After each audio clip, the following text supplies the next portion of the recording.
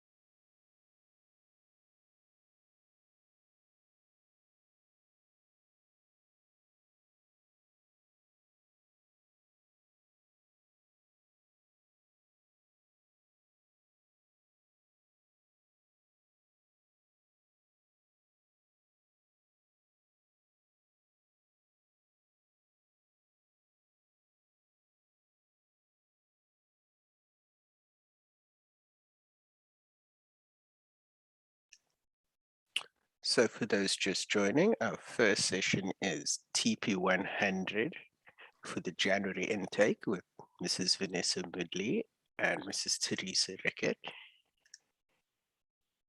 Good morning, Vanessa. How are you? Good morning, Darren. I'm well, thanks. And you? Cannot complain. It has just gone 8:10. I'll stop my share and it's all yours. Thank you. Thank you so much. Good morning, students and to colleagues that are joining this morning. Welcome, Mrs. Rickett. Good morning to you as well.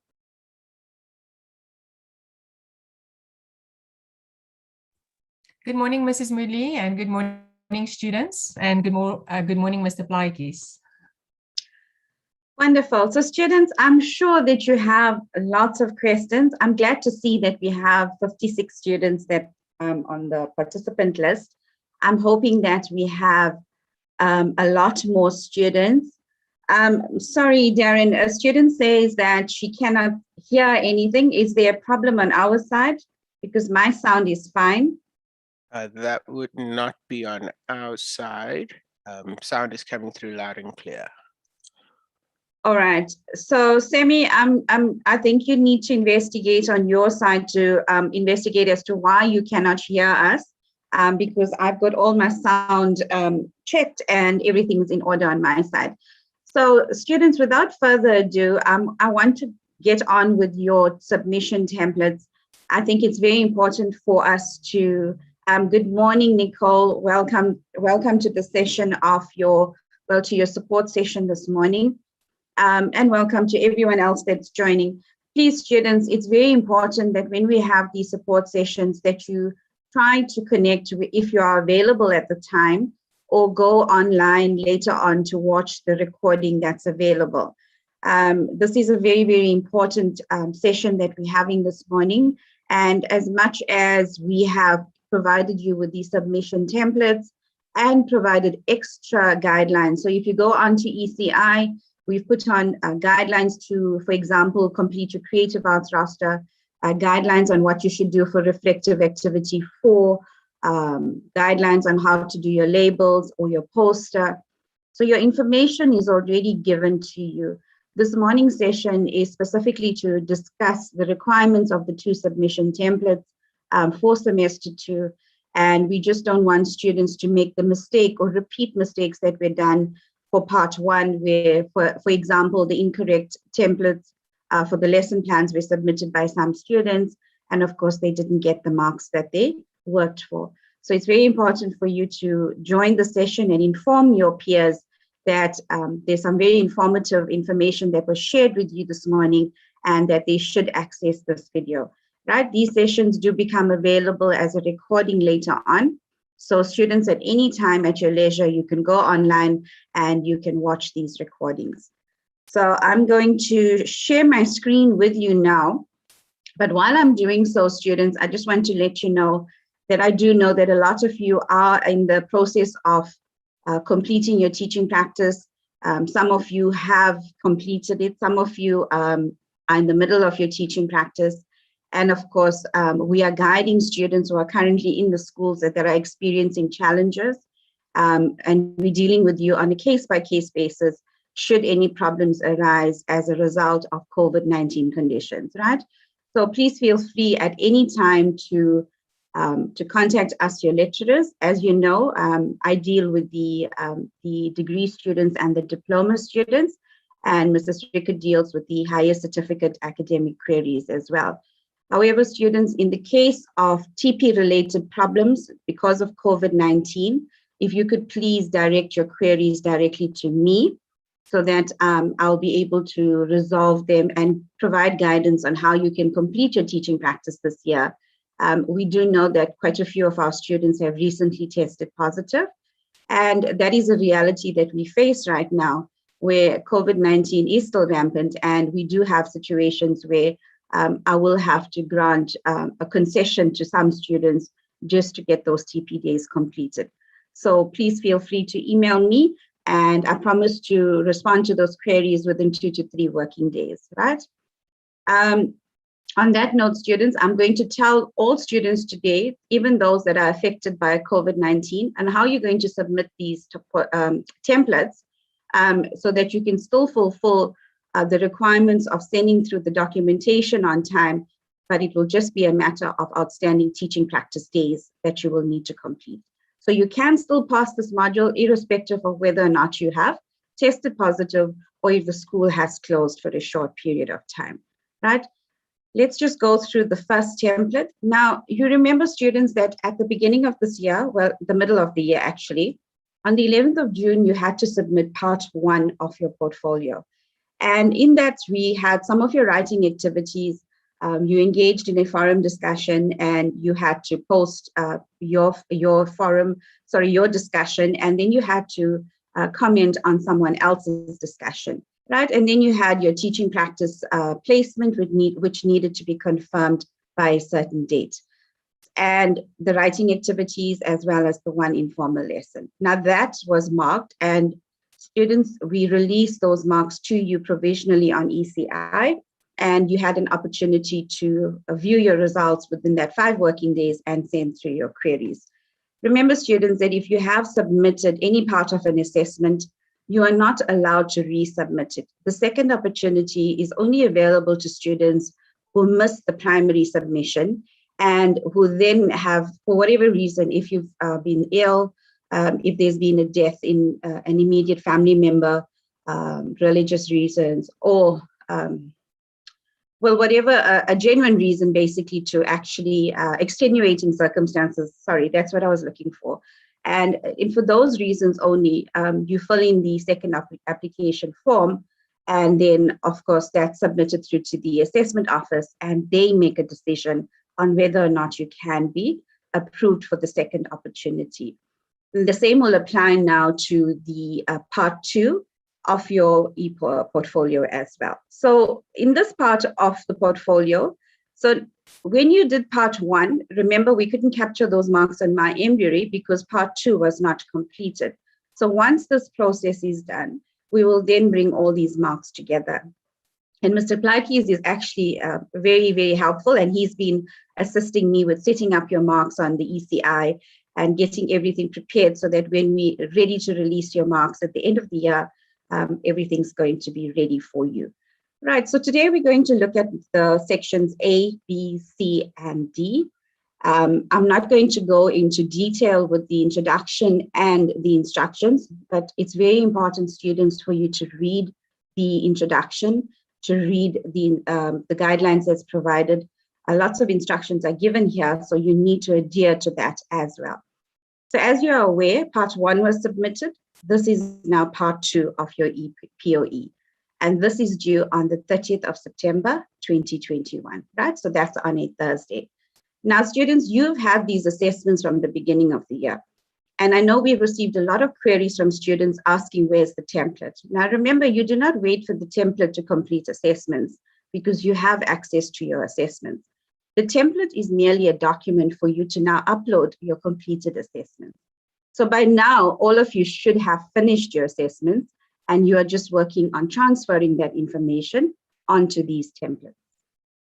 Right, please make sure that you have your name saved correctly, because we do have a problem with some students not naming their portfolios correctly. So for example, your student number, or whatever your name is, if you're Keanu Reeves, it's TP100 and it's your electronic portfolio. Part 2, it's actually what you should call it, right? Of course, the system only allows files up to 20 MB, so make sure that you don't have larger files. What you could do is you can delete the instructions that's here so that you have a document that's not too large. Check your grammar, check your spelling. I know, sometimes we rush and we type things, and then when we go back, we find the common errors. So please ensure that you actually check your final submissions before it's actually submitted. And then you're going to use your font size, which is black, and you're going to use the Arial font if you're typing on this template. You're going to use 1.5 line spacing and your margins of 2 centimeters.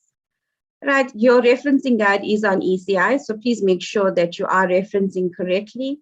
And of course, in your lesson plans, I must stress to you students that a lot of students don't reference their curriculum documents. So if you are using the CAPS document, or if you're using the NCF document, please ensure that all times that those documents are referenced in every single lesson plan, depending on which of those documents you're using. And of course, you must have at least one other reference, right? You access the internet, you look at other books. So there are various resources that you do access, but you don't actually record it. So please make sure that we see that when you're submitting your lesson plans as well. Right, so as I said, this document is in a Word document, so it's a working document. We call it a working document because here you're going to insert pages, you can add rows for your lesson plans, You can delete what instructions are there. You can go and paste assessments that you've already completed in that space rather. So it becomes a completed document only after all these assessments that's labeled here are included in the template. Once you've done that, you will then save this document as a PDF file, right? So the system is programmed that no other file will be accepted but a PDF file. And I know that on the day of submission the last time, I had students emailing me in the middle of the night saying that they cannot upload because it's not accepting your Word document. Now, student, this is information that we shared well in advance with you, but a lot of students don't access ECI. We know that for a fact. And a lot of students don't attend these support sessions or watch the recordings to keep abreast of what is happening. So that's also very important there, right? So that's a PDF file, right? So I've mentioned that once you're ready, you are going to submit as a PDF. You can type directly onto this document or scan documents that you have handwritten. Please be very mindful. We've all got different styles of writing, right? So over the years, we've got fancy writing. Some of our writing actually gets a bit untidy. We know that. Make sure that if you are deciding to handwrite anything and that you want to scan that onto this template, that it has to be neat, right? Your assessor needs to be able to understand what you've written.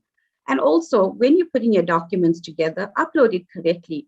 We've had assessors complaining the last time that they couldn't see things because it was upside down, the pages were turned around, and it's difficult for them to rotate it so that they could actually see the pages. It becomes very difficult for the assessors. And remember, we have a lot of outsourced assessors also marking. Right, I told you about the pages that you need to insert if you need to. Right, so also students, please don't interfere with the order of the questions. So in the exact same order that it appears on these templates is how you will leave it. So irrespective of whether you are copying and pasting something onto this template or you're typing on this template, leave the questions as they are. I know we had a problem the last time with this, some of the assessors missed lesson plans because the students didn't submit it in the correct section, right? When we see it on our screen, we don't see the complete document, we see it per page. So it's very difficult for the assessors to go to and fro to find all these important assessments. And every mark counts, students. If you're so close to a distinction, you don't want to lose out on that mark. Right, so I said you need to remove all your blank pages. Please do not leave this until the deadline day for submission. And that is a common problem that we have where students want to submit close to the cutoff time. Very important for you to understand that we do have ESCOM at any given time will tell us that we have load shedding, right? So you need to plan for that. You could have connectivity issues on that day. And if you're trying to submit your file at 11 p.m. on the night of the due date, then you're going to have serious problems if you don't have internet or you don't have power on that day. And you know that one of the reasons that you don't get the second opportunity is connectivity and electricity problems. So make sure that you have everything ready and submit it as timeously as possible and do not wait for the last minute. All right, so 30th of September, like I said. The other problem that we had and we picked up in the last submission is that students did copy each other. We found a lot of similar answers and we are resolving those. There will be disciplinary action for those students that do copy each other. Plagiarism is not allowed. So please ensure that your POE is your original work, right? If you have worksheets, poems, etc., it needs to be referenced correctly. Don't pass others' work as your own. We have seen that in the last submission. And the lesson plans that you are submitting must be your own original lesson plans that you are either teaching at school or the two formal ones that you are planning for submission. And the only lesson plan templates that you are allowed to use will be the ones that we have provided for the TP 100 module. And the student disciplinary code is available on ECI. Now, students, you may want to know, how do you get your documents or your assessments onto these onto these Word documents? Now, I know you've taught lessons at school and you've got them signed and stamped and you don't know how to put them on here. Your cell phone is a very useful device. And I know a lot of you are quite good or techno savvy and you know exactly what I'm talking about. But for those that don't know, there are lots of scanning apps that you can download in your Play Store. And you can actually download, I've got Cam Scanner on my phone, and I find it quite handy to have because I can easily scan documents, I can easily upload them, I can easily save them. But you can find similar scanning apps that you can install on your phone, and you can use that when you are scanning. So even if you have written something out, if you have your Cam Scanner, you can scan it and you can get that inserted onto your templates as well. So there's various ways in which you can do that, students, and you can explore the various scanning apps that's available for you. Right, as we indicated in the addendum that was issued to you, Part 1 and Part 2 will be added, and that makes up your 60% for the module. And then the next template that I'm going to add, which is also compulsory, that makes up your 40% of the modules, right? So we've given you 2 templates. They are both compulsory templates. And like I said, we will calculate Part 1 and Part 2 to get your 60% contribution to the TP 100. And the 40% is for the overall teaching practice and the alternative strategies. Right, the cover page that you are going to do this time, students, you will write your full name as you registered here at STADIO, your student number, and the school name is where you attended your teaching practice, not where you went to when you went to school. I know a lot of students did that the last time, but it's the school that you have selected for your teaching practice. Here, we want you to insert a picture that resembles something unique about your teaching practice, right? It could be something positive. It could be something negative. Perhaps you found a teachable moment that you've taken a photo of. Remember, no learner pictures are allowed. Perhaps there's something that you learned in this teaching practice, or you found something on the internet that resembles your teaching practice experience right now. Anything, funny, anything. It's entirely up to you. And then after you've selected this picture, you will write one sentence that describes your selected picture. Obviously, it has to tie in with your teaching practice experience. So why did you select that picture? And you can tell us in the same sentence, how is it relevant to your teaching practice experience? Sure, Mrs. Rickett, I'm looking at all the comments in the chat. I hope you're coping there. Right, so in section A, your formal lesson. Yes. Mrs. Billy, sorry, can I just quickly say something? Because I think I've answered this question like 5 times already. Okay. And students keep on asking about the fact that they have not stamped this lesson or that lesson, and they've already sent in their forms because there wasn't space to stamp the lessons. So I've said now, I've answered this question numerously already. So students, you don't have an excuse. You can't say that there's no space on the lesson. There must be some little space on the lesson plan where the school can just put down their stamp. All lessons that you taught at school must be signed and must be stamped. If you did not do that, then you will have to go back to the school to get it stamped and to get it signed, because some of you have said that you've already sent it through to STADIO. So now we are receiving documents that's not correct. And please note that your formal lessons and the mark sheet is supposed to go into the PoE, and the school should not have sent that to STADIO. So you must have that stamped, please. Thanks, Mrs. Moodley. Okay, thanks, ma'am. All right, I'm going to touch on that as well just now, but thank you for addressing that in the chat, Mrs. Rickett. Right, students, we know that when your addendum was issued, we told you that the school must issue or submit the one formal lesson mark sheet and the PLAC 104, which is the final school assessment, so the PLAC 104A, and of course the attendance register. Yes, we know that it was in the addendum, but when this template was issued, I had specifically asked you to submit the formal lesson mark sheet here, because when the assessors are marking thousands of your portfolios, they still have to wait for the administrators to give them these marks for it to be captured. So I am trying to find a system that's going to be more effective. And of course, it's going to help speed up the process where the assessors don't have to wait for these mark sheets. If they see it in your template, they can easily go onto the system and capture it while they are marking your portfolio. So that is the reasoning behind asking you now to submit your formal sheet, formal mark sheet. If the school has already submitted it as per the addendum, it is really not an issue, students. We work very closely with the administrators and we will still get the marks from them.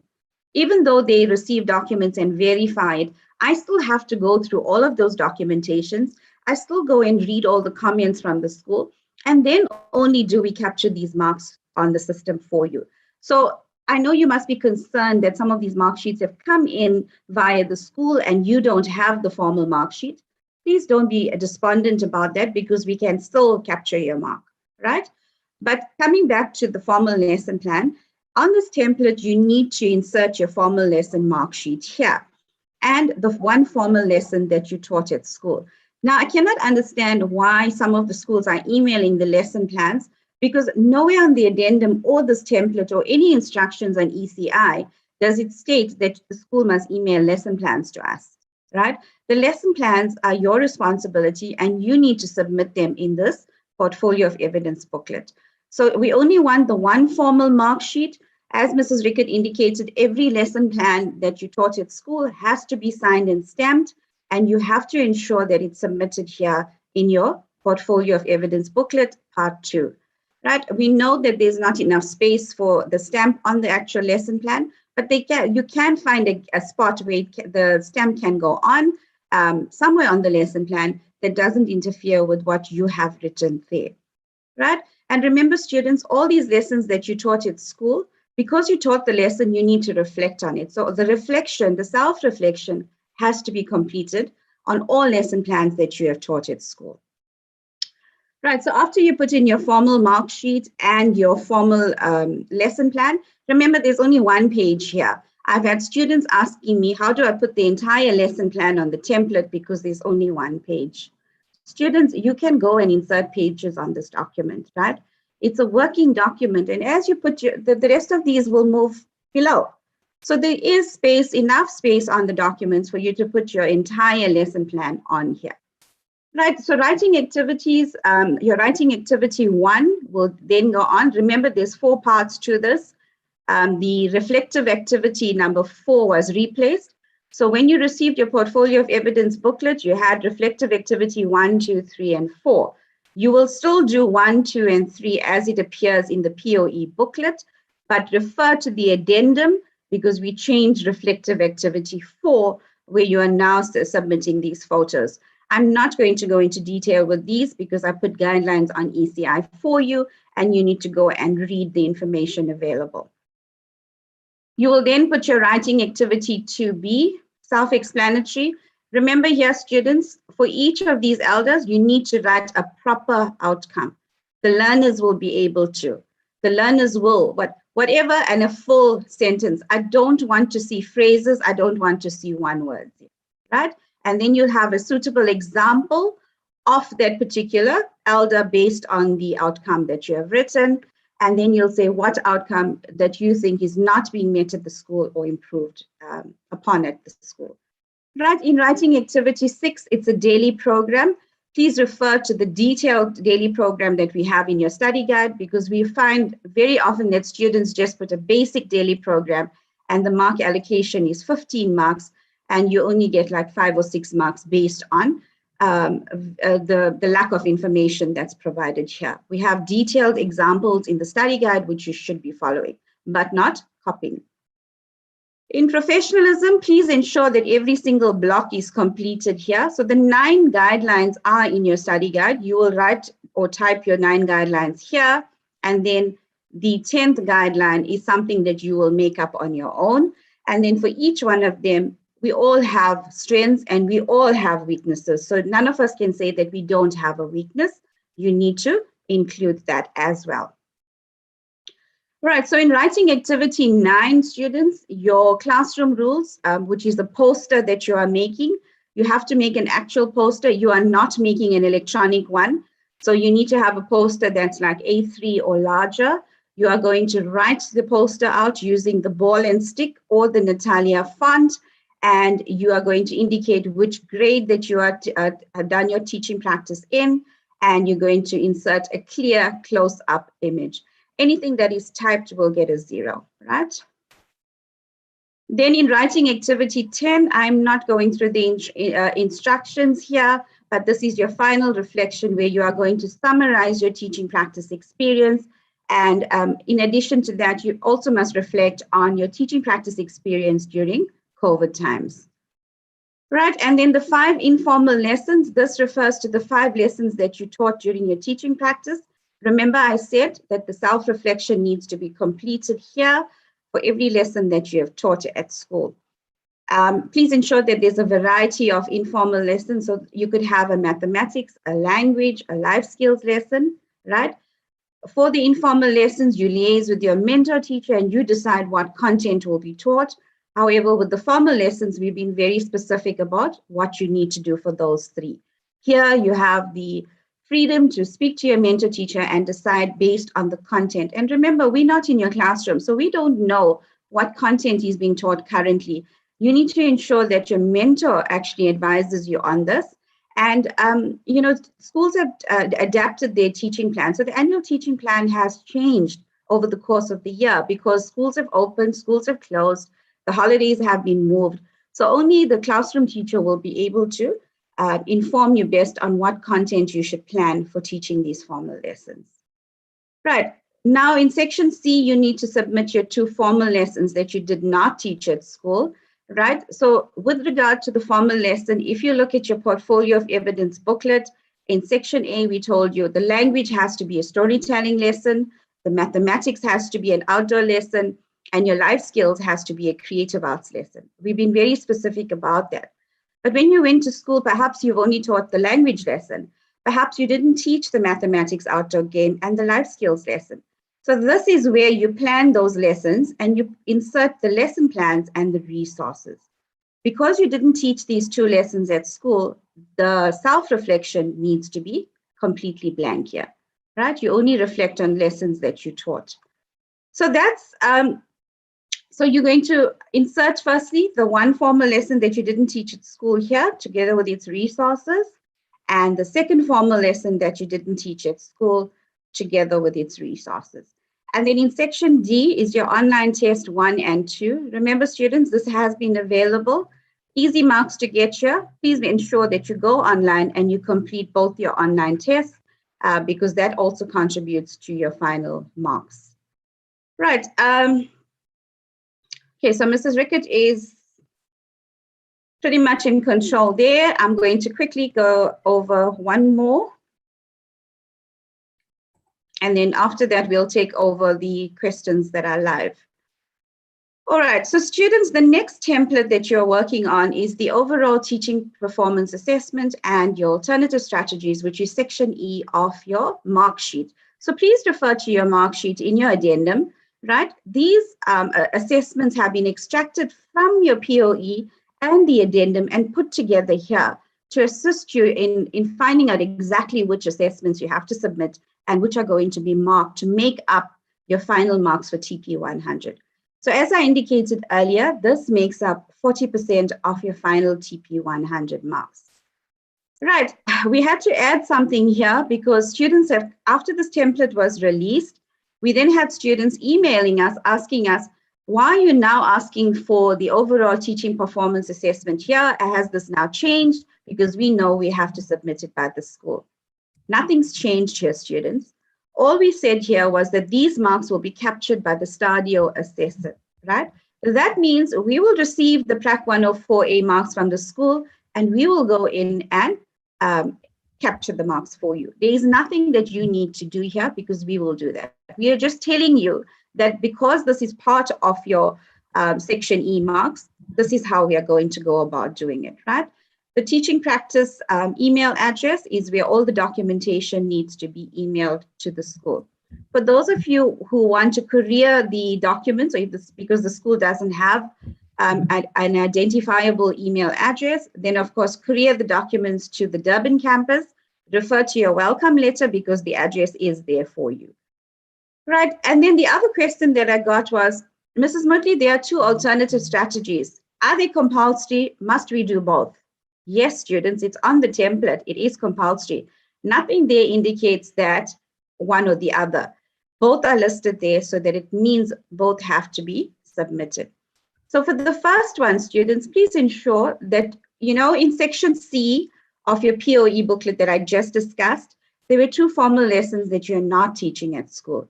You will now select any one of those 2 lessons, and you are going to record yourself just teaching the presentation and the introduction, the presentation of the introduction and the development of that lesson.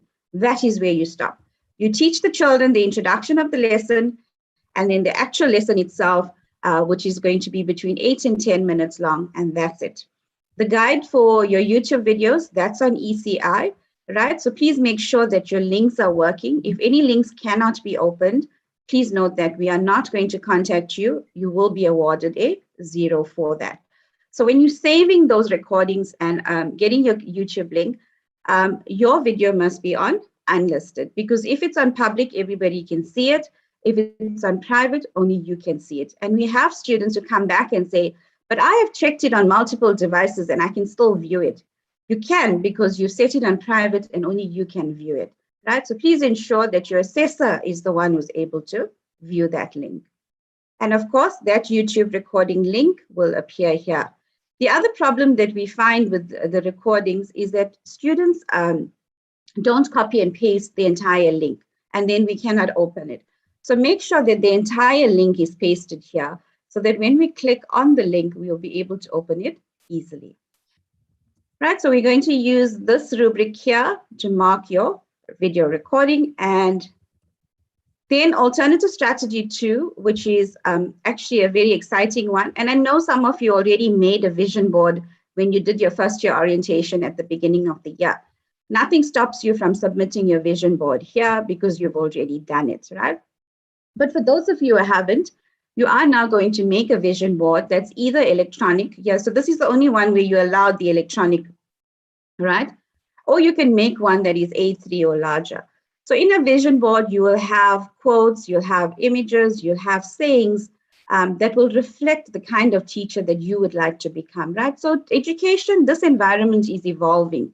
It has changed dramatically since COVID has hit us. So how do you perceive yourself as being a teacher, the kind of teacher that you are going to become in this changing environment? So that's what we want to see in your vision board.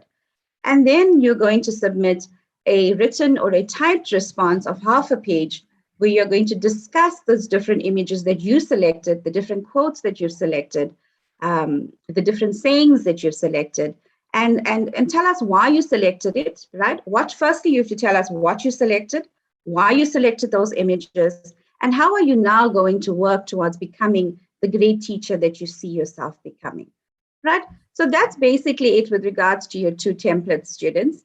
And I think it's very important that we covered this with you this morning, because a lot of students are still confused about the number of assessments, and then they are still unsure of how to use these templates. And remember, the templates that are on ECI, when you download them, you have to click on the top where it says enable editing, and that's when it allows you to work on these documents. And students are still struggling with that. But unfortunately, students, you have to be able to understand Microsoft packages when you are attempting these assessments. All right, so that's me. Mrs. Rickett, would you like to add something?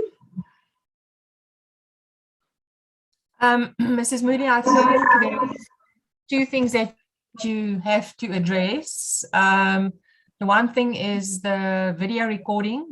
It seems as if some students have recorded their lessons in the classrooms, and they are now asking if they can block out the faces and all of that. And it also seems as if students, I'm not sure if it's pictures of the kids and if they're going to include that into their PoE at some point, because they're also asking if they can block out those faces. So I think you must just address that. And then I'll talk about the creative arts roster. That's another issue. All right, but we did say that we're not going to discuss the creative arts roster because the guidelines are given. We've given a step-by-step guide. I've even put in an example there. So I'm not sure what students still don't understand about the creative arts roster, but it's very, very easy. I'm going to leave that to Mrs. Rickett now. But let me quickly address the issue of the learner faces. Students, you are not allowed to firstly have any of your learner photos included in your portfolio. We've made that very clear from the beginning of the year that you are not allowed to use any learner photos in this portfolio.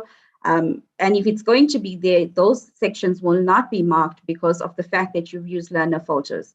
The other thing, students, is that your recording has to be done, a role play lesson that is done outside of the classroom environment. If you've done a recording in a classroom, you need to redo that recording. There should not be any learners in that video. It is you doing a lesson to imaginary learners in probably the home environment or something away from a classroom environment, right?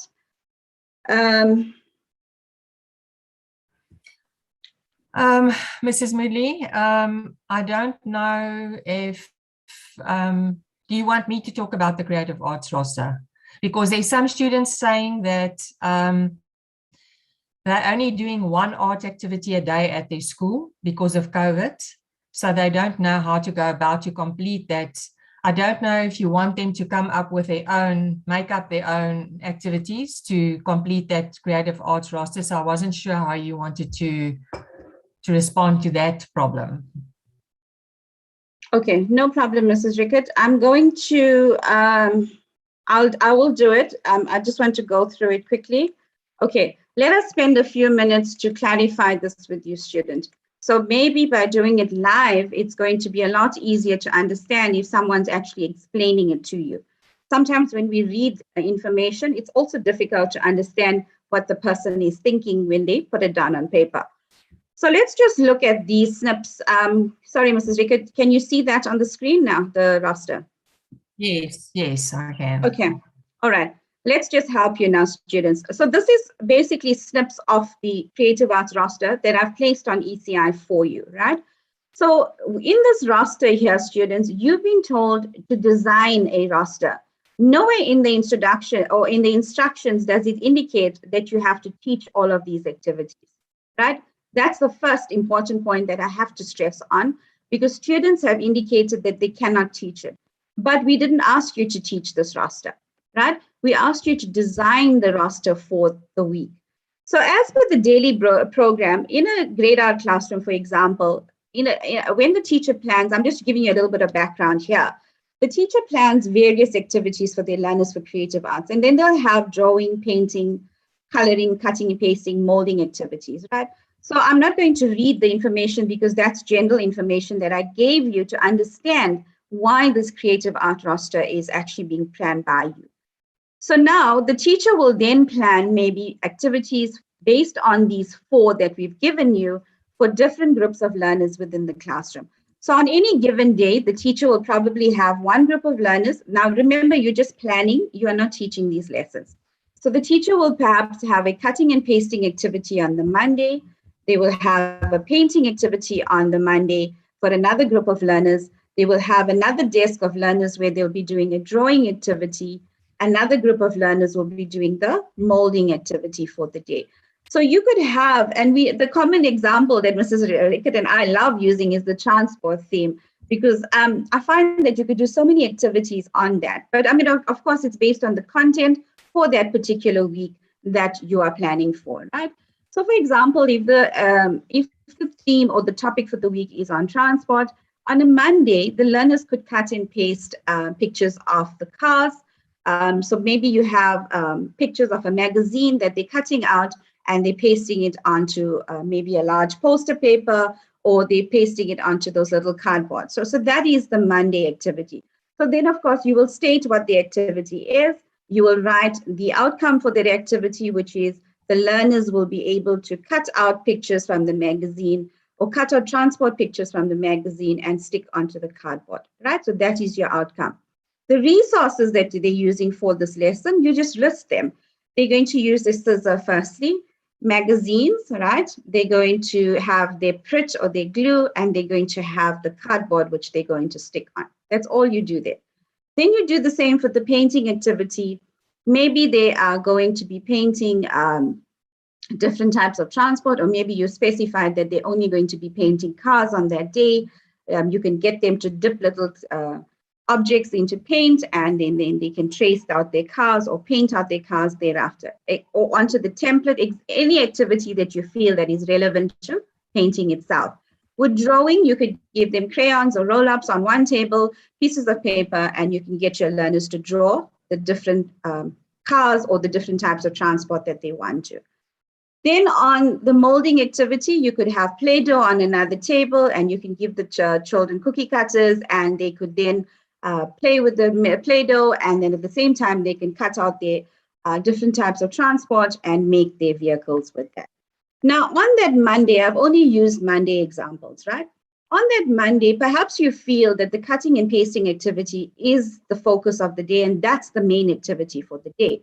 So under main activity, you will then also repeat exactly what you wrote in the cutting and pasting block. So you will just copy and paste that on your main activity. Do the same for the rest of the week. Now, because this creative arts roster is part of your life skills lesson plan, we want to see your life skills lesson also indicated here.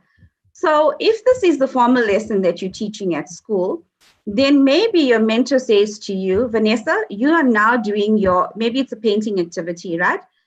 You are going to teach your formal life skills lesson on the Tuesday. So in the painting block, I will write here, formal life skills lesson, whatever the activity is, so what activity we're doing, I will write one outcome for that activity and I'll list the resources there. I will then copy that information and place it here. So students, you need to use your discretion here. You fill in every block from Monday to Friday, right? You have all 4 activities planned for.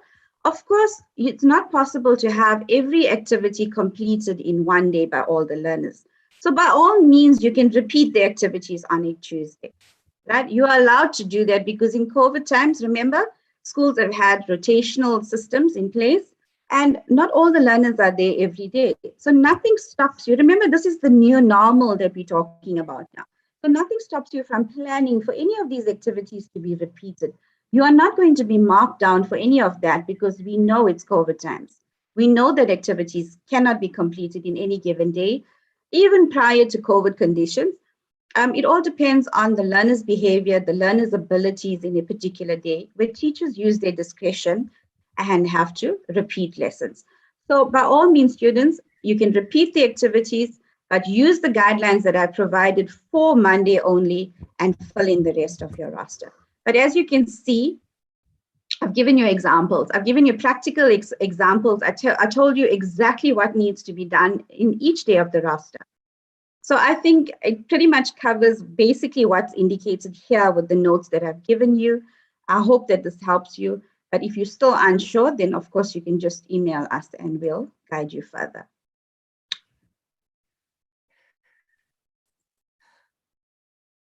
The other thing about the creative arts, of the life skills lesson, students, is that you have a labels page as part of that lesson plan. The labels refers to only the resources that are used in the life skills lesson. So remember, you are writing out an entire lesson plan for that life skills creative art lesson. What you are going to do is you are now going to, for example, if this was the lesson you are going to be teaching at school, and like I indicated, it's a painting activity. What resources are you using for that painting activity? Is it red paint? Is it yellow paint, blue paint, paintbrush? So you should then write out your labels using either the ball and stick or the Natalia font, right? And you're going to write out the labels and you're going to place it next to each of the resources. You will then take a photo of that and you'll copy and paste it onto the labels page. That is if you are teaching the lesson.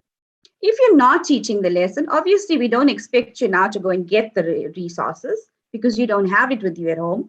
Then you go onto the page for the labels and you write out the labels as per what you have listed in the resource section of your lesson plan, right? But it has to be ball and stick or Natalia. You're not allowed to type that out. All right, our webinar's indicated we've got 2 minutes left. I hope that helps, Taryn. I hope it makes it a lot clearer. Do we have possibly one question from YouTube, Darren?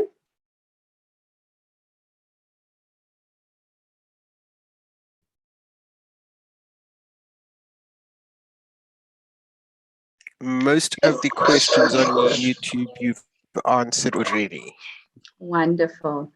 Hestia, you can't use the same lessons across the entire week. You're allowed to repeat it over 1 or 2 days, but please not the entire week. So if you have something listed on Monday, please don't plan it across the week using the exact same lessons, right? Please try and show a variety of lessons there. Remember, you're not teaching, you're designing it. Mrs. Moody, there's still some students saying that they don't do all those art activities every day of the week. So say, for instance, they don't do molding on a Monday. So I suggested they make up a molding activity then to put onto the roster if the school didn't do a molding activity. So if your school does not do all those art activities every day for the creative arts roster, then make up activities for the ones that are not done to put onto your roster. You cannot leave blanks on the roster. Yes, okay. Correct. Mrs. Moody, I just want to check because I see there's still questions coming up about whether they are allowed to put a picture in with them with a student in the classroom, but you can only see the back of the learner. I think that will probably be all right. Yeah, but in that case, students, please make sure that you get permission from your mentor teacher, and where you've included that image of the students, the learner's back, for example, can you just include a message in that relevant section on your portfolio that you have been granted permission by the mentor teacher? Yes, and I think that also goes for the students who want to block out the faces of the kids in their pictures that they want to put in their POEs. They will have to get the permission from the mentor teacher and actually also the parents. Yeah, students, you need to understand that there's a lot of legal implications here. The schools themselves have to get permission from the parents. And you as a student going into the school, you cannot just go and get photos of the learners without permission. And that is why we've said, please do not use pictures of the learners. We've had cases in the past where the schools have complained because the students have gone on and put pictures on social media, on their WhatsApp status, even put videos of the learners, and they got into trouble for that. So we are preventing you from getting into trouble by putting these measures in place. Please do not allow the school to now come back and complain about you, because we do often receive these complaints from the school. And we have just run out of time. Thank you very much, Mrs. Moodley and Mrs. Rickett. It was a lovely session. Thank you, and have a wonderful weekend, students. Please share these recordings with your fellow students. I think it's very important. I'm sorry we don't have a longer period of time to go through all of the questions, and I'm sure that a lot more of you would want to ask questions, but you please feel free to email Mrs. Rickett and myself, and we will assist you. Have a wonderful weekend, everybody. Thank you, Mrs. Moodley. Bye-bye, students.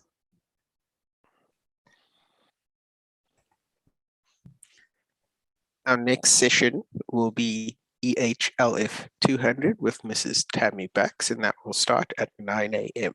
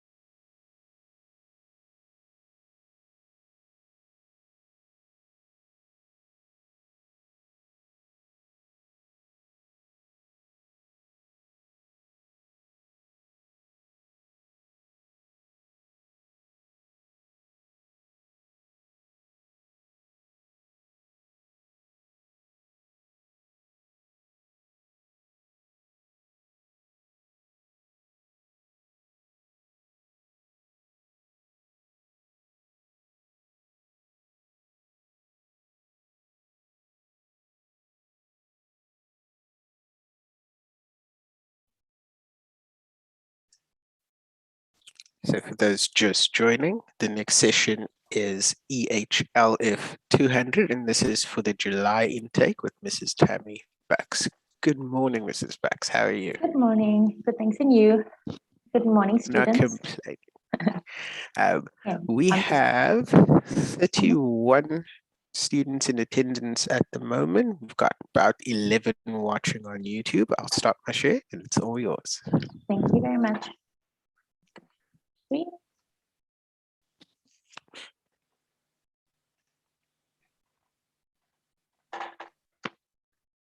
Okay, welcome to the session, everyone. Today we're going to talk about poetry, and specifically poetry in foundation phase, how to teach poetry in your classroom, but how to also enjoy poetry yourself. Okay, so the pertinent question, how do you feel about poetry?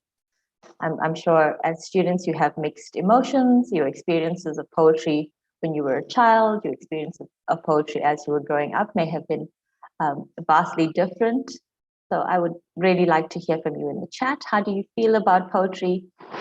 Do you like poetry? Do you dislike it for whatever reason? Okay, so we're just going to look at some student comments. Many students say that they enjoy reading it, they enjoy studying it, and they think it's important. But we do get opposing views. Another student once told me, I personally enjoy poetry, but recognize that it's important. I enjoy reading it, but I don't enjoy studying it. I do want to enjoy poetry, but I don't know how to approach it. I dislike poetry because it's difficult, it's boring, it's irrelevant, or it's intimidating. So these are all the views that we get about poetry. And it makes one think about exactly what it is that makes some people like poetry and others dislike it. Is it the fact that we do not understand poetry? Is it because we think that it is written in some weird way? So there's various things happening when you read a poem, okay? And if the poem is too confusing or too difficult for the students' abilities or reading levels, that could also add to the confusion and their dislike of poetry.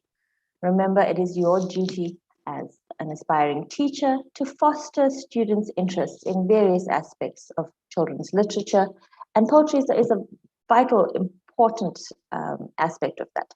So remember, regardless of our personal biases against poetry, get your students excited about it. Okay, poetry is so important for so many reasons, especially in the foundation phase classroom. Okay, so poetry is important because it develops foundational literacy and language skills. So allowing students to interpret different meanings will help them with various other aspects of reading and language skills, learning new words, understanding how to put sentences together, and also understanding that sentences or pieces of literature are written in various ways. And that's a nice thing about poetry, is that you can play around with it. Poetry also develops higher order skills such as creative, critical, and systematic thinking. Remember, when we give a child a simple sentence, the boy picks up a ball. We can explain to the child what's happening in that situation. What is a boy? What is ball? The verb, to pick up something, the action word. But in poetry, we allow the student to go that much more deeper. The student is allowed to engage with the poem. The student is allowed to perceive the poem in various ways. So critical thinking, systematic thinking, vitally important when looking at poetry in a foundation phase classroom. Poetry provides psychological benefits, expression and exploration of various experiences. When you read a poem, because you can interpret it in so many different ways, you allow your own expressions to come through. And this is something we need to foster in the foundation phase classroom, because allowing students to explore their emotions that they experience whilst reading a poem is also very important. Remember, students' experiences will affect how they interpret various poems. Okay, and poetry is a source of linguistic, rhythmic, psychological pleasure, learning through fun. And you would see this in various poetic devices. There's use of metaphors, similes. Figurative language is vast. Onomatopoeia, things like that. So there's so many words, there's so many types of language that can be explored through poetry. It's vitally important to make your lessons fun. If the poetry lesson is going to be boring, you can pretty much bank on the fact that you will lose your students in the classroom. So make sure that when you teach them, you foster some kind of excitement and really find out what students are interested in, especially if you're going to use poems that they can relate to, and also poems that are on their level. If it is too higher order, if the functioning is too high for the students in this particular poem, you are going to lose your audience. As a foundation-based teacher, you must integrate poetry in your classroom, and you need to make meaningful use of poetry. So remember, you don't just hand out a worksheet and say to the students, read the poem and write down your understanding. Okay? Poetry needs to be experienced, and this can be done in various ways. And we're going to look at those ways in a minute. But also remember, poetry needs to have meaning. Okay? And it's not going to have meaning unless it can be understood. It's not going to have meaning unless we can express our opinions and our thoughts on that various poem. So remember to keep asking your students questions. Ask them, how do they feel when they read a particular stanza? Ask them, why does this poem mean so much to you or so little to you? Okay, so when we look at the importance of poetry, remember, if you do not understand a poem, you're not going to enjoy the poem. So your knowledge of poetry, as well as the enjoyment of poetry, will allow you to really understand the importance of a particular poem or poetry in general. Okay, so let's pull this apart. So there is a direct correlation between enjoyment of poetry and knowledge of poetry. Again, if you don't understand the poem, your ability to enjoy the poem will be very limited. So how do we develop enjoyment of poetry in a foundation-based classroom? Firstly, don't worry about the hidden meaning. Oftentimes we get frustrated when we can't decipher a poem. Remember, again, poetry is based on your interpretation. There's no one interpretation. It just depends on your background, your society, the experiences that you've had. Your prior knowledge adds a lot to how you perceive anything around you, including poetry. So do not be too concerned if you cannot decipher a hidden meaning straight away. Read poetry out loud. Okay, so poetry on paper is very different from listening to poetry.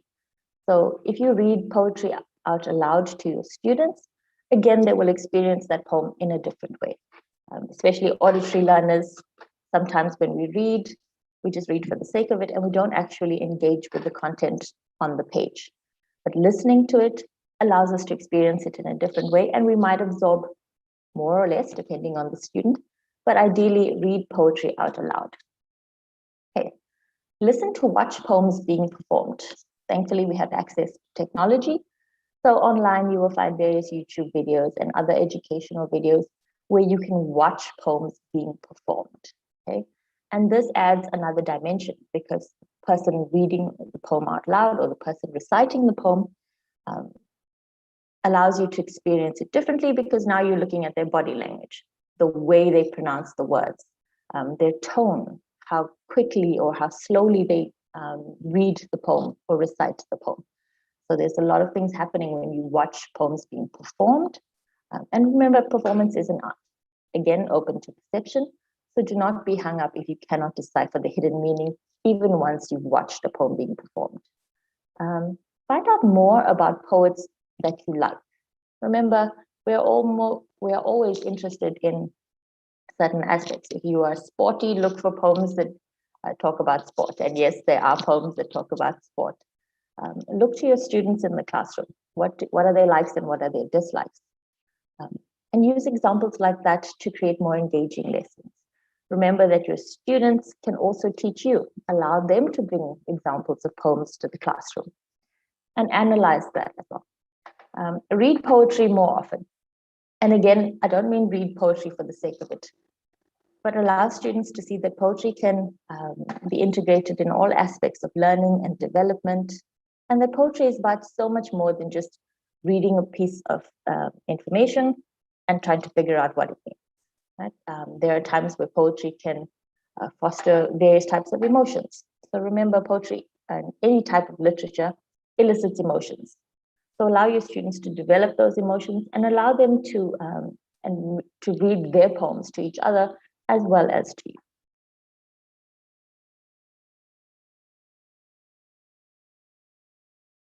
Okay, read poems more than once. Sometimes you read a poem and you think, okay, I understand what this means. But the second or the third or the fourth time you read it, you realize that there's more to this poem. There's a lot of underlying issues sometimes that come out in the third or the fourth reading. So always try to read your poems more than once, especially out loud. Take your time when reading a poem. Pace is very important. When analyzing a poem, especially with foundation-phase children, you need to take your time. Okay, go through each line or each stanza very carefully, and allow students to actually, to allow that information to sink in. Again, we come back to our flow chart here that shows us that enjoyment of poetry is directly correlated to knowledge of poems. So if you do not understand the poem, again, your enjoyment of that poem is quite limited. How do we improve our knowledge of poetry? Forms, features, and devices. Remember, poetry is quite complex. If we look at the forms, the features, and the devices, we're talking about all of the other things happening in the background. Poems and poetic styles. Poets and poetic styles. Different poets have very different styles of writing, and you would have seen that with all the content that we've covered so far this semester. Some poems look quite straightforward, but when we look deeper, we realize, okay, there's a lot going on here. Let's just analyze it, and let's analyze it together. Prompt your students. Ask them to partake as much as possible in interpreting that poem. Talk to them about the style that the poet is writing. Why has the poet chosen to use this word instead of another word, for example? Okay, style is very, very important. Even the way the stanzas are structured. Okay, so look at all of these very carefully, and this will increase your understanding of the poem, your knowledge of the poem, and this will in turn make you a better teacher of poetry. Poems, familiarity with variety. Okay, so various poems, especially in foundation phase, are similar. Okay, but you also can allow your students to look at a variety of poems. Okay? Nursery rhymes are examples of poems.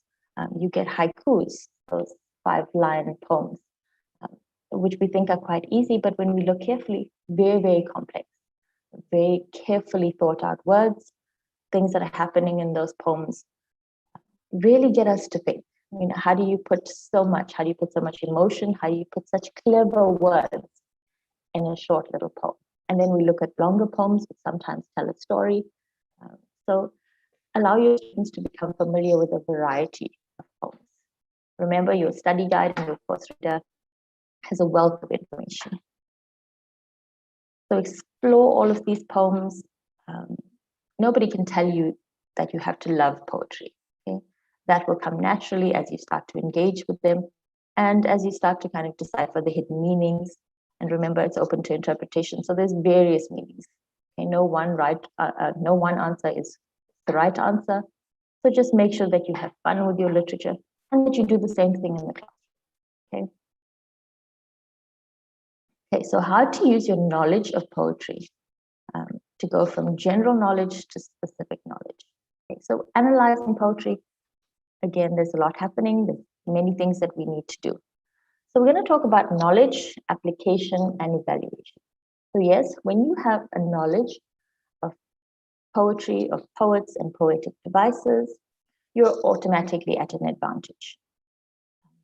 So it's easy for just anyone to read a poem and say, okay, I understand what this poem is about. But when we go deeper, when we apply our knowledge of how to analyze a poem, we can look for various things. This is where we ask students, what is the theme of this poem? Okay? And you're never going to ask that question unless you actually analyze and evaluate and interpret this poem correctly. Learn to ask questions. What, how, and why? Okay, what is happening in this poem? Why is the poet choosing to do this in a particular poem? How does our interpretation of the poem correlate with what the poet was trying to do? Maybe the poet was trying to write a poem about a warm, sunny day, and you interpreted it differently. Why did you interpret it differently? What words made you think about something else, for example? Okay, so whenever we look at knowledge, we go from the general to the specific. Okay, so step one, Identify and define what the device and its general purpose and effect is. Step 2, analyze how the device is used in a poem. Step 3, analyze why the poet selected and used this device, what the effect of the device is on the poem, and remember to link this to the subject or the theme. Okay, remember that poems are not crossword puzzles. However elusive and difficult the story or argument of a poem may seem to be, and however resistant to simple interpretation, it is not a test of your intelligence and learning. Okay, so this is a quote by Stephen Fry. Basically, what he's saying is, being able to interpret poetry has nothing to do with how intelligent you are. It has nothing to do with your learning skills or your learning abilities at a particular time. Poetry is to be enjoyed and obviously not forced on any student, but allow the student to have their own experience. Again, it is not a measure of your intelligence. If you cannot decipher or interpret a poem, that's okay. You don't even have to force the issue with the student in a foundation-based classroom. Go on to another poem. And if they're able to interpret that poem correctly, go back to the poem that they found more difficult at a later stage. Again, poems are not crossword puzzles, okay? However elusive and difficult the story or argument of a poem may seem to be, and however resistant to simple interpretation, it is not a test of your intelligence and learning. I can't stop reading this, okay? Sometimes a student might feel that they are not as intelligent as the student next to them, okay? And keep telling them that that's okay. If you haven't interpreted the poem, again, it's not a test of your intelligence. Okay, so when we look at poetry, again, very complicated. What was the poet really saying? It's right there on the page. Okay, the words that the poet used, it's on the page, it's right in front of you. So you know what the poet is saying. But again, because we interpret poems differently, because we perceive them so differently, we're adding our own devices onto this poem. Of course, you can appreciate the complexity of the poem the same way you can appreciate a complex bouquet in a glass of wine, but that's not the point of drinking the wine. The point, dare I say, is to enjoy it. So is it possible to enjoy a poem if you don't actually understand it? Absolutely. Why would it be different from anything else? You could watch a movie and just look at it at face value and say, okay, this movie was really, really nice. And somebody else could have watched that same movie and had a completely different interpretation of the characters or the plot, or they were looking at what was happening in the background of the movie, and their interpretation was very different. But you both enjoyed that particular movie. And if you take that that particular narrative or that rhetoric and apply it to poetry, if you enjoy the poem, that is all that matters. Okay, so when we talk about reading poems out loud, remember, students will ask you, oh, please read us a poem, or I'd like to listen to a poem. You can always direct students to poetryfoundation.org, where they can actually listen to various types of poems.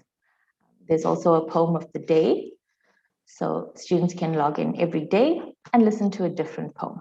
Okay, you can also view the full text of the poem on poetryfoundation.org's website. Okay, remember that poems are not read like novels. There's much pleasure to be had in taking the same 14-line sonnet to bed with you and reading it many times over for a week. Savor, taste, enjoy. Poetry is not made to be sucked up like a child's milkshake. I love that. It is much better sipped like precious malt whiskey. Verse is one of our last stands against the instant and the infantile. Even when it is simple and childlike, it is to be savored. Stephen Fry is a very clever man. Okay, so let's look at this carefully. Generally, students do not like to read. They find reading boring, and now with the access to technology, they can pretty much watch a video or get the information in a summarized version online. So allowing poems to be the feature in your classroom will also foster reading ability. But again, poems are not read like novels, according to Stephen Fry. So what this means is that we can give students just a short paragraph or a few stanzas to read, and that's their reading for the day. No harm done there. Students not going to feel like, oh, I've been given a lot of work, or I have all of this tedious reading to do. Poems are short. So allowing students to read this is not going to be too much work for the student. So give your students in the classroom time to engage with the short poems, allow them to just talk about it, to discuss it. Remember, poetry doesn't have to be work. You know, just talking about the poems, just engaging with it on a different level. You can ask minimal questions just to elicit what's happening behind the scenes when a student reads a poem. Okay, I'm going to go back to this quote where Stephen Fry says that we must savor, taste, and enjoy. Okay, poetry is very personal. How we interpret poetry, also very personal. So this allows us to savor, to taste, and to enjoy the poems.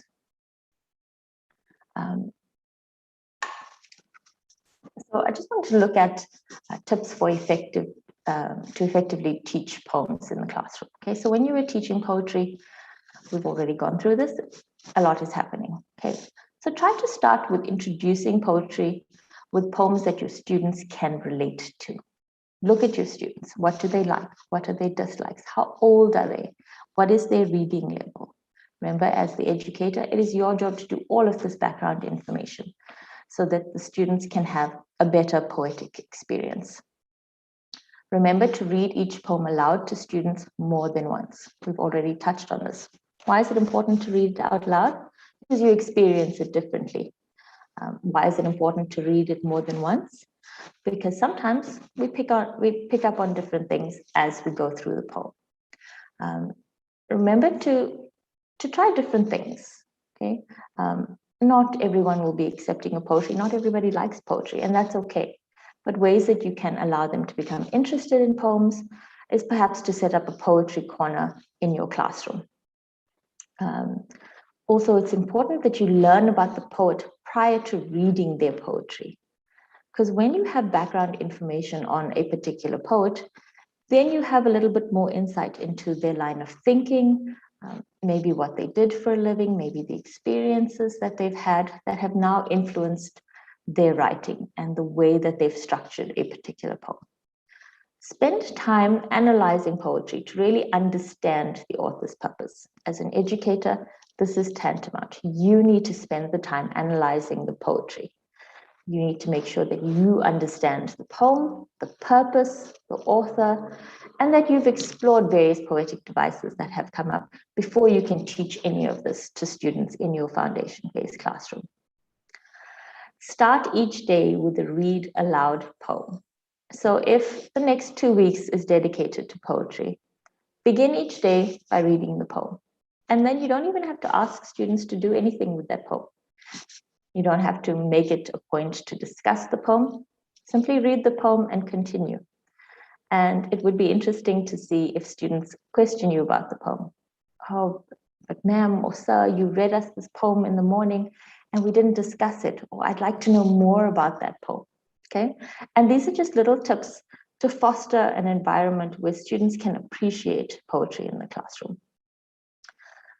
It's very important to teach figurative language to help students to better understand the poem's meaning.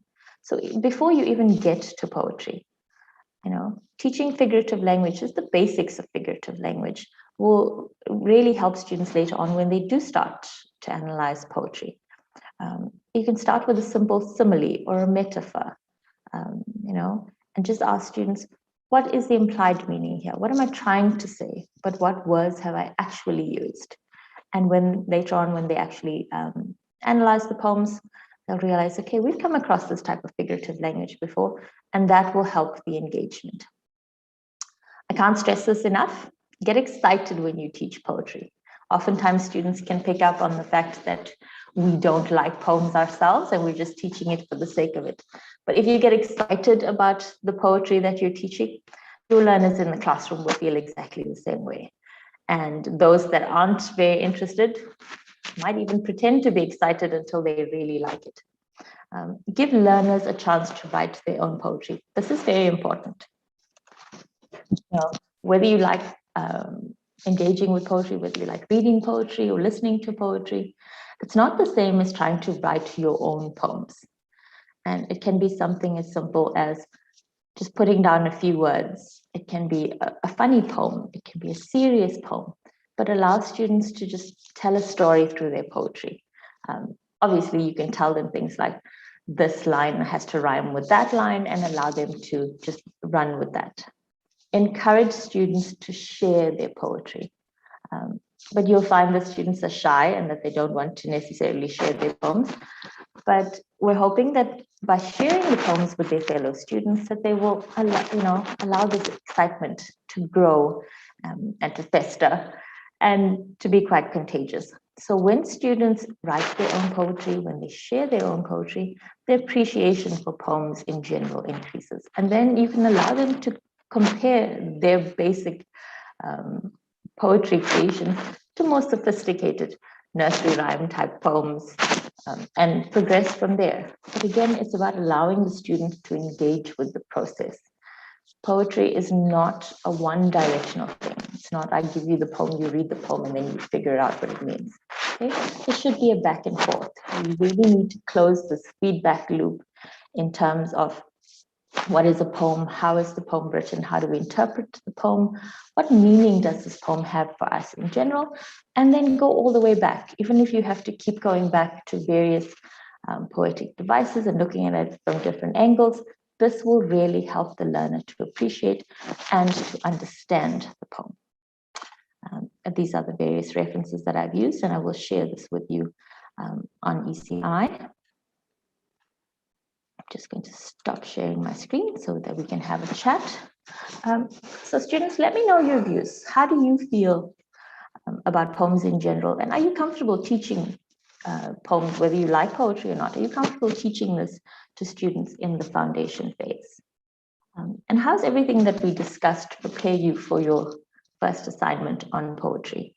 Are you able to do research? Are you able to find your own poems? Are you able to analyze them effectively without first doing a Google search to find out what the poem is about?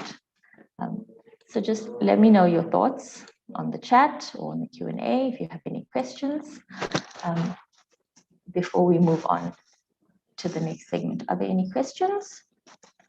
Anything that you would like me to explain?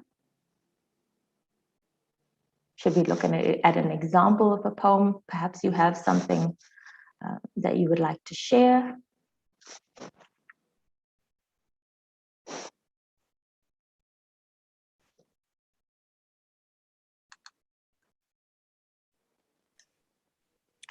Nadia, I'm not sure if your comment was cut off. Okay, when you have something, you can let me know. All right, in the meantime, let's look at a very practical example. Let's say you have a particular poem that you would like to teach to your learners in the classroom. You go into class. Let's say that there's 4 stanzas in a particular poem. The poem is written on a piece of paper. You hand out this worksheet to various students, and you ask the students to read the poem and analyze it. Is this an effective way to teach? Is this going to help you at all in allowing students to get excited about the poem? Yes, no, maybe. So you have any advice regarding poetry for my major or my majority, which is, of course, our learners? Okay, my advice would be to Nadia, firstly, do your research. Okay, you will find that there are poems written in various languages, and it is, thank you for this question, because it is vitally important to get students to understand that poems are just not written in English. Okay, so using poems in different languages and the way different languages express themselves will be vitally important for your students. So yes, please find poems in different languages. Even if the students are English speakers, and if you find the Xhosa Zulu poem, for example, try to translate it. And you can even compare the words that they use and what it means in English versus what it means in an African language. So thank you for that, Nadia. Very good question. Okay, so you got this poem, 4 stanzas, we said. You go to the classroom. What do you do with this poem? So my advice would be to put your students in groups. Ask each group to analyze a particular stanza. Okay, so stanzas basically paragraph in the poetry world. So each group of students analyzes a particular stanza. And then perhaps you can try not telling the student what the poem is about. Ask each group to elect a representative who will now speak to the rest of the class and say, we think the poem or the stanza is about X, Y, and Z. And always tell your students, there's no wrong answer. So anything that you say, we will accept, as long as you can kind of justify it. And obviously in the foundation phase classroom, they're going to give you very different answers. They're going to say, I think this poem is about ice cream when it's actually about chocolate. But allow them to say these things. Allow the students to engage with the poems so that there's a richer experience. So you've got your groups. Each group is analyzing a particular stanza of the poem. Then you've allowed them to kind of present to the class to say what they think each stanza was about. Then you put the stanzas together, almost like a building block. Group A said the stanza was about this. Group B said the stanza was about that, and so on and so forth. And then you put the picture together and you say to your class, can you see how we have now told a little bit of a story, if that is indeed what is happening in the poem? Again, we're going to look at the figurative language. What does this particular word mean? What are they trying to say? It's especially exciting when there's onomatopoeia, when the students can engage with the sounds that are happening in the poems as well as the words. It's also really nice if you can ask students to enact particular scenes in the poem, obviously depending on what the poem is about. But children's stories allow us to just go that much deeper. It allows us to engage with the poems differently. And because there's not much reading, the students don't feel like they're doing that much work. So remember to explore poetry differently. You're in a very unique situation with COVID and with technology and everything that's going on at the moment. We have access to a different skill set than traditional classrooms. So what you can do is even allow students to conduct their own research. I'm going to go to the chat quickly. Where Alia says, no, the learners may feel intimidated. And I want to explore this a little bit, Alia. You are absolutely right. It's better to do research and introduce the poem topic and allow learners to mention what they think the poem is about prior to engaging with the poem. And I really like your interpretation. And again, there's no wrong answer here. You will do what is best for your students in the classroom. If you feel that they're not confident enough and that they will be intimidated, then yes, it is better for you to introduce the poem and the topics to the students and tell them what it's about. And when you think they're more proficient, then you can switch to a different style. So thank you for that, Alia, much appreciated. I actually forgot what I was saying. But yes, we have various aspects of technology at our disposal, and we can use that to teach poems. You will find many YouTube videos where 4 different people, for example, are reading the same poem. And in the way each person reads the poem is different. The pace of the poem, the tone in how they read the poem is very different. So what happens is if you allow your students to listen to 4 different people reading the poem, you'll find that there's a different interpretation. You'll find that they will say that they like a poem based on how this person read it, and they dislike the poem based on how somebody else read it. And it's just those little things that we can analyze and that we can interpret in the classroom just to kind of dig deeper and to get students to really engage with poetry.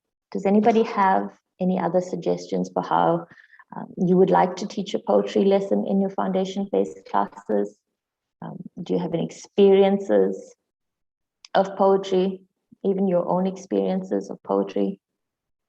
And I would particularly like to hear from somebody who does not like poetry, who doesn't appreciate it at all, who thinks that, can't you just say what you mean? And that's it. Why do we always have to figure out these hidden meanings behind poems? And what are the implications for that in your classroom? So please let me know in the chat. Also, if there are any questions about your assessment, please let me know.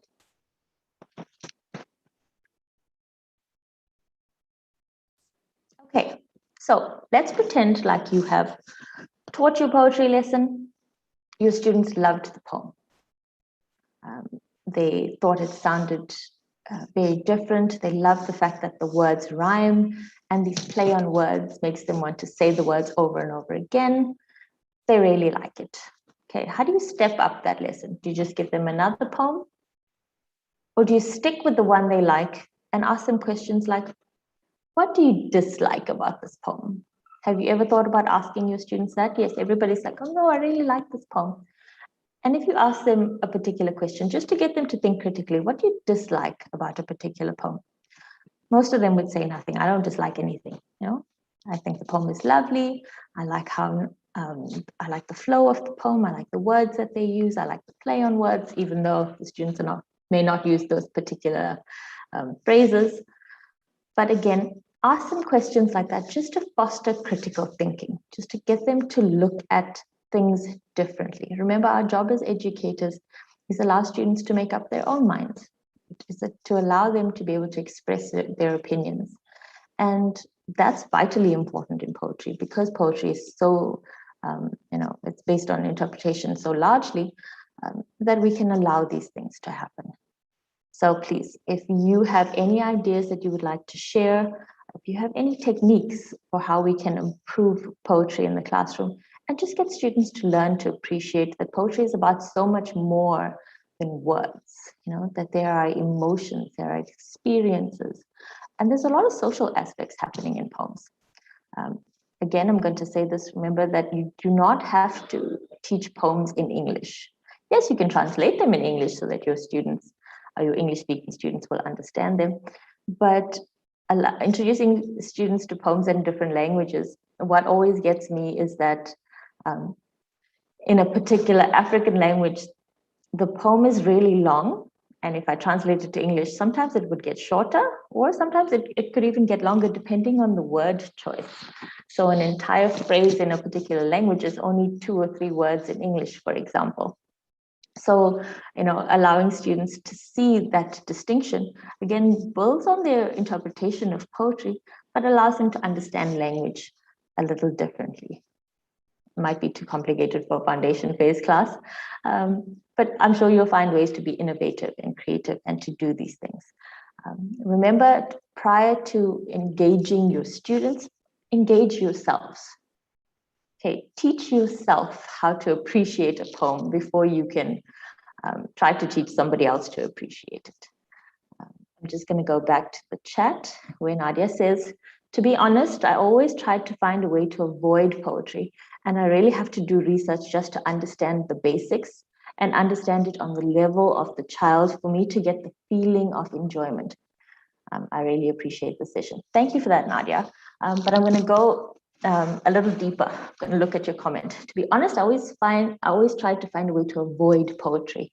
And I like that you said that, and I like your honesty, because yes, we avoid poetry because we feel that when we read a poem, our interpretation is incorrect. And remember, your interpretation is never incorrect. That's the beauty of poetry.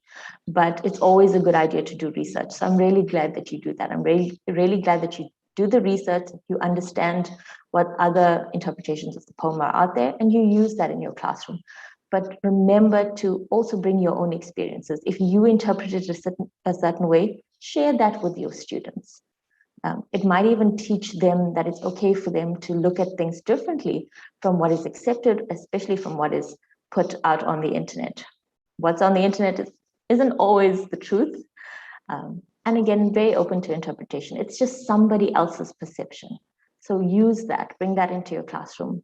But yes, always give your own interpretation, always give your own opinion, and allow students to see those differing views. So thank you for that, Nadia. Simangela says, I hate poetry at school. They used those words. I never understand, and I would like to learn poetry. Thank you for your honesty. Yes, lots of people hate poetry. And because it makes us feel a little bit stupid, it makes us feel like we're not as intelligent as everybody else, all these sophisticated people who understand and can interpret poetry so easily. But it is difficult if we don't understand the words. And I was never afraid to sit with a dictionary. What is this word? I remember the poem, The Eagle, they talk about the azure sky. And I'm like, what is azure? And turns out it's blue, it's the blue of the sky. So once we do the research, even if you just do a quick Google search and understand the word for yourself and are able to interpret the poem, you'll actually feel really good about yourself if you can now teach somebody else about that poem, and they're like, oh, look at this person, So well done to those of you who go the extra mile, who do the research and try to understand it for yourselves before you go into the classroom. Alia says, why do they use words like that? Die and though. I feel they just make simple things so complex. Often we look for a deeper meaning when it's so general. Okay, so those words are quite common in poems, especially when we look at like Shakespearean poetry and things like that. Okay, we've got 5 minutes left, so let's get to it quickly. Remember, poetry is also written in particular contexts and in different genres. So they will use words that are applicable to them, and words that were accepted in society at the time. So that will kind of reflect the genre, the time period, the way the language was spoken, things like that. And yes, they do make it complex. Think about the poet, think about the writer for a second. If this is part of their vocabulary and they want to use these particular words, I'm all for it. The more complicated, the better. But yes, when we analyze the poem, we actually realize, okay, it could have been so much more simple.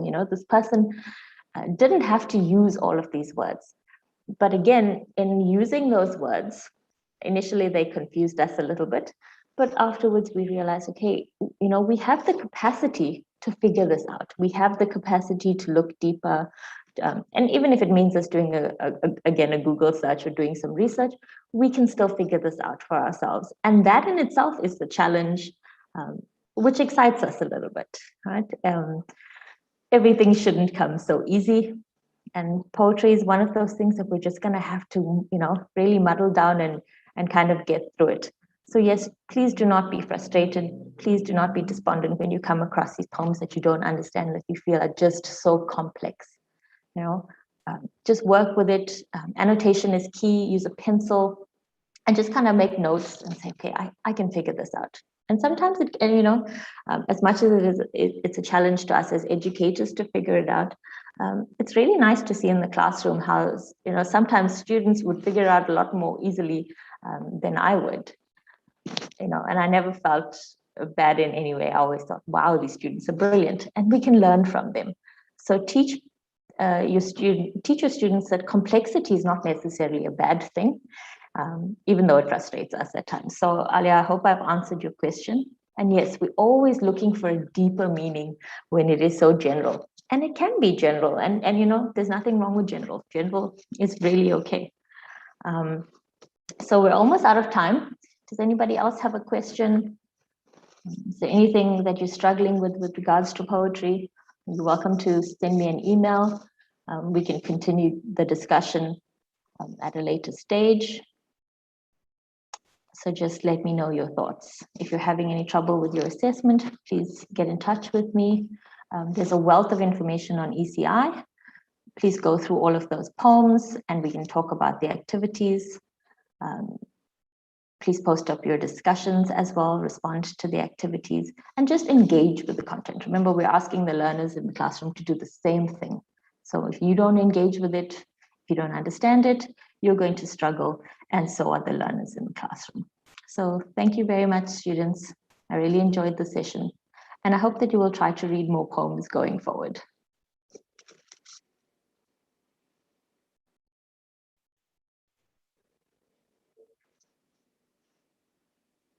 Thank you very much, Mrs. Bucks. Thank you. The next session will be GRT 101 with Mrs. Julia Ross, and that will start at 10 to 10.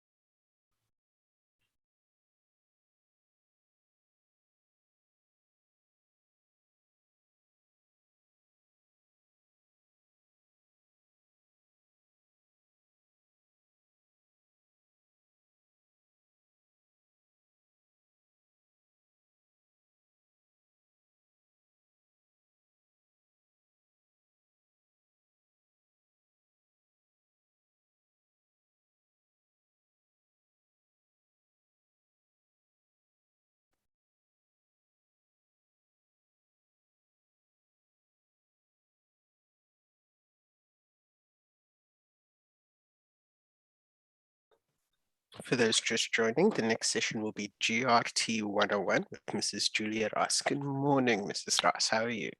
I'm fine, thanks. And you, Darren? Cannot complain. We have about 37 students in attendance and 15 watching on YouTube. So I'll stop my share and it's all yours. Thank you very much. Good morning, students. As Darren explained, my name is Julia Ross and I'm the module coordinator for your distance learning GRT. And I hope most of you have started working on the material. It's a very, very exciting module. So what I'm going to do today is just run through your first assignment that is due on the 13th of September, discuss what's required of you for the assignment, and then just give you some clarity on holistic development and so on. Please feel free to post some questions in the chat or the Q&A and I will get through to you. Otherwise, if you could just raise your hand and then perhaps Darren can promote you so that you can ask your questions verbally. All right, I'm going to share my screen with you now. So you can just have a look at what we are asking of you for the assignment. Let me just open it up. Okay, Darren, can you see my screen? Yes, we can. Okay, super. All right, students, so the reason I put there the closing date being 23:59 is because you're welcome to submit your assignments from now up until the 13th of September.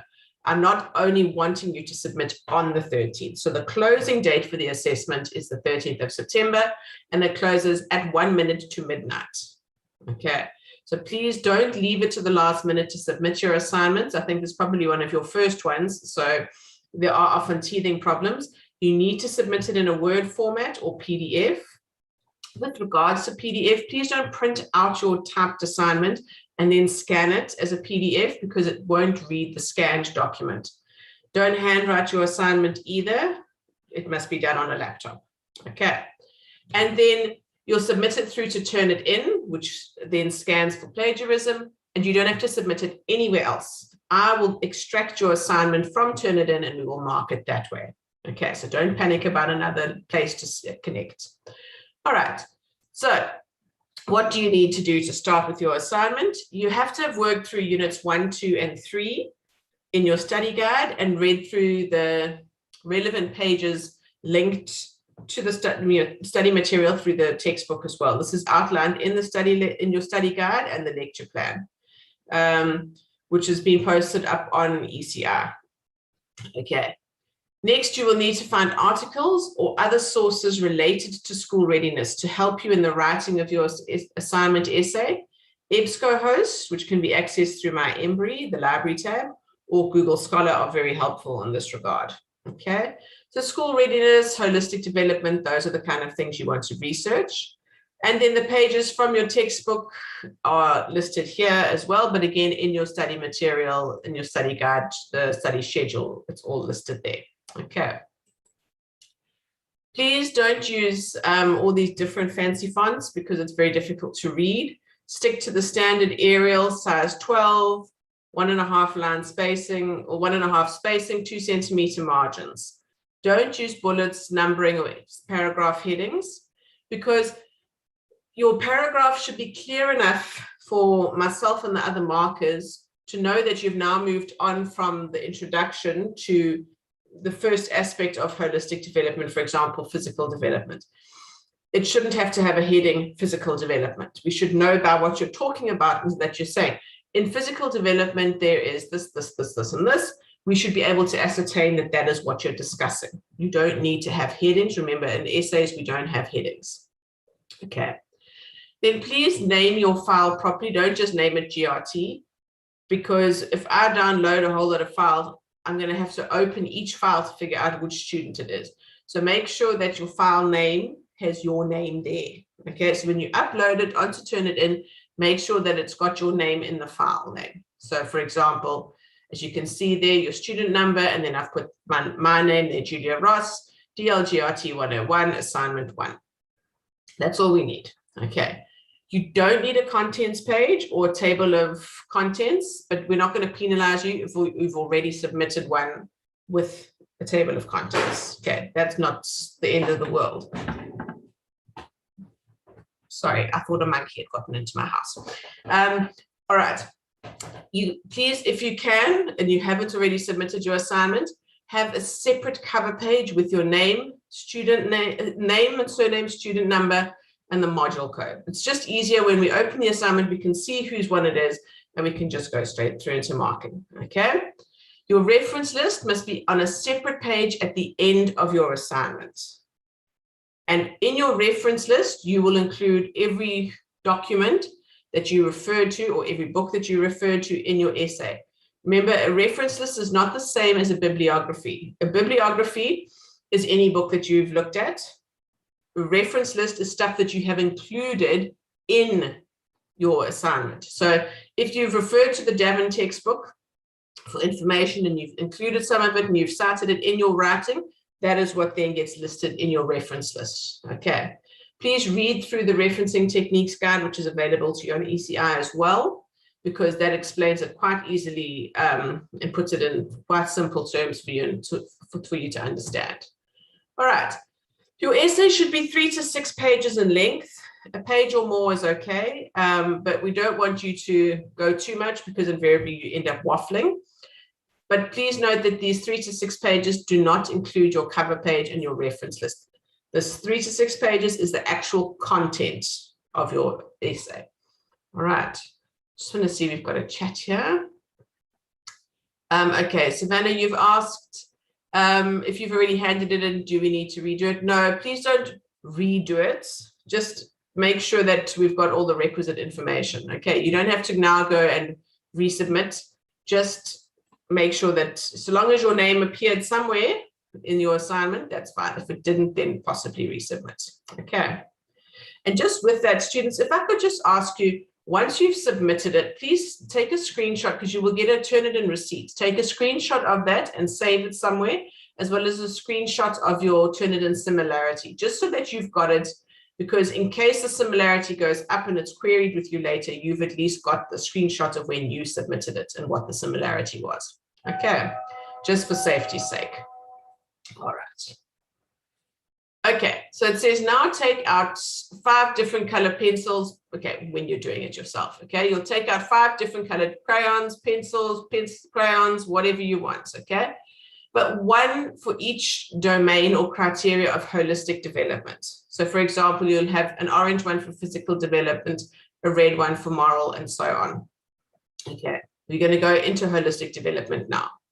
Okay, so read through the case study on Petrus Mazibuko and highlight or underline all parts of the case study that pertain to physical development. Then go back and do the ones that pertain to moral, social, emotional, and cognitive. Okay.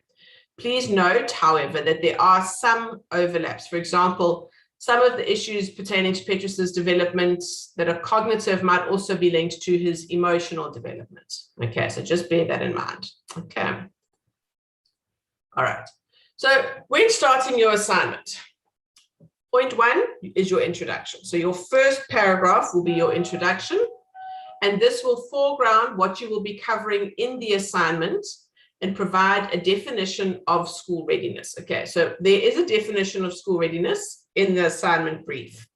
Read through that, and then you go and give your definition of school readiness, and you will outline what you're going to be discussing in the essay. Okay. Then point 2, this is now going to be the start of your discussion of the criteria of school readiness. So here you're going to discuss the domains of holistic development, so which is physical, moral, social, emotional, and cognitive development.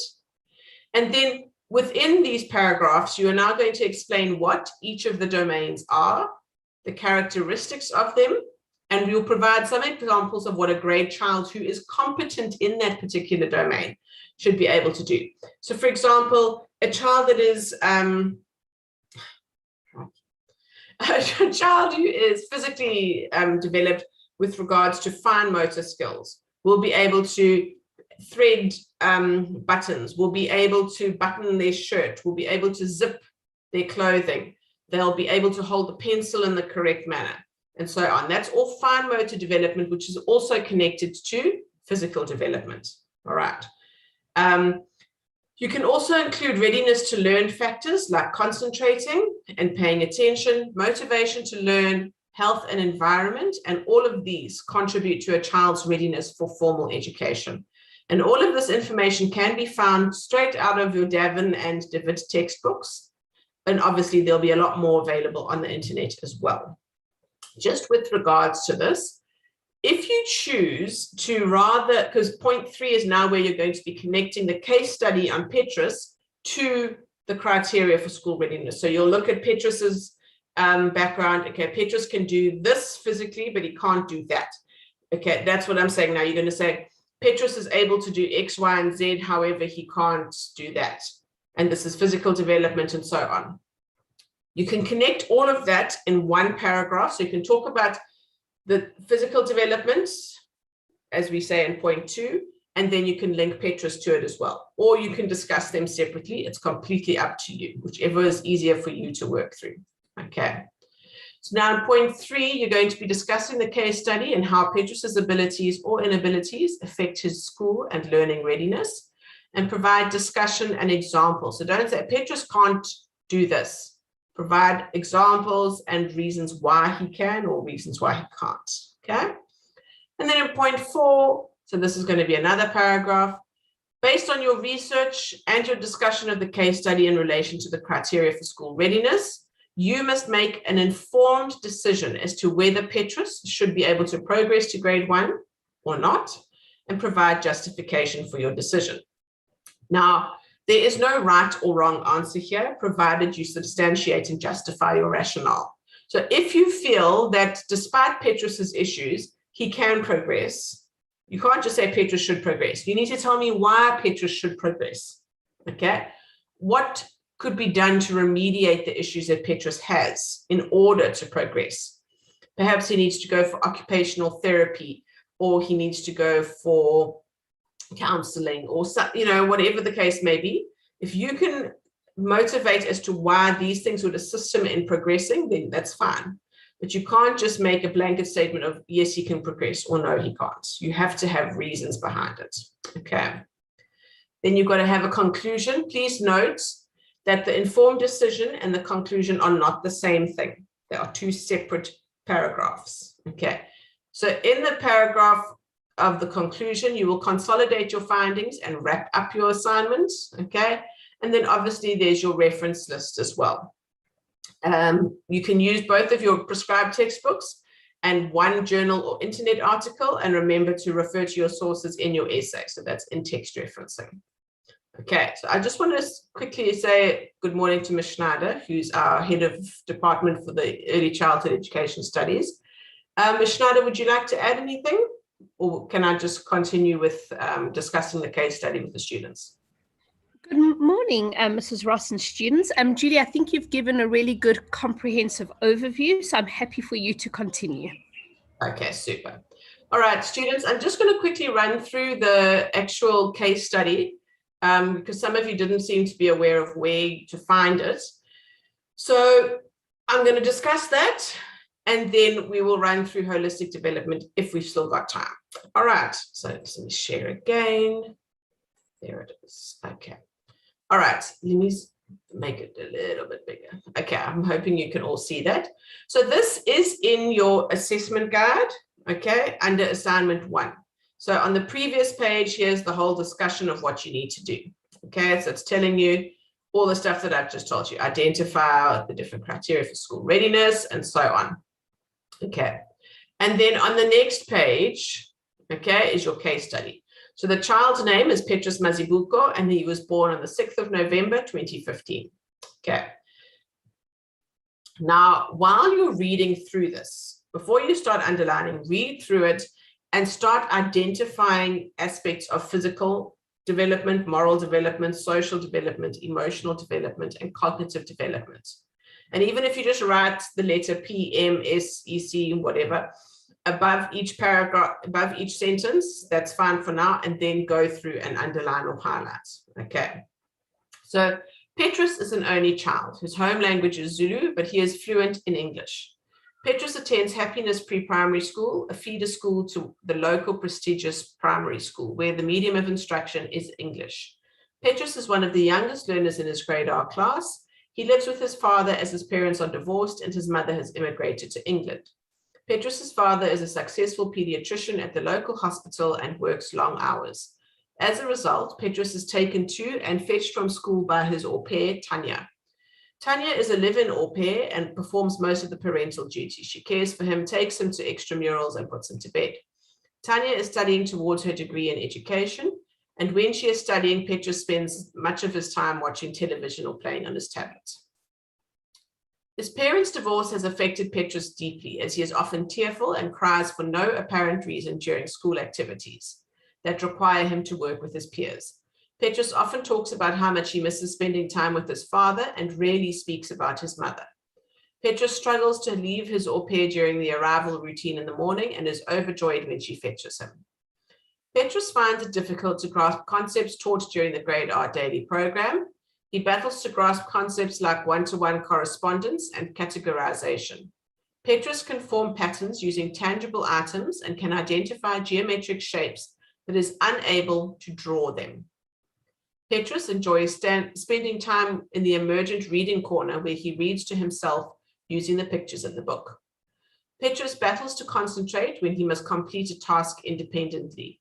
He becomes easily bored and distracted in story time and starts to disrupt his peers. When he is asked to retell a story, he leaves out important details and generally only remembers the beginning of the story. Petrus struggles to pronounce certain words and lacks basic rhyming skills, though he does have an extensive English vocabulary. He has not grasped the basic phonemic skills taught during the Grade R program. He does not like engaging in activities such as news time or show and tell, and thus does not make use of all the opportunities to use language expressively. Petrus does not display good auditory perception and cannot easily identify differences and similarities in audio clips. Petrus enjoys playing with puzzles and coloring in, though struggles with cutting and pasting, and self-dressing tasks such as buttoning and zipping up his jerseys. Petrus is beginning to recognize letters from the alphabet and is attempting to write his own name. However, he does not always start writing on the left-hand side of the paper. He also struggles to pass blocks from one side of the carpet to another. And while Petrus enjoys playing on the jungle gym, especially the monkey bars, swings and slide, he is rarely found using the bicycle track and balancing beams. He also does not readily explore the tunnel activities nor climb into the treehouse at the top of the jungle gym. Petrus enjoys the outside art area and produces creative pieces of work often. Petrus shies away from the sensopathic tables and water play area. He does not enjoy different textured activities or materials. All right, so it's just that one page of the case study, as you can see, and that's page 6. So this is where you need to ask all your questions, not ask your questions, sorry. This is where you need to think to yourself, okay, so after reading through that, what are the issues that, well, which of these things pertain to physical and moral and social, emotional and cognitive? Because Petrus doesn't have problems in everything. He is successful and able to do certain things, but there's other things that he struggles with. All right, so let's open up the floor. And can I have some definitions from you about what is physical development? I want to see if you students have got a proper understanding of what these are. What is physical development?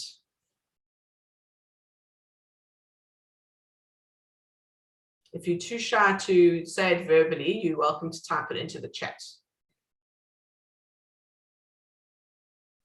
Come on. Oh, ladies and gentlemen, I'm here to help you. Oh, good. Thank you. We have got Cherise. Thank you very much. Okay, Cherise says it's the development of gross motor skills, big muscle movements. Okay, but it's not only gross motor. It's gross motor, which is your big, large muscles. That's correct.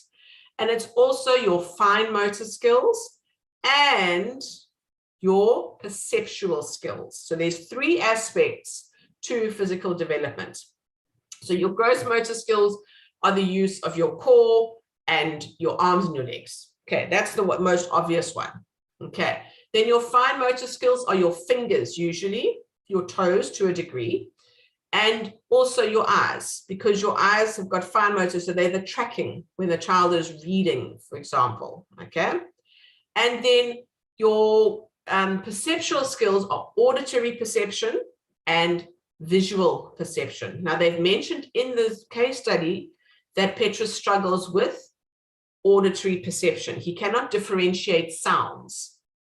Okay, so if you played various sounds to him, he wouldn't be able to say, well, this is a cow, this is a dog, and so on.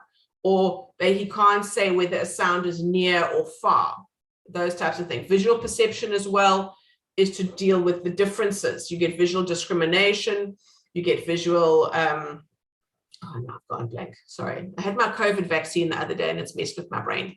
But yeah, so you can use these types of things to now go and differentiate. So they've mentioned in the case study that Petrus struggles with his auditory perception. So that you will then go and highlight or underline as physical. Okay. Then you'll go through it again and you'll see, okay, so he likes playing on the swings and the slide and so on, but he doesn't like going on the bicycle track and the balancing beams. Again, physical development, okay? And then he can't zip up his clothes and he can't button his clothes. Fine motor skill problem. Okay, so all of those are physical. Off the top of my head, those are what I've identified. When you sit there and go through it carefully, you will go and underline all of those things that are physical, and you will then go and discuss them. But when you are just in your first part where you're discussing school readiness and you're focusing on physical development, please make sure that you discuss gross motor, fine motor, and perceptual. Okay, because those are three different aspects of physical development. Provide examples of what a child should be able to do if they are competent in physical, in gross motor development, fine motor development, and perceptual. Okay, what is moral development? What do morals mean? Right and wrong. Yes, thank you, Stella. Okay, it's knowing the difference between right and wrong, but there's more to it than just right and wrong. Okay, it's your manners, it's how you treat people, it's your sense of morality. Okay, the development of your personal character. Yes. Okay, and it's not to say that a child who doesn't say please and thank you is immoral, because that's not the case. We have had students telling us that the child has been immoral because they didn't do something, and it's not that. Children are not immoral because of that. But it's the way they've been brought up. It's also how they treat others that are different from them and so on. Okay, so you'll look through there and see if there's any moral issues, good or bad. What is social development?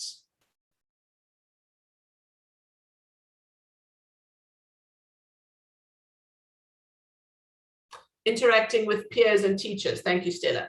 Okay, so social is how you interact with other people. Okay, you will know just amongst your peers yourself that some people are more sociable than others. Okay, so it's whether they enjoy engaging with others. And in this case study, you can see that Petrus has issues with socializing with some people, but not with others. Okay, so he thoroughly enjoys his time with his au pair. As you can see, he's overjoyed when she fetches him from school, but he doesn't really like doing peer work, okay, or teamwork. That's a social issue. Okay, then emotional. What is emotional development?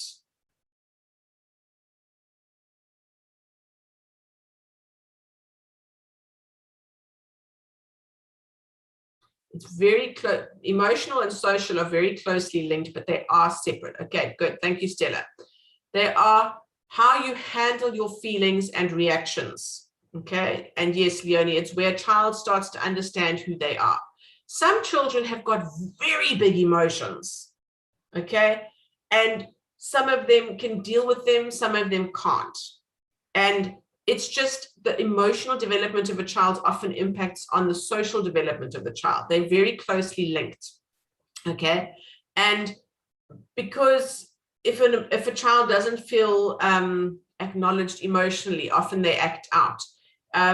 it's very closely linked to separation anxiety. Okay, if a child doesn't feel emotionally stable and not competent, but confident in himself, he's not going to easily let go of adults. So this is why he possibly feels very upset when his au pair leaves him at school. Because sadly, the child doesn't have much of an emotional connection with his father, because his father works at a hospital, he works long hours, and he has no connection to his mother whatsoever. She lives in a different country. She's gone, okay? And he always talks about how much he misses spending time with his dad. So there is some emotional problem, not problem, but issues that poor little Petrus has, okay? And then cognitive. What is cognitive?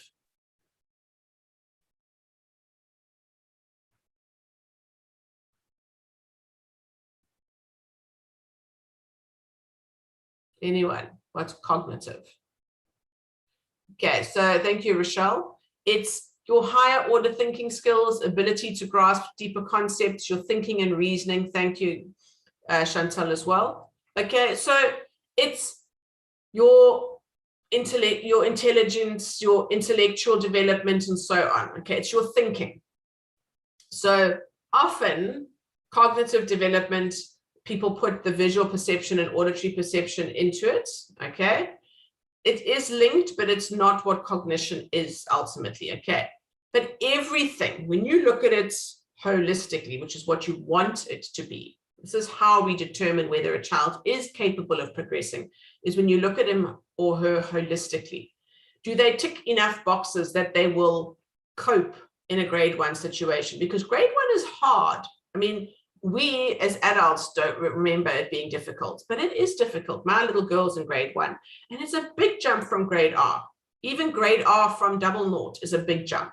Okay, so cognitive development is not the be all and end all. Lots of people think, oh, my child can count 20, my child's a genius. Yes, your child might be able to count 20, but do they know what 20 is? What does the number 20 represent? 20 apples, 20 marbles, whatever. Do they know what number comes before 20? If you just gave them a whole lot of numbers and said, put them in order. So this is the kind of thing that we're talking about when we're talking about cognition. Okay, sorry, I see you, Ramakone, would you like to say something? If you just switch your microphone off.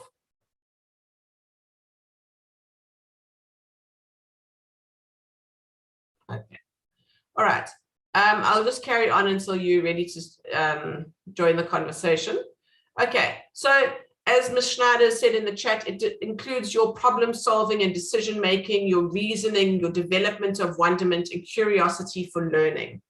You always hear us when children say, oh, I'm bored, and say, well, that's a good thing, because that's when children start thinking for themselves, like, what can I do to stop being bored? Okay, TV should not be the go-to thing. It is often, because parents are so busy doing work and whatever the case may be. But often I just say to my children, just go play outside. And within a few minutes, there they are digging up the flower bed or playing with whatever. I don't know where they find these things in the garden, but they entertain themselves. And that's a very important thing in children, is that they must be able to entertain themselves. Okay, so because this is where the curiosity, they learn through play. All right. So I just quickly want to check the Q&A here. Okay, we'll check, no, you don't need a mind map for your essay. Okay, you don't need to include your planning. All right, so when we're talking about whether this young man can progress to grade 1, can I just have some ideas as to whether you feel, based on that quick skim read through the case study, whether you think little Petrus would cope in grade 1, and why? Remember, this is not a right or wrong answer.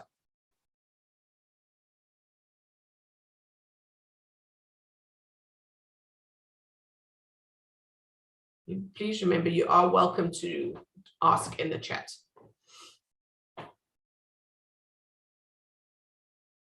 Oh, ladies and gentlemen, please talk to me.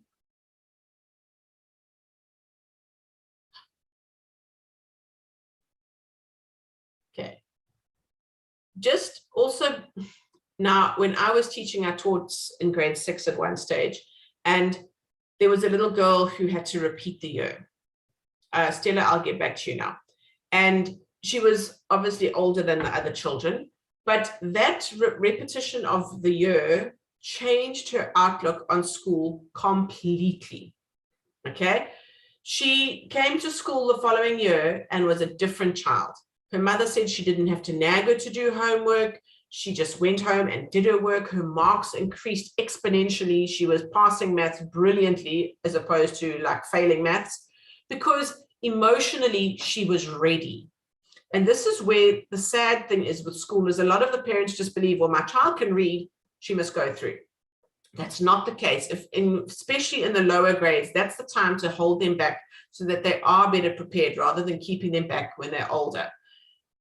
It's just a completely different mindset that these children have. So personally, now please don't all go and use my example in your assignment, I would say Petra should stay back because he's had a bit of emotional upheaval. He doesn't have an emotionally stable home, for want of a better word. I would say he should stay back so that he feels more confident and engages with the class, and he could then repeat the year. He's young, he's the youngest in the class as well. Okay, remember he's born in November. So he's really the youngest child in the class. There might be one or two younger than him. So he's very behind in his development of everything. Okay, so that repeating a year won't affect him as seriously.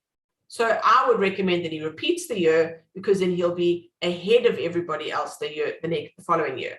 Okay, I just want to read through your comments. Okay. Stella, you've said, considering he will be going to a prestigious school, they should have a capacity to provide additional speech therapy and occupational therapy. And with his au pair giving emotional support at home, you feel he could progress. Okay, that's fine. So in there, you could say there should be some form of like a learner support center at the school.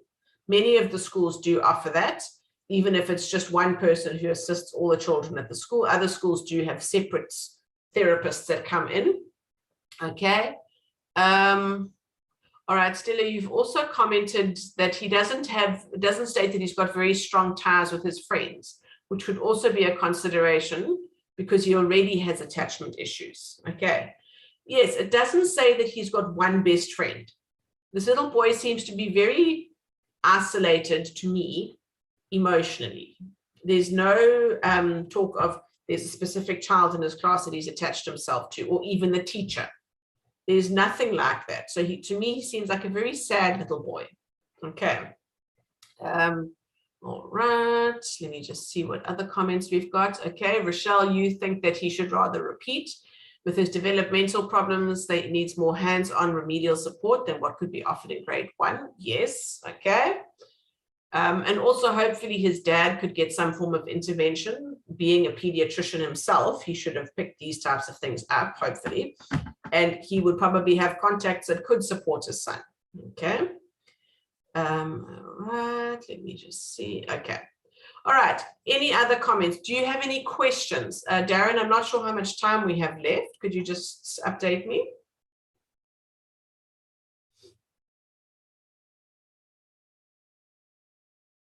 Oh, okay. All right. Students, do you have any questions about the assignment or about the content of the assignment? Please feel free to ask me. Yes, Cherise. Hi, how are you? I'm good, thanks, and you? Good, thank you. I was reading about the laterality and then also crossing the midline. Yes. So I was just wondering, they said he's struggling, to write on the left side of the paper. So obviously my mind was thinking, okay, it's midline crossing, but is laterality and the midline crossing sort of the same thing or not so much? The dominance and laterality and midline crossing are all linked together. They can be developed, the dominance and the laterality, during playing like ball games and things like that. It's definitely linked to the case study. So in there, especially the fact, like you said, that he can't, or he doesn't always write on the left-hand side of the paper. He can't cross blocks from one side of his body to the other. is a definite indication of the midline crossing issue. Okay. Okay. In Yes. there, you could also say you would recommend that he play his teacher or the au pair. I mean, she's studying education. So hopefully she can play games with him at home, which involve him throwing a ball from his right hand to the left side, you know, so he is crossing, or even doing exercises, you know, where you use your right hand to touch your left foot, that type of thing. You could discuss those kind of things as well. But yes, you're definitely on the right track. Okay, thank you so much. A pleasure. Have a Thank lovely day. Okay, too. bye. Bye. Anybody else, students?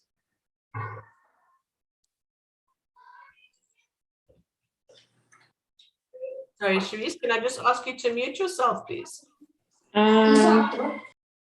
Thank you.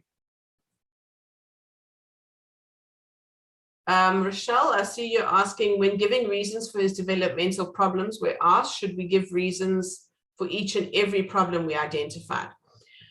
Look, to me, you rather give too much than too little information, because we often have students who think that they've included enough, but they've literally mentioned one aspect of physical, moral, social, emotional, cognitive. If in some areas of development, there's going to be a lot of issues, good or bad, and in others, there'll be hardly anything to mention. So personally, if I was you, I would go and include anything that I can spot and link it to whatever aspect of development. Okay, I hope that answers your question. Please also don't just say he can't cross the mid, he can't write on the left-hand side of the page. Don't just say that. Tell me why he can't write on the left-hand side of the page. As Sharice was saying, because he can't cross the midline. So provide a reason for why he cannot do certain things, or why he can do certain things. All right. We don't want it to be a situation where you're basically just regurgitating the case study. Okay. All right. So for those of you who aren't reading the chat, I'll just read what Ms. Schneider has written here. Perceptual motor behavior is necessary for learning in early childhood. Laterality is the internal understanding that there is right and left side of the body. Crossing the midline is placing this into action and crossing the right side of the body to the left and vice versa.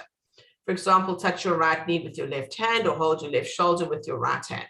This gets the child to use both the right and left hemisphere of the brain at the same time, just by lateral movement.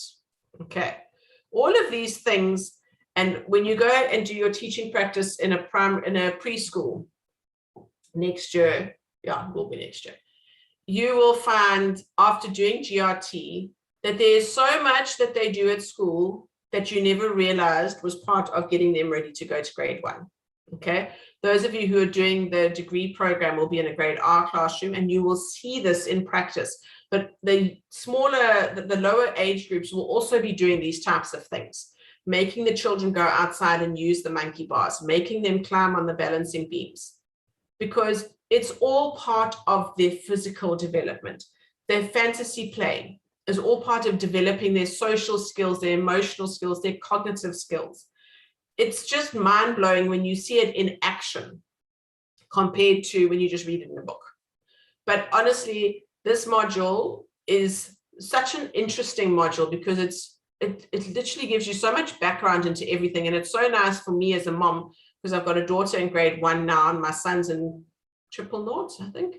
And just seeing the art that they come home with, or the work that they've done. And I'm like, oh yes, that's why they're doing that.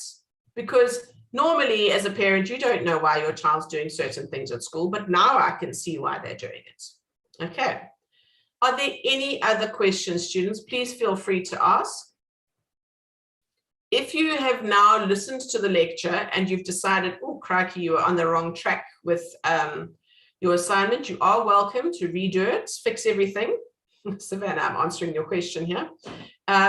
You're welcome to go and redo it and submit it to Turnitin.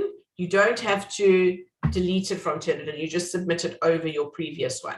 Okay, so you'll just click, there's a little arrow with a cloud with an up arrow, and you will just click on that. Okay, but please, as I said, please just do a screenshot of your Turnitin receipts and your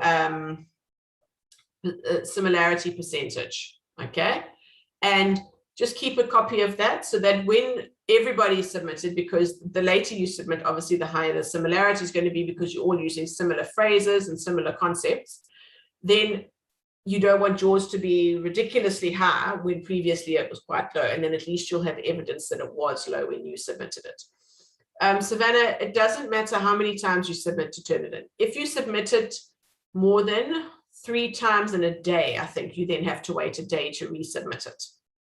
But I don't think that's going to be much of an issue. You've still got plenty of time to do the assignments before it's due. But you're welcome to go and fix it up as you say. Sorry, Akila, you're asking, there are 2 submission dates. Hold on, let me go and check my calendar before I carry on. Hold on a second. No, it shouldn't be the 3rd. As far as I know, it's the 13th. Hold on a second. Let my calendar open. Doesn't want to listen to me at the moment.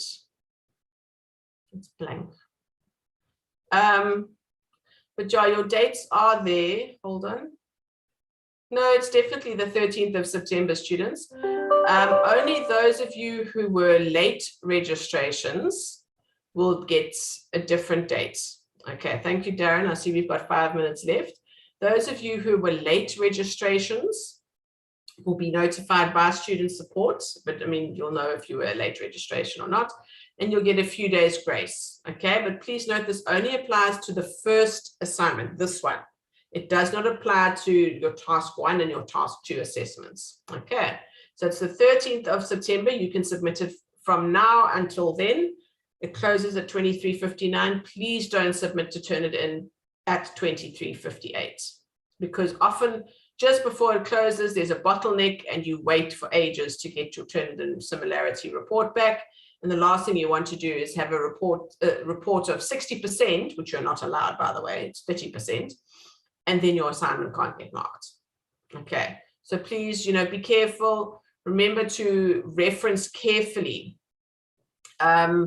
Okay, Fakila, you're asking about the next task. We are going to have a learning event about that as well. So there's a learning event for each of the tasks that are coming up. All right, that I think is going to then be, if I'm not mistaken, I think it's the 18th of September is when we have our next one. All right, and yes, you only submit to turn it in. The turn it in link on the ECI page, I've made a block. It says the assessments and links and submission links. You will click on that submission link and you will post your assignment in there. That's the only place you do it. We will mark it there and everything will be done there. Okay. So I'm glad you enjoyed it. Thank you, Ms. Schneider, for joining me and helping answer the chat. I appreciate it. Just there's one question here. Can we use examples from our own learning experience to substantiate our decision to let him repeat or progress? If you can change it, rather than saying, Petra should do this because when I was such and such and how I had this issue, rather don't word it that way. If you can word it in such a way that you yourself are not included in your discussion, that's fine. But otherwise, just speak objectively rather than subjectively. Okay. But other than that, students, thank you very, very much. And we will see you soon. I think it's in 2 weeks' time. And there we'll be discussing the task 1, which is our visual literacy, visual arts, no, emergent literacy, sorry. Fakile. Hi there. Can you hear me? Yes, I can. Okay, my question is that since you're saying that we can redo the assignments, because since I've submitted mine on Turnitin already and my percentage was very low, so when I redo it and resubmit it, I'm assuming it will be higher. So am I going to use the first receipt as proof, or what's going to happen now? Use the one, keep the first one, but then do a screenshot of the second one, because obviously you'll have changed it slightly. So keep both of them, excuse me, and then keep your screenshots of the similarity report. But the one that will count will be the most recent one that's submitted. So if you submit another one, then that's the one that will be marked. Okay, thank you. Okay, sure. All right, Darren, I think we're done.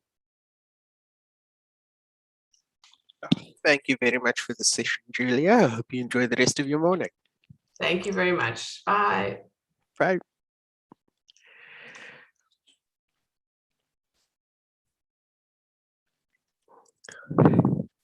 Our next session will be at 10:40. It'll be ZFAF 200 with Mr. Melusi Msomi, and this is for the July intake.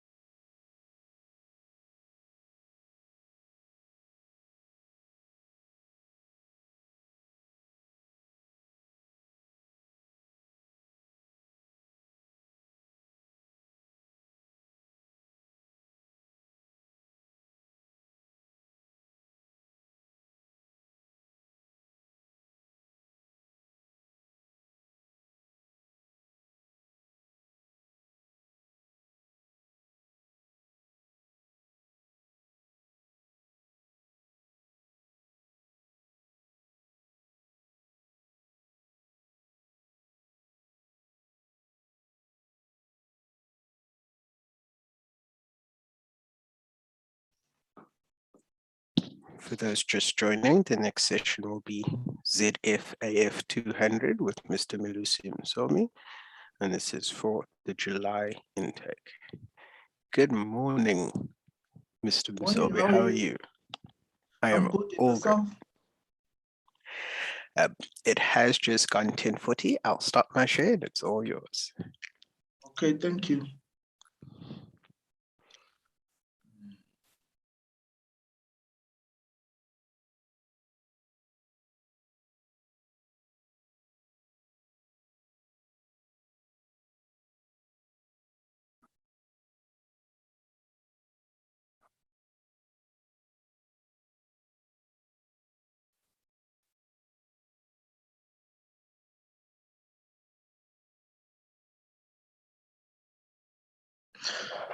Sanibona, ngiyanamukela abafundi be-Z5200 DL July intake 2021. Ngicabanga ukuthi niyaqonda ukuthi kusho ukuthini ukuthi no DL ngoba kwesinye isikhathi sihlangabezana ney'nkinga lapha abafundi bengazi ukuthi u-DL usho ukuthini, iziphi izinto ezilindeleke kubo, nanokuthi iziphi izinto ezilindeleke kubafundisi noma kothisha ababafundisayo. So u-DL uyazisebenzela, siyazi futhi ukuthi niyasebenza. Siyakuqonda lokho ukuthi kwesinye isikhathi niba ney'nkinga ey'ningi ezahlukene, nibuye senixakile, nididekile, nifune futhi ukuthi izinto zenzeke ngendlela yenu. Abanye beni baphuthelwa noma bashiwe ngisho izikhathi zokusubmitha ama-assignment, abanye beze kuze kuvalwe ama-portal bengasubmithile, bengabhalanga ama-online test. Kuyi-responsibility yomfundi ngamunye ukuthi ngaso sonke isikhathi eqinisekisa ukuthi uyawu-check i-CI wakhe, uyabhala ama-date ukuthi kusubmithwa ini, kubhalwa ini nini, ngoba ama-date asuke efakiwe kwi-CI. Akekho ozokukhumbuza, khumbula ukuthi wena ofundayo, akuyena omunye umuntu. Uma ungakwazi wena ukuthi ubhalele izinto ezizokukhumbuza ukuthi wenza ini, okubalulekile kunakho konke ukuthi umuntu nomuntu ekwazi ukuhlela isikhathi sakhe. Lokho kuzomsiza ukuthi azi ukuthi kwenzakala ini nini ngasiphi isikhathi. Ngoba ufika umuntu sekuvaliwe, sekusubmithiwe, sekukhuluma late ethi yiphi indlela engenziwa, isuke ingasekho indlela engenziwa ngaphandle kokuthi u-apply i-second opportunity. Nakhona futhi i-second opportunity sifanele kube nesizathu esibambekayo ukuthi kungani ungazange usubmithe, kungani ungayibhalanga i-test. Angiphinde ngikuchaze futhi lokhu ukuthi akuwona umsebenzi wami ukuthi ngi-approve ama-second opportunities nani nani.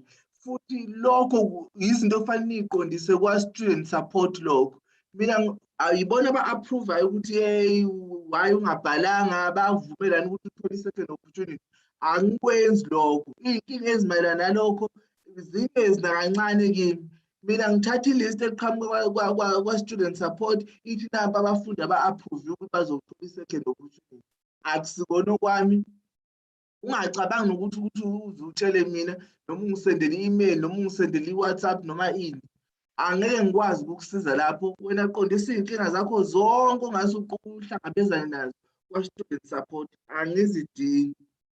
Okwesibili, siyaqonda ukuthi niyasebenza njengoba ngike ngakuchaza ekuqaleni, kodwa akuqali ngani ukufunda nisebenza futhi akugcini ngani. Baningi abantu abafunda besebenza futhi wena wazikhethela ukufunda usebenza.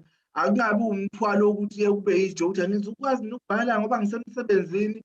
Wena okufanele ukwazi ukuhlela isikhathi sakho ngendlela ezosebenzela wena futhi isize wena ukuze ukufunda kwakho kuyimpumelelo. Asingahluphani kakhulu, asihluphane ngolwazi, hhayi ngey'nkinga bakithi. Iy'nkinga angizidingi. Ngicabanga ukuthi lapho siyacaciseleka. Esifanele sigxile kukho-ke, isifundo sethu simayelana nani, sime kanjani umumo waso. Lesi sifundo sifunda ngokubaluleka kolimi lokuqala lokwengeza, i-first additional language. Angisifunda ngayo. Ulimi lokuqala lubaluleke ngani? Sobe sibheka ukuthi lubaluleke ngani, lufundelwani, lufundiswa kanjani njengoba nizoba othisha nje abaningi beni bazoba othisha befundisa ulimi lokuqala ukwengeza kufanele ukwazi ukulifundisa lapha sokusinikeza amakhono sobe sicija siqeqesha ukuthi njengoba uzofundisa ulimi lokuqala lokwengeza imaphi amakhono alindeleke kuwe njengothisha imaphi amakhono okufanele ube nawo ukuze ukufundisa kwakho ulimi lokuqala lokwengeza kuzoba yimpumelelo sobe sicija-ke la uzophuma usukwazi ukuthi ulimi lokuqala lufundiswa kanjani iziphi izinto ekufanele sinizibheke noma sizibheke njengothisha be-first additional language. Siphinde futhi sigxile kakhulu kubuliminingi lesithi multilingualism ukuthi ibaluleke ngani uthini umthetho-sisekelo weze-constitution yase-South Africa ngobuliminingi ithini language policy noma inqubomgomo yezilimi ngokusetshenziswa kwe-language policy nangokuthuthukiswa kwezilimi zomdabu ukupromotha kwama-indigenous languages izinto ezizobe siyibuka lezo njengoba sibheka nokufunda kwisemester yethu noma unyaka wethu wonke walesifundo.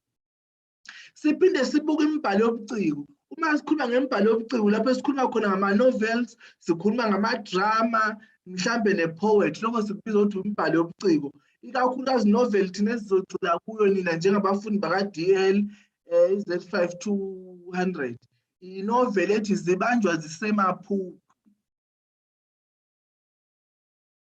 sizokhuluma ngayo manje bese kuba izinkondlo-ke i-poetry sizoyenza futhi izinto esizozenza nje kancane kancane size siwuqede unyaka wethu ukuze abantu bephume bonke beqeqeshekile umuntu uma kuthiwa kuhluza inoveli uyakwazi ihluzwa kanjani inoveli uma kuthiwa kuhluza i-short story noma indaba emfishane umuntu uyakwazi ukuthi ihluzwa kanjani uma kuthiwa kuhluza izinkondlo umuntu uyakwazi ukuthi iziphi izinto noma kuthiwa nje inkondlo yini eqhamuka ekhanda lakho konke lokhu uzophuma usukwazi. Sifunda kabi ngoba sifunda ngaphansi kwesimo esibucayi se-COVID-19 kunzima-ke ngoba izinto eziningi zenzeki ngendlela ekahle kodwa-ke kuzolunga. Imisebenzi esizoyenza-ke kulo nyaka wonke nikhumbule ukuthi ngaso sonke isikhathi ni-check u-ECI noma nihamba niyohlola u-ECI wenu ama-date okwenza imisebenzi azopublishwa ku-ECI ukuthi i-assignment ijune nini ukuthi i-test ibhalwa nini sizoba ne-assignment ebhalwayo eyodwa iyatholakala ku-assessment guide. Assessment guide ikhona ku-ECI ibhaliwe ukuthi assessment guide lapho kutholakala khona ama-instructions noma imiyalelo ye-assignment ilapho nama-test futhi ama-test sobe siwabhala online. I-test izoqala nje izovulwa ngo-12 ekuseni iphinde ivalwe ngo-11 ngo-23:59 ntambama futhi ungayibhala anytime osukwini lonke kodwa masuke waqala wayibhala iyaqala iyakubalela i-system i-hour no-15 minutes ukubhala i-test yakho masuke wayiqala uyayibhala uyiqede awukwazi ufuthi ucheck bese uthi ngizophinde ngibhale ngo-3 adu-check wangena nje wathi uyabhala wa-attempt ukuyibhala iyaqala iyakubalela i-system ngeke isavuma ukufaka kwesinye isikhathi ngoba une-attempt eyodwa. Isizathu sokuthi ngifake i-attempt eyodwa yilesi-ke uthole ukuthi umfundi uzoba nama-attempts awu-4 eyedwa kuwumsebenzi onzima ukuthi ngiqale phansi ngiyobheka ukuthi ubhalephi angisaboni nani ukuthi yiphi i-attempt yokuqala sengigcina ngimakela wena izinto eziwu-4 uwedwa i-attempt yodwa once waqala nje uqalile akukho ubuyele emuva ilokhu njani ama-test awu-3 ne-assignment eyodwa kulama-test ngeke kuba ama-test yodwa kuzoba khona i-video presentation lapho uzonikezwa khona isihloko bese uyalokhunja uyapresenta ngevideo uzonikezwa isihloko bese wenza i-presentation kwi-video kuzoba ingxenye futhi yesivivinyo leyo ya bese uyayisenda kwi-video unginikeze ilink ye-video yakho bese ngiyayimakatha kodwa kahle kahle kusho ukuthi kahle kahle sinama-test awu-2 sibe ne-presentation sibe ne-assignment zintathu izinto esinazo bese kwa-assignment u-4 ama-assessments akhona nawo futhi azobe efakwe ku-WhatsApp ku-ECI negroup futhi ngizonisendela ilink ye-WhatsApp group ukuze sizokwazi ukuxhumana amanye ama-reminder angiwasenda ku-WhatsApp. Angiphinde ngikusho futhi ama-reminder ngiwasenda ku-WhatsApp ngiphinde ngiwasende ku-inbox yomuntu ku-ECI ngoba ngeke ngikwazi ukufaka umuntu kwi-group njengoba ngisende ilink ku-inbox yakho ku-ECI ngisendela ilink wena upressa leyo link uklikha kuyo leyo link izokufaka egroupini ka-WhatsApp. Angikwazi uku-add umuntu ngayedwa umuntu engisendele at least 8 in the group. Angikwenzi leyo nto. Mina ngisenda ilink ye-WhatsApp group ku-ECI wakho. Uma ungawucheck ku-ECI ucabanga ukuthi ngizokufaka uzongisendela i-WhatsApp uthi angikede egroupini. Uyacabanga ukuthi abafundi bangani angizolo ngi-add nga-1 nga-1. Umuntu nomuntu aka-check ku-inbox yakhe ku-ECI ethola ilink ka-WhatsApp bese ejoyina yena egroupini. Ezijoyinele yena hayi mfako yini. Zibanjwa zisemaphupho. Iyini i-novel? Singena la manje. Iyini i-novel? Sithi uma kukhulunywa ngembhalo kusuke kukhulunywa ngembhalo yobuciko emide kanye nemifishane. Imibhalo emide ibandakanya ama-novel kanye nemidlalo. Imibhalo emifishane ibandakanya izindaba ezimfishane. I-novel ikhandwe ekhanda lombhali kodwa uyisebenzisa izigameko ezikholekayo kanye nabalingiswa abafuze abantu abasibajwayele empilweni. Nakuba le mbhalo izimpawu ezithi azifane kodwa kukhona okungumehluko phakathi kwayo. Okusho ukuthi i-novel kanye nemidlalo ingacishe ifane nendaba ezimfishane kodwa ukhona umehlukanyana okhona. Lapho kuzohlaziywa kubhekwe okufanayo phakathi kwa-novel kanye nezindaba ezimfishane kuphinde futhi sobehluza indaba emfishane siyibuka ukuthi ihluka kanjani emibhalweni emide ezinjengama-novel kanye nemidlalo. Kodwa indlela yokuhluza ithi mayifane. Mhlawumbe umehluko kungaba ukuthi abalingiswa be-novel abalingani nabalingiswa bendaba emfishane. Kuningi okufanayo. Uma sihluza ngendlela efanayo. Uma sibheka izigameko ziyafana, uma sibheka abalingiswa bayafana, uma sibheka isizinda siyafana, uma sibheka udweshu siyafana. So isakhiwo sakhona siyafana kodwa kusho ukuthi le indaba emfishane, kusho ukuthi le umdlalo, kusho ukuthi okunye i-novel. Mhlawumbe nabalingiswa kukhona abalingiswa esibabiza ukuthi abalingiswa abakhulu, abalingiswa abaqavile. Indlela yokubiza abalingiswa kuyo le mbhalo nayo ithi mayifane kodwa ayifani ncamashi. Ilokho esizobe sikubheka. Le ncwadi nizoyifunda nina. Khumbulani ukuthi njengoba nenza u-DL aninalo iklasi. Asinaso isikhathi sokuhlela phansi sifunde incwadi. Kodwa incwadi uyazifundela wena uze uyiqede. Mhlawumbe kufunza abele ncwadi usuyiqalile ukuyifunda njengamanje.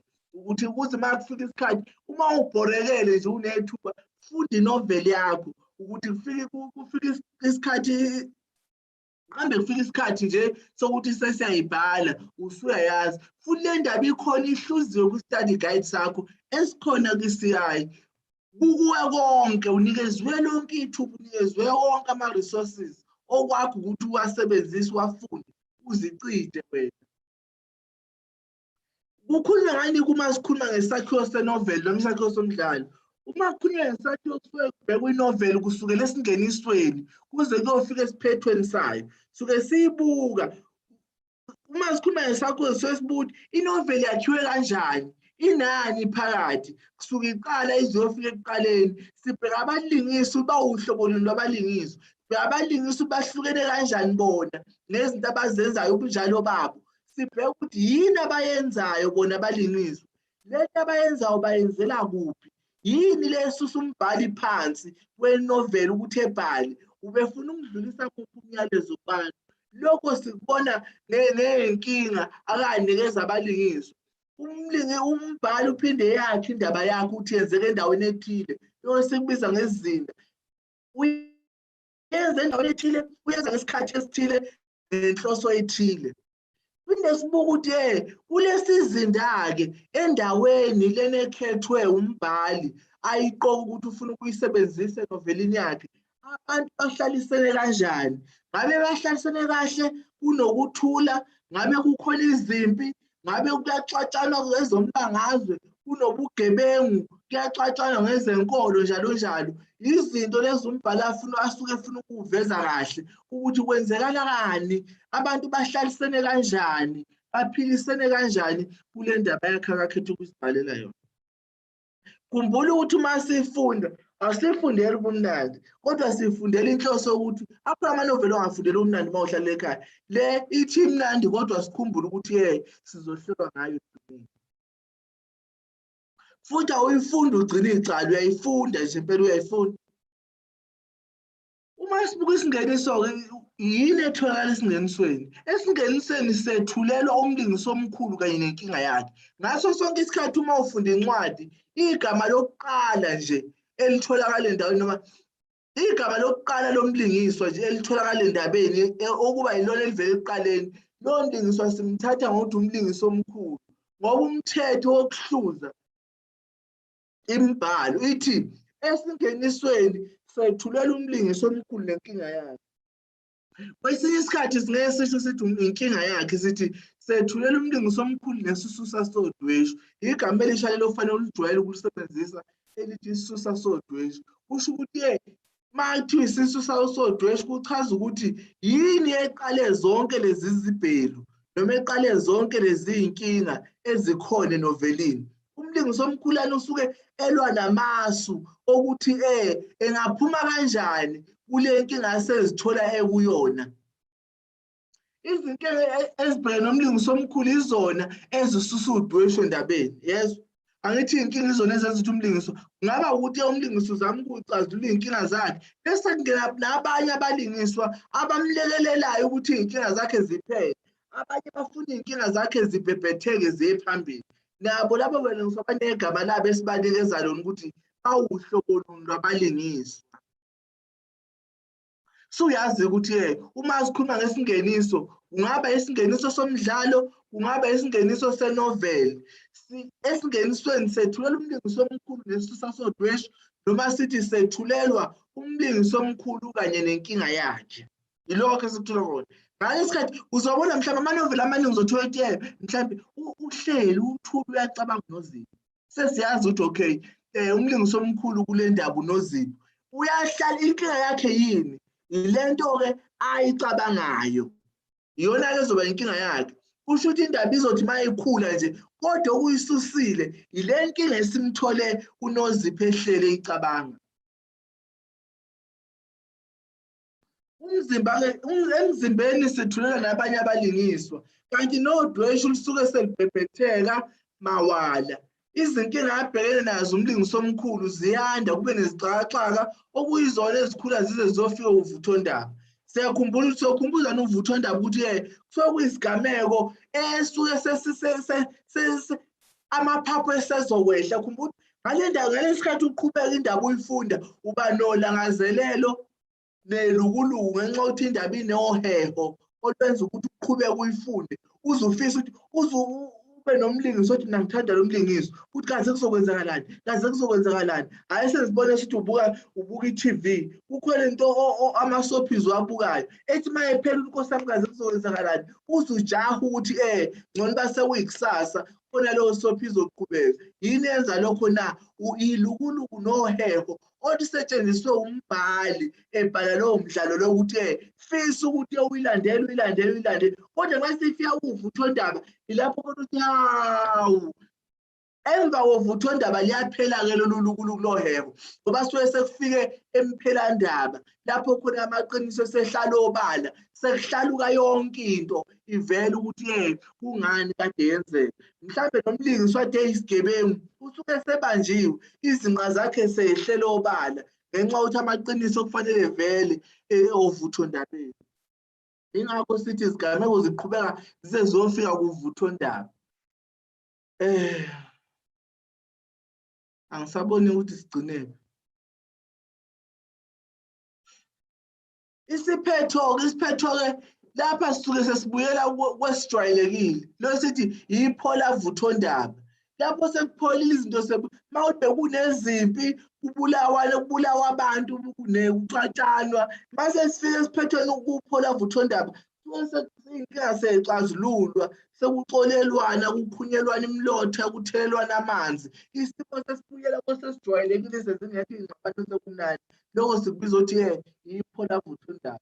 Kwesinye isikhathi kunalento ekuthiwa ingwiji khwebu kakhulukazi endabeni ey'mfishane. Ingwiji khwebu lapho khona ade u-convinced noma ucabanga ukuthi into izokwenzeka ngale ndlela uze uyibone yenzeka, kodwa ithi uma isifika nje esiphethweni ivele ishintshe nje kancane ithi qhu bese ishona le. Hawu uze uthi hawu benitsho ukuthi kuzokwenzakala ukuthi kwenzakala leyo sikubiza ukuthi isiphetho esingalindelekile, sikubiza ukuthi ingwiji khwebu.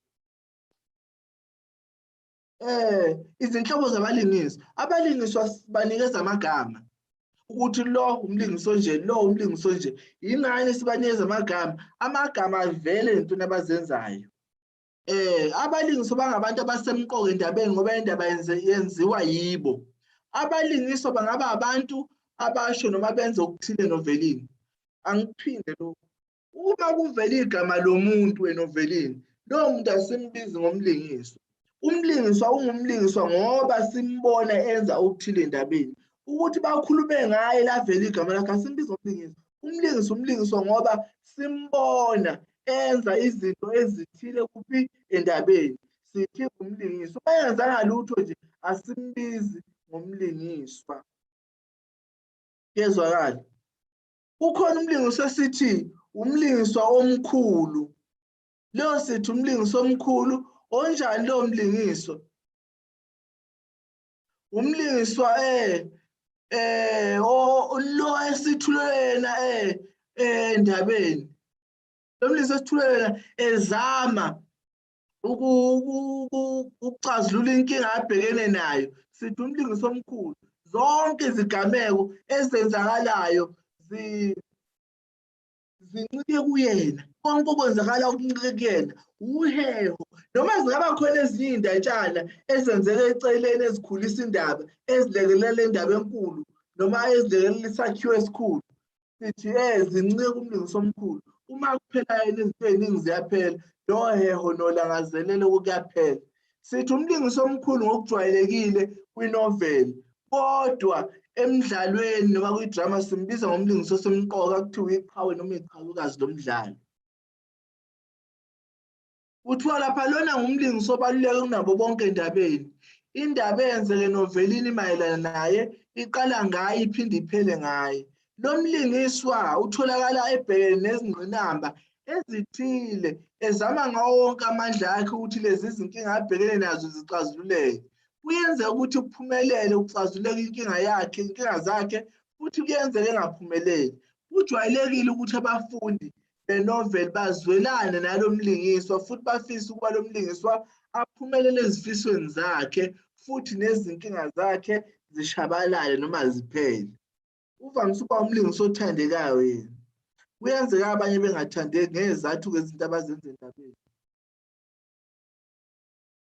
Bese bakhona umlingiswa sithi ummeleli noma imbangi. Lo mlingiswa umelene nomlingiswa omkhulu, wenza ukuthi izinkinga zomlingiswa omkhulu zingapheli kodwa zibhebhetheke kakhulu. Lo mlingiswa ngithi umelene nje nomlingiswa omkhulu, yena asiqalekiso nje empilweni yomlingiswa omkhulu. Ngoba umlingiswa omkhulu usabathe uzama iy'ndlela zokuthi ephume ey'nkingeni zakhe, umlingiswa lo emfake. Ethi uzama iy'ndlela ey'thile emfake egcine secula nje ey'nkingeni Nkosi yami ngenxa yaleli ixoki eliyimbangi.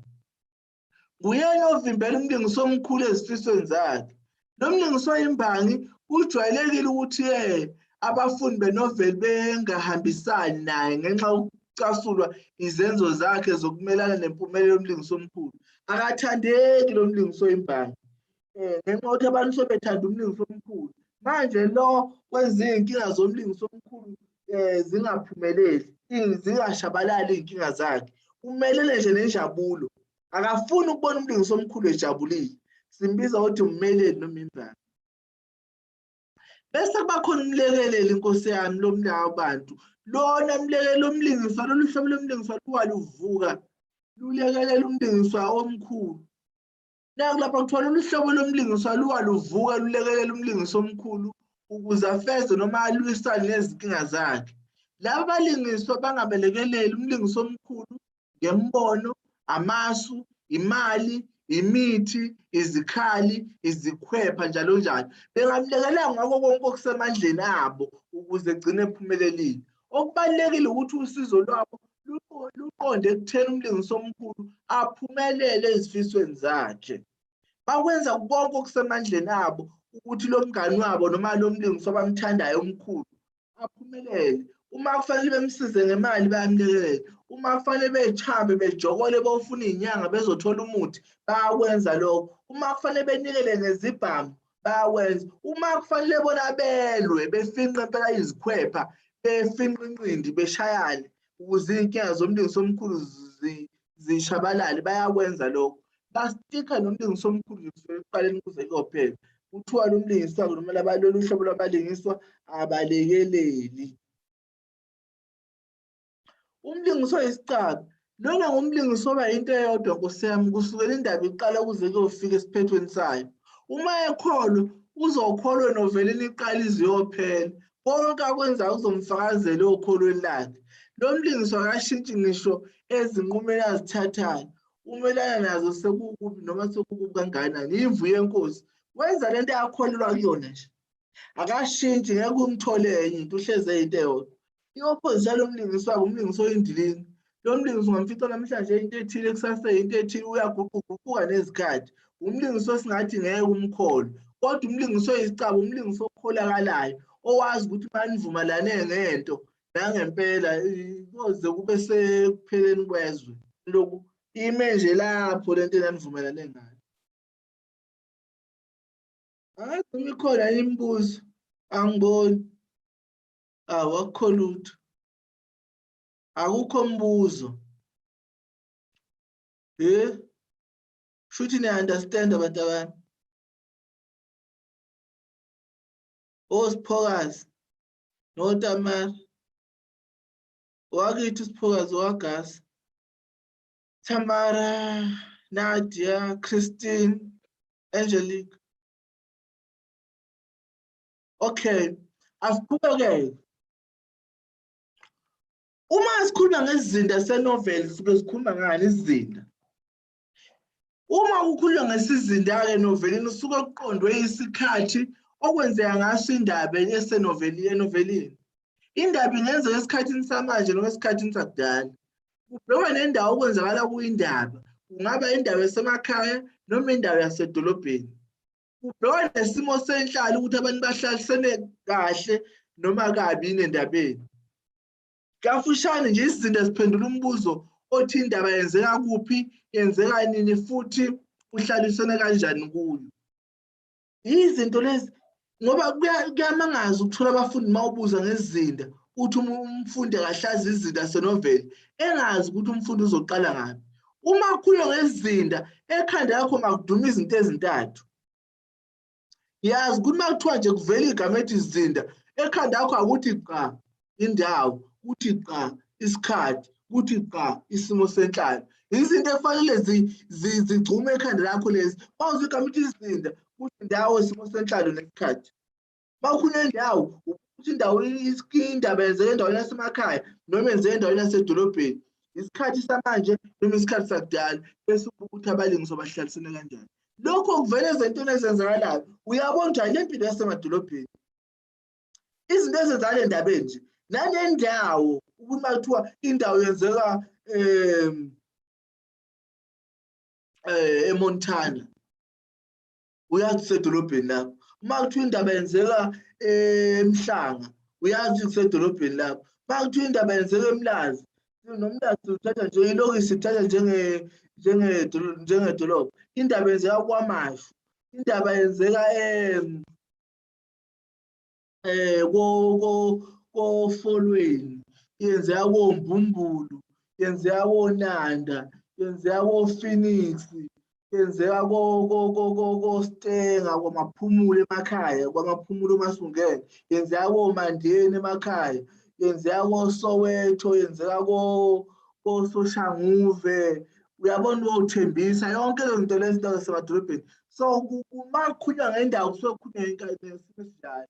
Makuthiwa nje esikhathini samanje nesikhathini sakudala, uma sikhuluma isikhathi sakudala makufika intombi ziyotheza, ziyokha amanzi emfuleni, kuyoshelo. Uyabona isikhathi sakudala leso. Manje akusashelo. Abafana basayi kuyofuna iy'ntombi emfuleni. Manje sekuxhunyelwa ku-social media. Utholakala ko-WhatsApp, uthola ko-Instagram, utholakala ko-Facebook njalo njalo.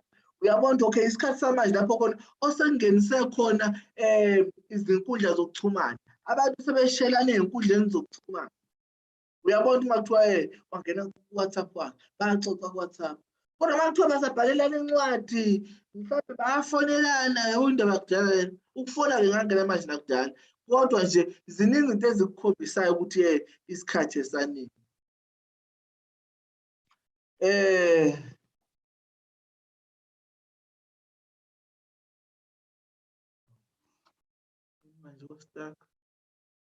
indawo-ke uma sikhuluma ngendawo lapha kusuke ubheka uhlobo lwendawo lapho kwenzeka khona inoveli kungaba indawo yasemakhaya njengoba sesishilo kube indawo yasedolobheni emijondolo emaplazini njalo njalo akuwona umsebenzi wombhalo ukuthi asichazele ngakho konke lokhu kodwa kuba khona izimpawu ezikhombisayo ukuthi indawo kwenzeka kuyinoveli injani zikhona izimpawu ezingaveza uma kungukuthi indawo yasedolobheni noma yasemakhaya konke lokhu kuyazivelela endabeni nazi isibonelo sezimpawu ezingaveza ubunjalo bendawo izakhiwo zezindlu indlela yokugqoka njengemvunulo ulimi olukhulunywa ngabalingiswa amagama okuqanjwe ngawo abalingiswa ake ngenza isibonelo nje emadolobheni uzothola u-Asanda uthola oSne kodwa emakhaya uzothola ozongenzani uzothola ohluphekile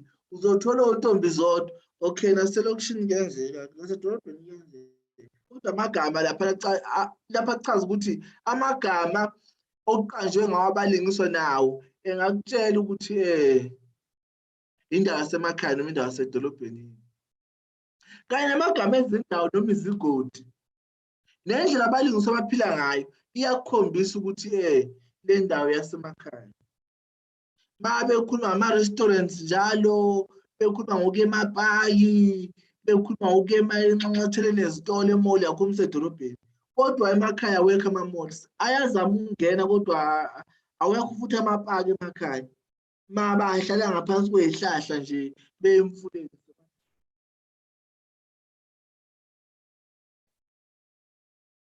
inkathi noma isikhathi uma kukhulunywa ngesikhathi noma inkathi enovelini kusuke kubheka ukuthi ngabe indaba yenzeka ngesikhathi samanje noma ngesikhathi sakudala yini kukhona lapho akhona futhi umsebenzi wombhali ukuthi asivezele ngesikhathi kukhona izimpawu ezikhombisa ukuthi isikhathi samanje uma kuyisikhathi samanje lapha abantu besuke bephila isimanje manje isikhathi sakudala kusuke kusadliwa ngoludala kusaqikelela noma kugcinwa amasiko kuhanjwe omemulo kuhanjwe imibholo imigcaco kwenziwa zonke omembeso zonke izinto eziqikelela ukugcinwa kwamasiko ziyazivezela ukuthi isikhathi sakudala isikhathi soguquko ilapho khona impilo yakudala isuke isiya ngokushabalala sekungene isimanje manje izimpawu lezobona ngazo makhulu futhi inoveli yakho fanele ifundisise ukuze uthole zonke lezi zimpawu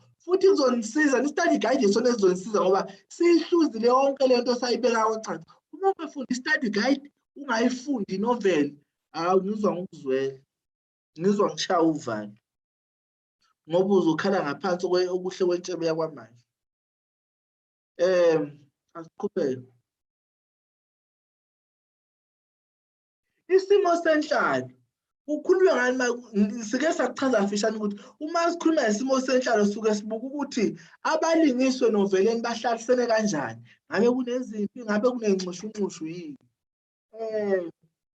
nazi ezinye izinto ezingakukhombisa noma eziyimpawu zesimo senhlalo ngabe kuyathakathwa kunezimpi kufundiwe kanye nokwaziswa kwamalungelo abantu njalo njalo kubalulekile kakhulu ukuthi uma uhlaziya noma uhluzi isizinda senoveli uqaphe izinto eziningi ngeso lokhozi ungabheki nje lokho okusobala kuphela ziningi izinto okumele uzibheke ukuze uthole konke osuke ukufuna ukubona esizindeni senoveli ngishilo ukuthi makukhulunywa izinda nje qaphela ukuthi uyazi ukuthi engqondweni yakho kufika isikhathi indawo isimo senhlalo ilezo zinto ezibaluleke kakhulu uma sikhuluma izinda senoveli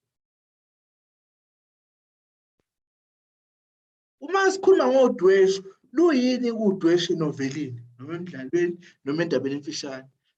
Ukuthi sithele lezi zinto lezi ziyahlobana zonke, umdlalo, inoveli, ama-short stories. Indlela yokuhluza icishe ithi mayifane. Udweshe lungukungqubuzana. Khona abafundi abaye behlulwe nkosami ukuchaza nje incazelo yodweshe ukuthi yini. Le nto ayidinga ukuthi uzobheka amanothi akho. Incazelo ongayibamba manje nje sisakhulumela la. Ukuthi uma kukhulunywa udweshe sokungqubuzana ukushayisana kwemibono kumlingiswa oyedwa. Kungaba ungaboni ngasolinye phakathi kwabalingiswa nokungaholeli ekutheni abalingiswa bebambane ngezihluthu noma beshayana. Udweshe lolo ungqubuzana ukushayisana noma ungqubuzana kwemibono. Lowo ngqubuzana mhlawumbe egcine sekuholele ekutheni abalingiswa bedonsana ngezihluthu. Uma kukhulunywa ukudonsana ngezihluthu kwabalingiswa, kusho ukushayana le mali nomunye amantombazane avamise kanje edonsana ngezihluthu nani. Abafana nje abafana babambane nje ukubambana. Uma nje inkupho omunye emelapha emunye emelapha. Amantombazane nkosami azethi kanje. Bangidonsana ngezihluthu lo. Isisho leso bantu abami. Uma sikhuluma ngodweshe, ukhona udweshe lwangaphakathi kanye nodweshe lwangaphandle. Udweshe lwangaphakathi lapho kusuke kuyimicabango eshayisana kumlingiswa eyedwa. Lokho ngaze kwenze ngabe kube sengathi umlingisi uney'nhliziyo ezimbili, enye into ithi akenze lokhu, enye inhliziyo ithi akenze lokhu. Yilezo ishayisana impela imcinise ejule ngemicabango umlingiswa ecabanga izinto ezithile. Sithi lokhu udweshe lwangaphakathi ngoba into isuke imudla yedwa engayicocela umuntu. Okugcina ncinise sizolivala ikilasi lethu. Udweshe lwangaphandle kusuke sekungqubuzana abantu sebeshayana, bedelelana, bephonselana ngamazwi kubona bonke abantu. Khumbula ukuthi udweshe lwangaphakathi akekho obonayo. Mhlawumbe abanye bengabona ngezimpawu ezithile ukuthi usibani uxakekile uyacabanga. Kodwa odweshini langaphandle kuyabonakala nijikijelana ngamazwi, nithukana, ningaze nishayane nokushayana. Kodwa futhi udweshe langaphandle luhlwelile izingxenye ezibili, le yokushayana noma yokuthukuthana yokujikijelana ngamazwi. Eyesibili ile yokuthi lento ade uyicabanga mase uyixoxela omunye umuntu. Asibe sisayibiza ukuthi udweshe lwangaphakathi. Lento ade uyicabanga ikudla imicabango ney'nkinga ade zikudla ngaphakathi. Usuzixoxela omunye umuntu. Naloko sikubiza ngodweshe lwangaphandle ngoba into ade ingaphakathi kwena usuyitshela omunye umuntu ayisaziwa nguye. Kusho ukuthi ungasho ukuthi udweshe lwangaphandle alukho kule noveli. Noma ngabe iphi inoveli oyifundayo ngoba wena ugade ukuthi kufanele kuxatshane ukuze kube udweshe lwangaphandle. Cha, uma umlingiswa exoxela umuntu into ade imphethe kabi noma into ade imudla, loko nako sikubiza ngokuthi udweshe lwangaphandle ngoba into ade imudla yedwa ngaphakathi usekwazile ukuyikhiphela ngaphandle wayixoxela omunye umuntu. Isiwudweshe lwangaphandle ngoba isiyaziwa womunye umuntu.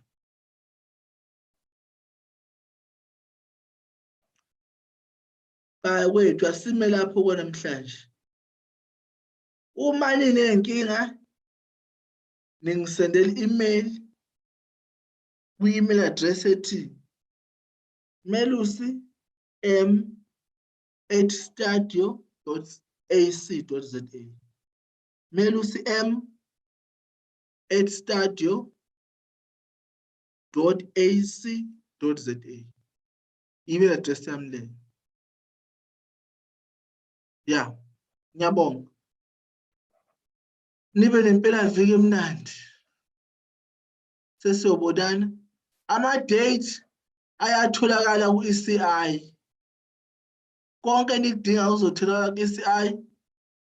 Sizophinde futhi sibe ne-group, ngizonisendela i-link ye-group yethu. Umuntu nomuntu uklikha kwi-link, leyo link izobe isimfaka egroupini ka-WhatsApp. Okunye sesiyoxhumana ngakho WhatsApp wethu naku-ECI. Nibe nempelaviki emnandi. Thank you. Ngiyabonga. Bye bye.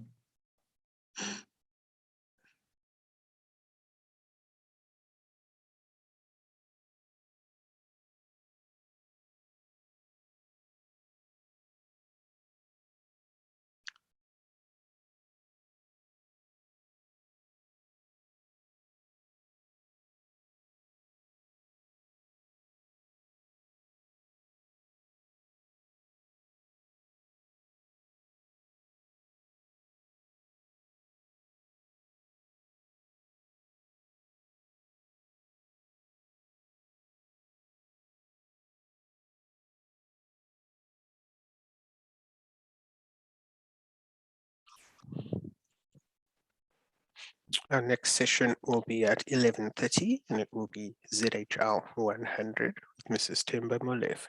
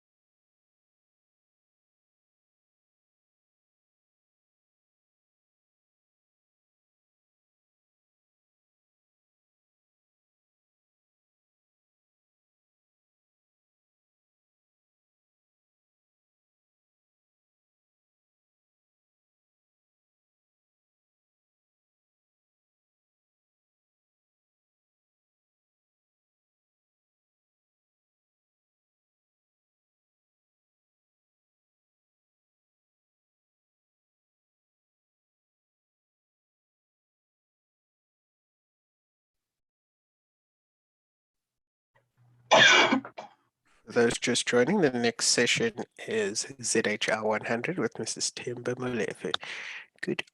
Good morning, Mrs. Molefe. How are you? Good morning. I'm okay. And how are you? I cannot complain. It has just gone 11:30. I'll stop my share. It's all yours. Oh, thank you so much. Is it possible I'm speaking to, who is my host? It is Darren. Darren. Okay, thank Yes. you so much. Is it possible to upgrade my panelists? I mean, my participants.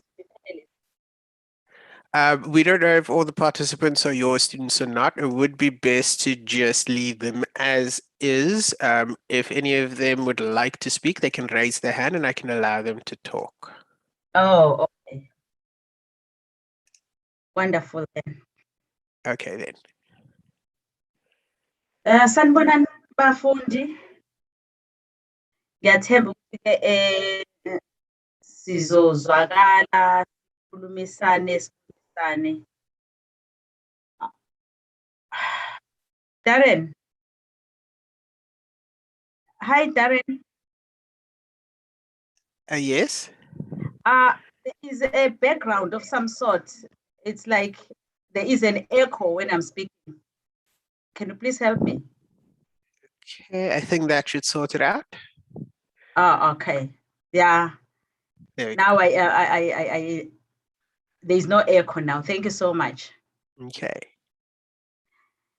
Bafundi ngiyathemba ukuthi sizozwana, siyabonana, siyaphila, akukho olubi oselwenzekile komunye nomunye noma lukhona. Sicela ukuthi nje Nkosi yami siyafisa ukuthi konke ngathi ngahamba kahle. Ngiyacabanga ukuthi ngihlangene nabafundi baka ZHL 100 abangene ngoJanuwari. Into engizofisa nje ukuthi ngiqale ngayo ukuthi abantu esifundisa nabo noma esisebenza nabo abafana nani kanye nani, siyababonga ukuthi ke bayinikele isikhathi nethuba lokuthi babekezele noma kunje. Akulula kuthina njengabafundisi. Ngiyacabanga kunina kubukhuni kakhulu njengabafundi. Okokuqala ukuthola ukuthi ke anikwazi ukuthi sinibone ngendlela esifisa ukunibona ngayo, nani anikwazi ukusibona ngendlela enifisa ukusibona ngayo. Okwesibili, nifunda ngaphansi kwezimo ezinzima zokuthi abantu bayasebenza, abanye kuyagulwa, kunezifo, kunani. Yonke into nje ayihambi kahle kithi sonke jikelele. Kodwa ngibonga nje kakhulu ukuthi nibekezele ngoba lokhu kuyikusasa lenu, niyophumelela futhi manenze njalo. Ngaphambi kokuba siqhubeke nesokwenza namhlanje, ngiyafisa nje abafundi ke bebuze nje imibuzo ngaphambi kokuthi siqhubeke. Ke bebeka ukuphawula kwabo ngizwe ukuthi ke iziphi iy'ngqinamba enihlangabezana nazo noma enihlangabezane nazo noma enifisayo ukuthi ke sizame ukukulungisa, silekelelane kukho. Ngoba inhloso yethu njengabafundisi bolimi asifisi noma asihlosile ukuthi umuntu angaphumeleli. Kube siyazenzela ngabe wonke umuntu uyaphumelela, aqhubeke. Kodwa ke manje akwenzeki ngendlela esifisa ngayo. Ngiyacabanga ukuthi ngenxa yey'ngqinamba enihlangabezana nazo. Ngicela nje bafundi nikhululeke, ke nisho nje nikhiphe uvo lwenu ngiluzwe ukuthi ikuphi lokhu enifisa sikwenze noma enikhala ngakho noma eninganelisekile ngakho noma ngabe yini. Mangabe nje sizozama ukuthi sifike nesiqhamuke nesisombululo. Ngisanikele kunina-ke bafundi abakhona. Ngiyabona la bakhona abawu-8 mangingaphosisi. Bengingajabula ukuthi ke kwenzeke kanjalo.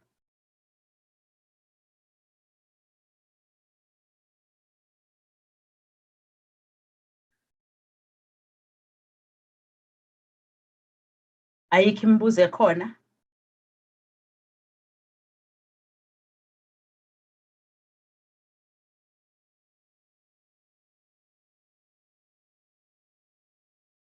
Ayikho imibuzo ekhona bafundi?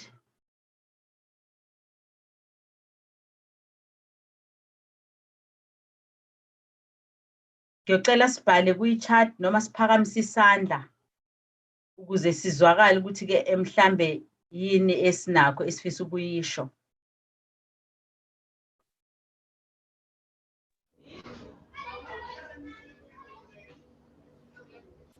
Ngiyawuzwa umsindo kwi-background. Ngicela Nkosi yami nikhululeke. Sawubona mama. Yebo ninjani Ntombokayise? Usaphila unjani? Ngiyaphila. Angazi athi niseklasini nje elithile. Umsindo nje ongaphandle but ngizozama ukuthi ngikhulume kuzwakala. Hayi kulungile ma, ngezwe. Yebo. Bengicela umbono nje ukuthi bengicela mhlawumbe mangabe kuwukuthi sinama issues sabafundi sicela ukuthi umemo akwazi ukuthi abe nathi, akwazi ukuthi mangabe kuwukuthi sidinga usizo asiphendule ngesikhathi ukuze nathi sikwazi ukuqhubeka nomsebenzi because manje mangabe sinenkinga kuthatha isikhathi ukuthi siphenduleke. Uthola ukuthi sesobuzana sodwa emagroupini and kungabi khona nanoyedwa mhlawumbe uthola ukuthi unalo ulwazi. Besicela ukuthi umeme mhlawumbe if nathi siyazi siya-understanda futhi ukuthi umsebenzi wenu nani mningi as much as nathi owethu umningi. Siyacela ukuthi mhlawumbe sikwazi ukuthi sibambisane umemo akwazi ukuthi mangabe kuwukuthi sinembuzo mhlawumbe sinembono esinama-issues akwazi ukuthi asheshe asiphendule. Ngiyaxolisa, ngiyawuzwa ilokhu njana umbono wakho Ntombokayise, ngiyabonga kakhulu. Ngicela nje okokuqala uxolisa ukuthi-ke njengoba ubeka kanje awubeki nje ngoba ubeka kusukela kuwena ngempela enhlizweni nokumela abanye abafundi. Ngiyaxolisa kakhulu ukuthi ngingaphenduli ngesikhathi. Isizathu esinye esenza lokho kuba ukuthi u-ECI asiwuvakasheli njalo usuku nosuku, angiwuvakasheli njalo usuku nosuku njengothisha. Ngiyaye ngithembele kakhulu kuma-emails. Mangabe kunentwana ethile efuna ukuthi icubungulwe noma abafundi abayibuzayo, ngajabula kakhulu mami njengoba ngasho nakuqala bathumela ama-email. Inkinga yami uWhatsApp. Ku-WhatsApp angivamile futhi angikholwa ukuthi ukhona engake cishe uyedwa engangamphendula ka-WhatsApp. Emsebenzini siyasijabula ukuthi mangabe uphendula noma ubuze nge-email. Njengoba nina nihamba niyobuza kwa-distance kuqala, ifika kuthina leyo nto mhlambe ubuze ngoLesithathu noma ngoLesine kwa-distance, ifike ivaya ka-distance, ifika kithi mhlambe ifike kumina ngomgqibelo. Ngesikhathi ifika ngomgqibelo angiyivulile i-laptop STADIO. I-laptop ngiyoze ngiyivule ngoMsombuluko ngoba ngokomthetho umgqibelo nesonto asiwusebenzi. Kodwa ngenxa yokuthi siyanifundisa, ngiyazi ukuthi nginesifundo namhlanje kufanele ngisethule kunina, ngiyayivula. Ihamba iye ku-distance learning support, ihamba isikhathi. Ithi ifika kuthina isibolile ngisho njalo. Size yakhunta ngoba nabo bathatha isikhathi. Ngiyibuyisele emuva, mangithi ngiyaphendula, angikwazi ukuphendula umfundi ngqo. Ngiphendula ngoba kuyaye ukuthi i-reply awukwazi ukuphendula umfundi, uphendula u-distance. Naye usazothatha esinye isikhathi ubuyele kunina. Ngiyacela abafundi ukuthi-ke nivele ningi-emailele. Okay. Mani email nje phakathi nesonto, mhlawumbe umuntu email ngoMsombuluko ekuseni noma email ngayo weekend, ngiyoze ngiwuvule ngoMsombuluko, ngizophendula ku-email ngaleso sikhathi ngenze konke. Kodwa u-ECI esikhathini esiningi siwuvula nangabe sifaka into ethile noma masifuna ukwazisa abafundi into ethile. Okungcono ukuze sixhumane kalula, ngiyacela ukuthi-ke ningisendele nje i-email ngqo eza kimi, ingavayi kwa-distance learning.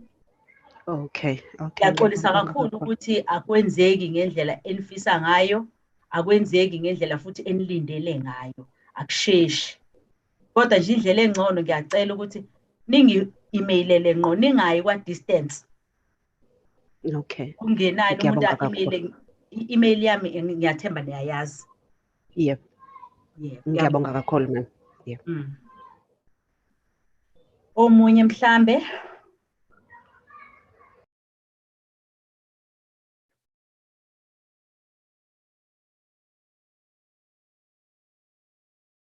Ukhona nombuzo?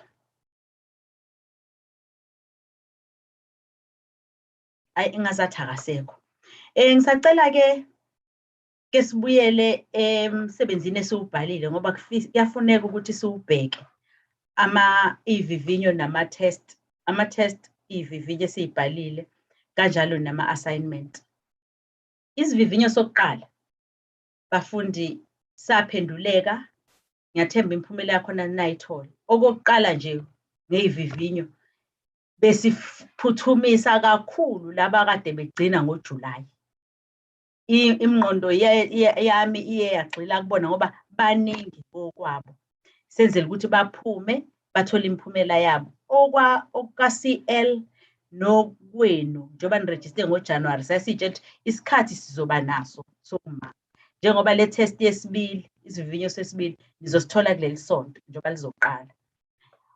Okokuqala i-test yokuqala yayikhuluma ngey'ndikimba. Bangabe ngingaphosisi imibuzo yayimithathu kuphela. Le mibuzo mayimithathu ifuna iy'ndikimbana, ifuna indikimba, ifuna cishe okwey'ndikimbana bekukubili. Omunye wawo wawuthi chaza ukuthi yini indikimbana emdlalweni. Omunye uthi nikeza iy'ndikimbana ey'mbili bese uyanaba ngazo uyichaze ucaphune nasemidlalweni owufundile.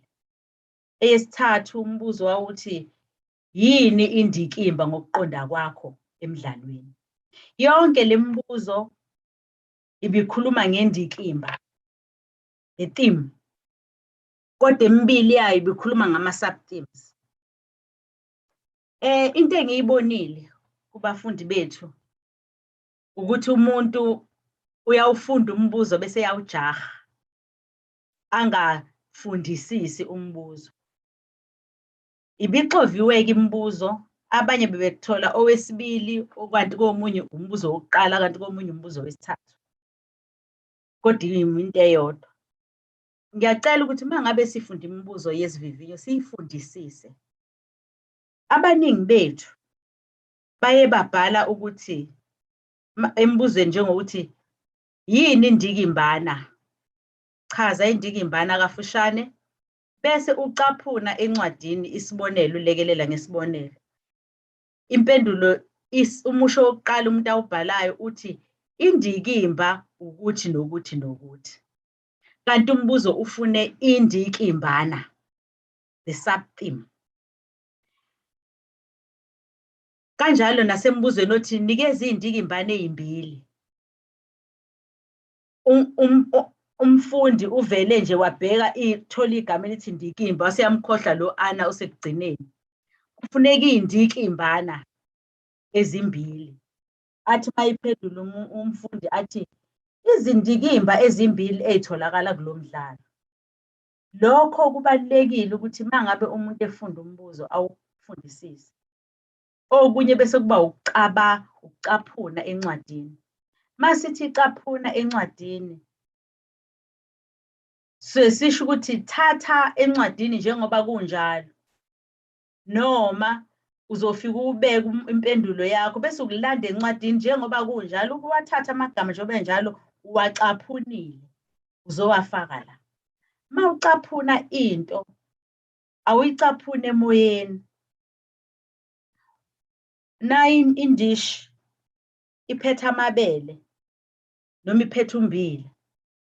Mase ngithi caphuna kule ndishi ephethe amabele uwafake endaweni ethile. Uzocaphuna amabele njengoba enjalo uyowafaka kuleyo ndishi noma kuleyo ndawo ethile. Abafundi bethu-ke akalinakanga leli gama, abaningi abalinakanga leli gama lokucaphuna. Kanti kuwamamaki kukonke. Ufike uchaze, unikeze isibonelo bese uyacaphuna. Encwadini oyifundile noma emdlalweni esiwufundayo. Umdlalo ekade siwufunda bekuyizintambo zolwebu. Umfundi akakwazi ukucaphuna komunye umdlalo esingawazi. Umfundi akakwazi ukucaphuna kuyifilimu, kodwa ucaphuna encwadini njengoba kunjalo. Nangabe kuwukuthi uyiphethe incwadi ngoba mfundi ngesikhathi ubhala isivivinyo sakho usuke uphethe incwadi. Nasithi caphuna lapho ozocaphuna khona uzothatha khona kunekhasi, kunenamba, inombolo yekhasi. Ukuthi ekhasini bani kunesigcawu, kunenkundla. Inkundla bani, isigcawu bani, ikhasi bani, kuthi bese uyacaphuna. Njengoba kunjalo, akusiwa amazwi wakho, amazwi asencwadini. Uyathatha uwafake kubakaki, uwabeke njengoba enjalo. Imaki lakho uyalithola. Abaningi bethu abayinakanga leyo nto. Okwesibili, abaningi bethu iy'ncwadi abanazo. Awukwazi-ke mfundi ukuthi na ufunda into ethile, noma ngabe iziphi iy'fundo ey'fundayo la esikoleni, ungabi nayo incwadi. Ngoba esikhathini esiningi, njengoba sibhala iy'vivinyo, asisabhali ngendlela yakuqala ukuthi ufike esikoleni, ubeke iy'ncwadi zakho laphaya, bese uyakhipha okusemqondweni. Manje sekufana nokuthi nje open book test laba esibenzayo. Unethuba eliningi lokuthi ukhophishe, ukuthathe nje obunjalo. Yikho sasithi caphuna encwadini, ukuthatha ukubhale. Lokho-ke kuzokwenza ukuthi impendulo yakho isekeleke, impendulo yakho izwakale, impendulo yakho ibe nesigqi, ibe nento eyibhekhaphayo ukuthi nakho lokho engikushoyo. Ake ngithi uthi indikimbana ewukuthi nokuthi engiyibona la iwukuthi usuyokuthatha encwadini. Nomunye uzothi indikimbana niyichazile angeke yifane. Omunye angabona indikimbana kuyimali, ukuthanda imali. Omunye abona indikimbana kuwukuthanda izinto. Omunye abona indikimbana kuwukuthi. Zonke iy'mpendulo zamukelekile. Kuphela nje mangabe uzoyisekela ngendlela eyiyo, ucaphune lokho okuqondene naleyo nto oyibonayo wena. Imaki lakho ngeke ungalithola. Bese sibuyela endikimbeni. Indikimba, it's the main theme. Iy'ndikimba zenu bafundi ngeke zize yifane, imibono yenu ngeke ifane, futhi akufanele ifane. Indlela engicabanga ngayo, nomunye ngendlela acabanga ngayo, angeke izifane. Noma ngabe ngiyathanda, noma ngabe angithandi. Kodwa impendulo yami izokwamukeleka kuphela mangabe ngisekele ngesibonelo esizwakalayo, esinomqondo, ngaphinde ngacaphuna into ezwakalayo nomqondo. Lana-ke yilokhu-ke thina abafundi abanye abaningi bethu kubadidile noma kusikhiphe kulayini. Engicabanga ukuthi-ke lokho kukodwa ukungawufundisisi umbuzo nokuphendula unganakanga nokungalandeli, ngoba uyawufunda umbuzo usho ukuthi yenza lokhu, yenza lokhu, yenza lokhu nalokhu. Uma ngabe sesiphendula sesijahile, leyo nto yenza ukuthi-ke siphaphalaze. Kanti ungashesha uphendule ubhale yonke into kahle usheshisa uma ngabe ufundisise kahle umbuzo. Sasikhulume ngendikimba. Indikimba is the main theme. Incwadi iyonke, umuntu nomuntu unendlela ayizwa ngayo, nayiqonda ngayo, nayibuka ngayo ukuthi hayi la indikimba la ukuthi mina ngibona ukuthi abese yayichaza-ke. Yilapho-ke esahluleka khona ukuthi sibone umehluko phakathi kwendikimba nendikimbana. Kanti indikimbana, njengoba kuthiwa i-sub-theme ngesingisi, intwana encane oyibonayo wena ukuthi inganomthelela ekwenzeni indikimba enkulu. Ngithatha isibonelo. Indikimba la iyonke enkulu. Omunye umuntu angathi ukunganeliseki. Ake ngithi nje ukungathembeki. Indikimba enkulu leyo. Yini ndaba uthi wena indikimba leyo enkulu?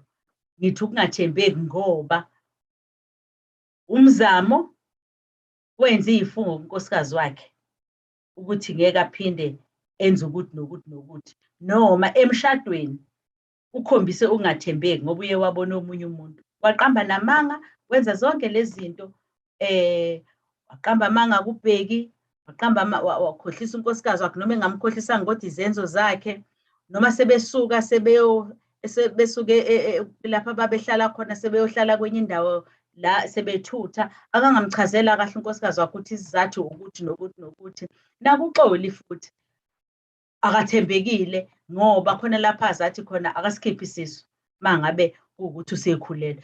Ungaxoxa intende, ungathi nawusuxoxile ngalokho kuxoli bese uyacaphuna kuleyo ncwadi, kuleso sigatshana. Ekhuluma nobheki, ekhuluma iphutha ethi hayi ngeke ngisaya kwanja, uchaza uqeda ucaphune. Indikimba ephethe incwadi yonke. Bese bakhona-ke lezi ey'ncane sithi iy'ndikimbana okuyizona eziwumthelela ekutheni kube khona indikimba enkulu. Omunye umuntu angathi ukuthanda izinto, ukuthanda izinto mhlambe ngokuthi nokuthi umzamo wenza ukuthi nokuthi wenza u-A no B no C, nakho laphayana. Indikimbana enye angathi omunye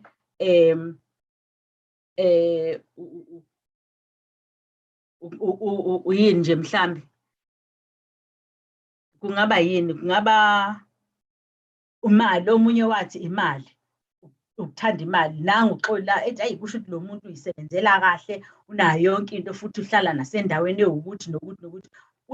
Kungaba ukuthanda izinto, kungaba ukuthanda imali. Yonke leyo nto iy'ntwana ey'ncane ezihlanganayo zikhipha indikimba enkulu. Mangabe-ke sichaza-ke siyayisisho ukuthi indikimbana ileyo indikimbana encane, kuyindikimba kodwa kuyencane ethi mayisihlangene nezinye noma eba nomthelela endikimbeni enkulu. Ukuyichaza lokho, usuthatha iy'bonelo, usuyayibhala, usuyathatha encwadini, usuyacaphuna, usuyafaka. Iyona ndlela elula yokuphendula neyenza ukuthi nje impilo yakho ibe lula. Ungaxoxi ukuthi ubani wathatha usibani bani emgaqweni ngoba esenethile wahamba naye. Cha, indaba siyayazi, ikhona ebhukwini. Into ekhona ukuthi kufanele wena wenabe usebenzise umqondo, ungasixoxeli indaba kodwa ukwazi ukuphendula imibuzo efakiwe. Angazi noma sisazwana yini bafundi.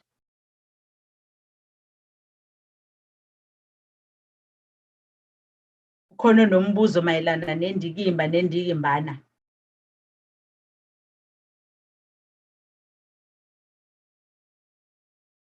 Ngicela sibuze ngoba kungenzeka ubuye lo mbuzo.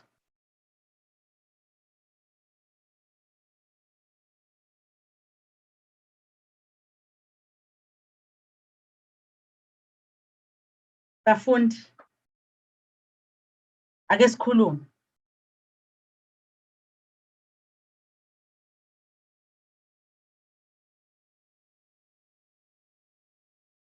Ngizokhuluma nawe-ke ntombi kayise, ngiyacabanga ukuthi uyangizwa.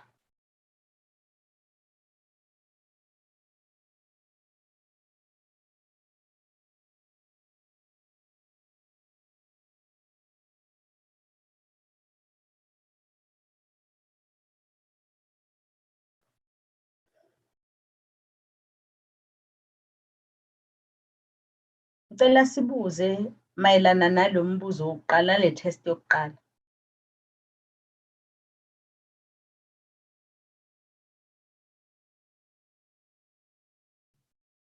Ma ungekho kumbuzo okulungile, asiqhubekele phambili. Siye kwisivivinyo sesibili. Isivivinyo sesibili besingenganekwane esekhasini lama-84. 84. Le nganekwane isencwadini kaMakhoba uju lwezizukulwane okumele ukuthi wonke umuntu abe nayo njengomfundi. Mangabe umfundi engenayo le ncwadi, mase kushiwo kwathiwa isivivinyo sakho sizoba ngale nganekwane, kuhle ukuthi umfundi athi ngoba incwadi anginayo, okungenani angiyokopisha noma ngenze ngikhopishe ipheji nje noma lawo mapheji amabili, lawo makhasi amabili angaleyo ndaba, angaleyo nganekwane. Abese hlala nayo eyibuka noma ayifunde, ayazi, hhayi ukuthi ayikhreme, ayazi noma ngesikhathi sekuzobhala i-test ibe la eduze kwakhe. Kwenzekile-ke abanye bathi mabephendula, baphendula ngonontsikelelo, baphendula ngobani abangekho la endabeni. Labo-ke abaphendulanga into eyiyo, ngoba akuyona indaba ebesithe abafundi abayifunda. Futhi lesivivinyo sesibili besilula kakhulu, ngoba kuya ngomuntu ukuthi yena ubona umdlali osemqoka kuyiyena muphi, kuphela nje mawuzosekela. Kulesi vivinyo sesibili senganekwane, lapho bekunombuzo wokuqala nje noma umbuzo owodwa okade uthi, uyisiphi isifundo osifundile kule nganekwane? Kukhona abangakwazanga ukuphendula ukuthi isifundo asifundile yisiphi. Ngani? Ngoba akayifundanga indaba. Mangabe sifuna isifundo wena ositholile njengomfundi, asibuzi nje ngoba sisuke sigcina isiko. Lowo mbuzo ukuthi isiphi isifundo ositholile, bekufanele uthi mawususho ukuthi ilesi sifundo engisitholile kanje kanje, ulithole lelo maki, usulungisela nanokuzayo, ngoba sisazobuza ngayo le nganekwane kulesi sifundo othi usitholile.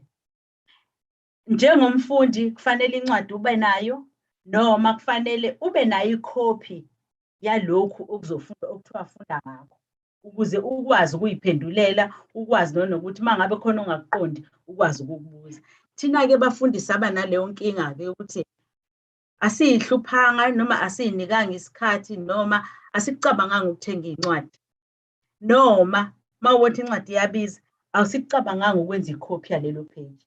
Abaningi bethu baphendule ngonontsikelelo, abanye baphendula ngezimzimu, angazi lalenze njani, abanye baphendula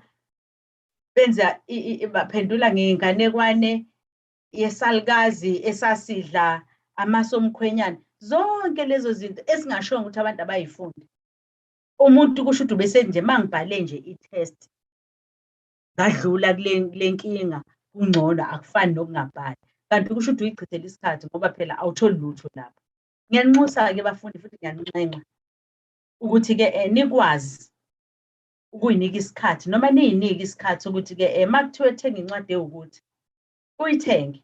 Mawubona ukuthi awunawo amandla okuyithenga, ungamane uyifotokopheke noma kungekho emthethweni ube nayo. Kodwa ngoba lolu hlobo leli ndlela esifunda ngayo iyaphoqa ukuthi uhlale unento yakho, ngoba sifunda ngokwahlukana, asihlali ndawonye, asihlangane eklasini. Kanti kuba ngcono uma sihlangane eklasini kube kukhona awuzobuka kubona, uwedwa la ukhona, kufanele ube nencwadi.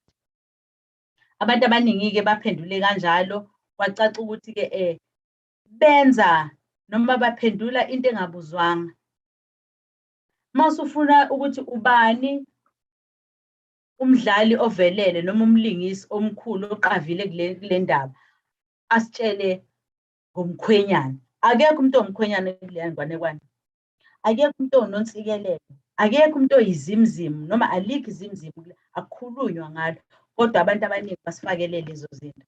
Akukuhleke bafundi ukuthi uthi sengiyenza nje, imali yakho le, isikhathi sakho lesi, imfundo yakho le. Mangabe unenkinga kuyaye kufanele umuntu asho ukuthi hayi, angizukuphumelela-ke mina ngoba incwadi anginayo.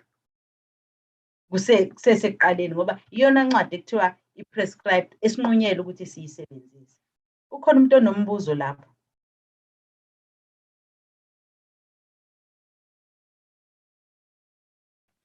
Bafundi ngicela nibuze bakithi, sikhulume.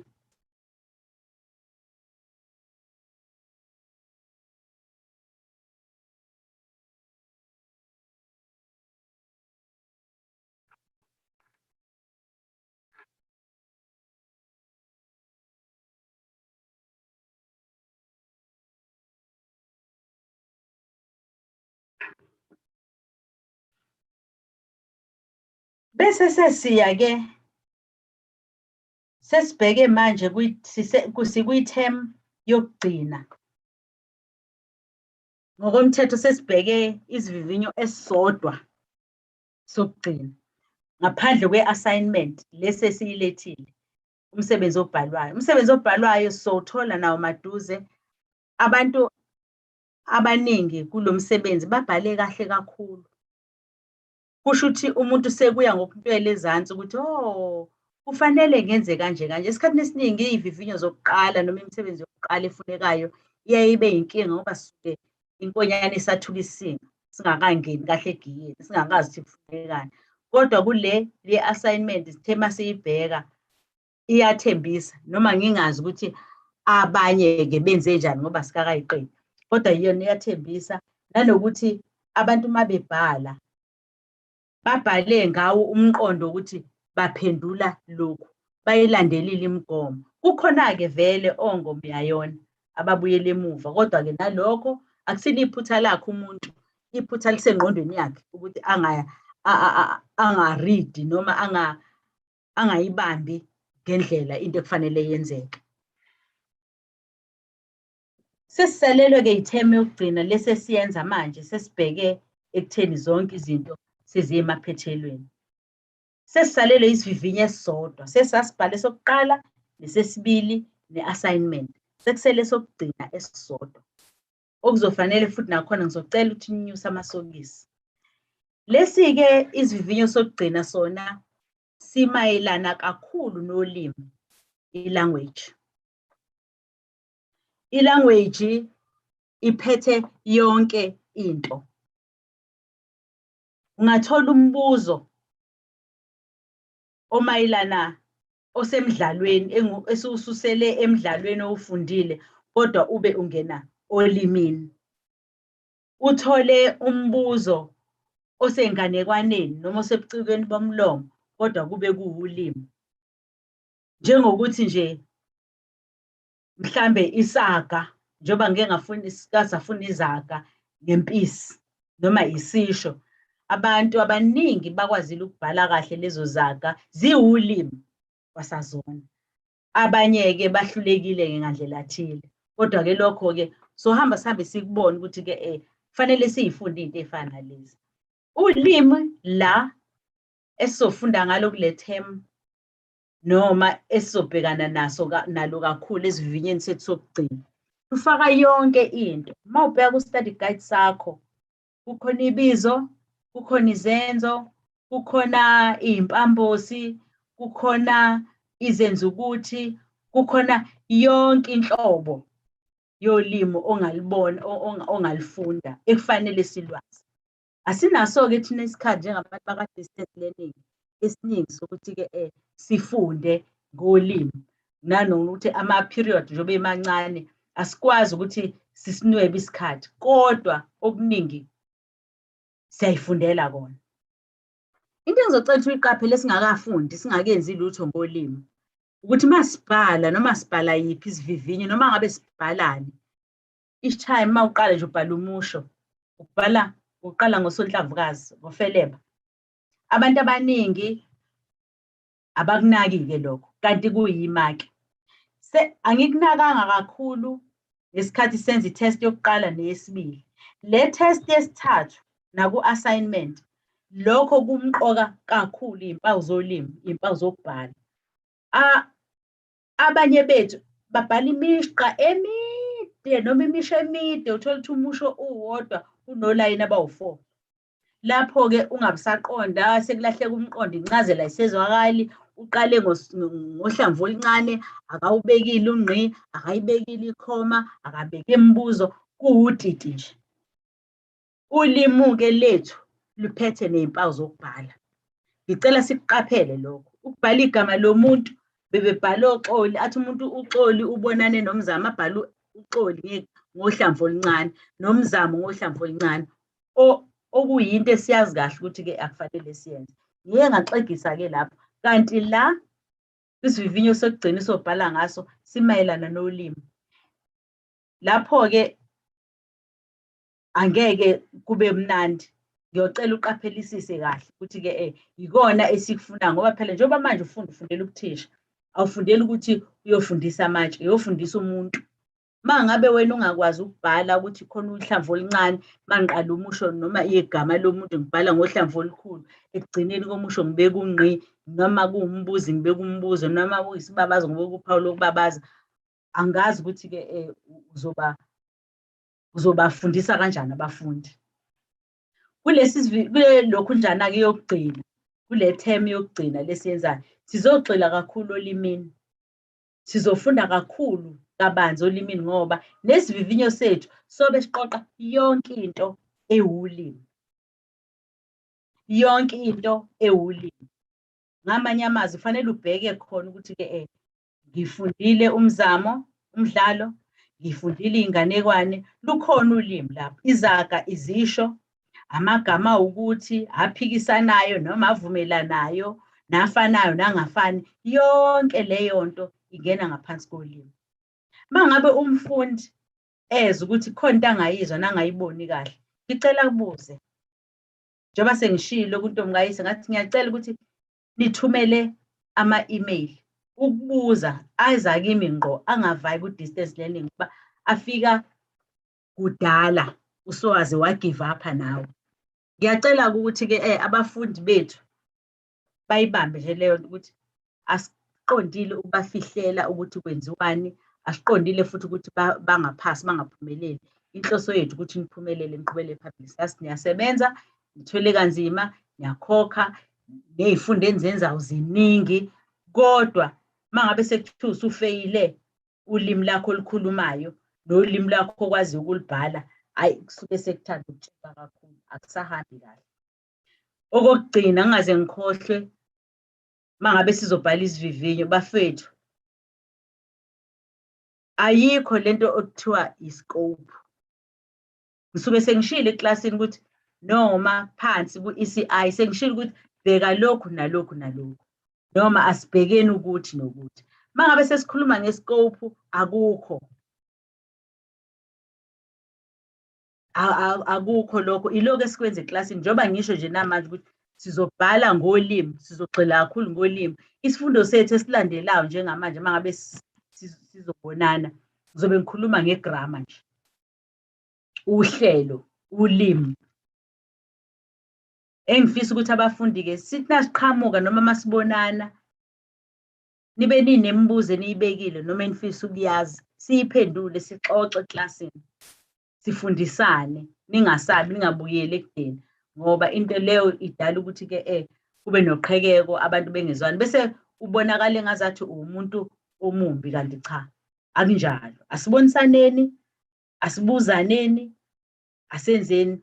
Njengoba ngangize ngisho ngithi ukube kuyenzeka ngabe siba seklasini elilodwa nje ngelinye ilanga, nginifundise ngendlela isikhathi senu sisincane ngakhona, nginifundise nje, ngithathe nje noma u-2 hours, nginifundise nje, ke sifunde isiZulu, sibone ukuthi-ke sibekanaphi. Kodwa-ke manje akwenzeki, kuwesi-ke njengoba kunale COVID. Ukhona yini onombuzo?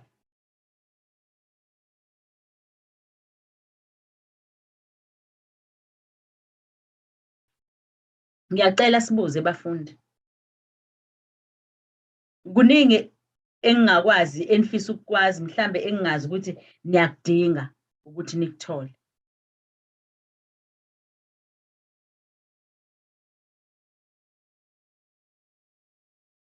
Ngicela sibuze bafundi, isikhathi sethu sesisincane sisele, amaminithi amzuzu emihlanu kuphela.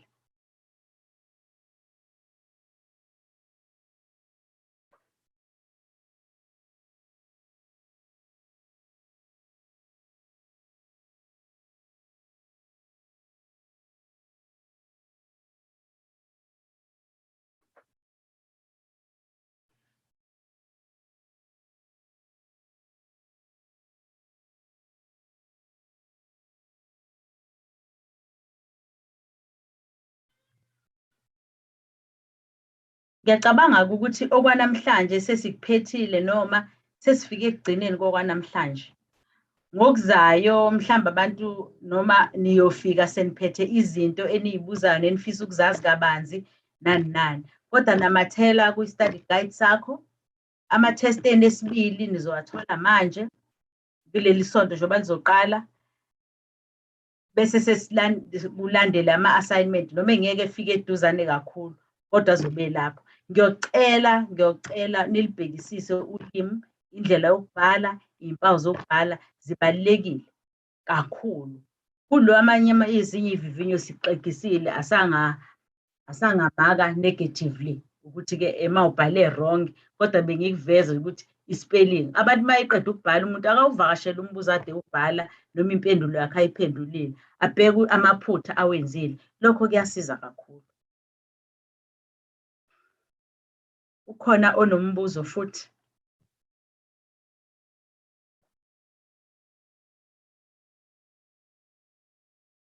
Ngicela phakamise isandla onombuzo bandla. Aklikhe lapho ukuthi raise hand, uzomtshela u-host ukuthi-ke kufanele siphendule umbuzo.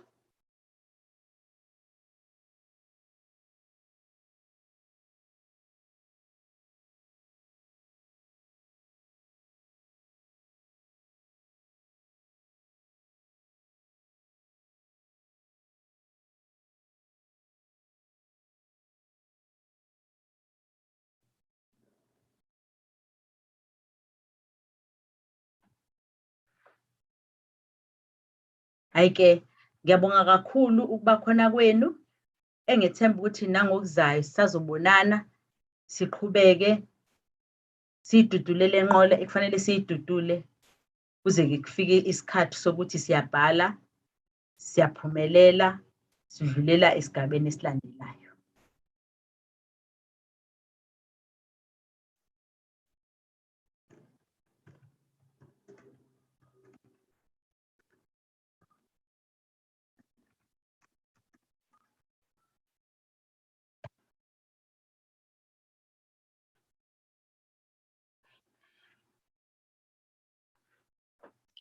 Thank you very much for this session, Mrs. Mule. I hope you enjoy the rest of your afternoon.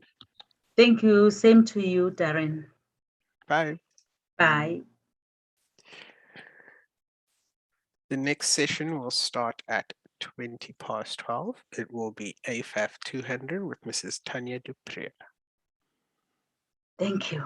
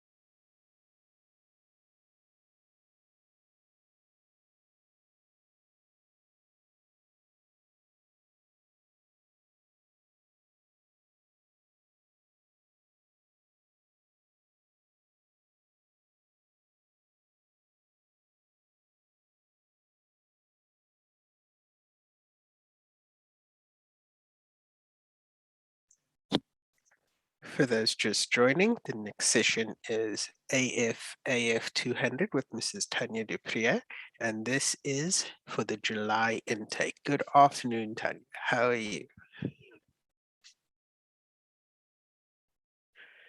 Hi, afternoon, Darren. I'm well, thank you.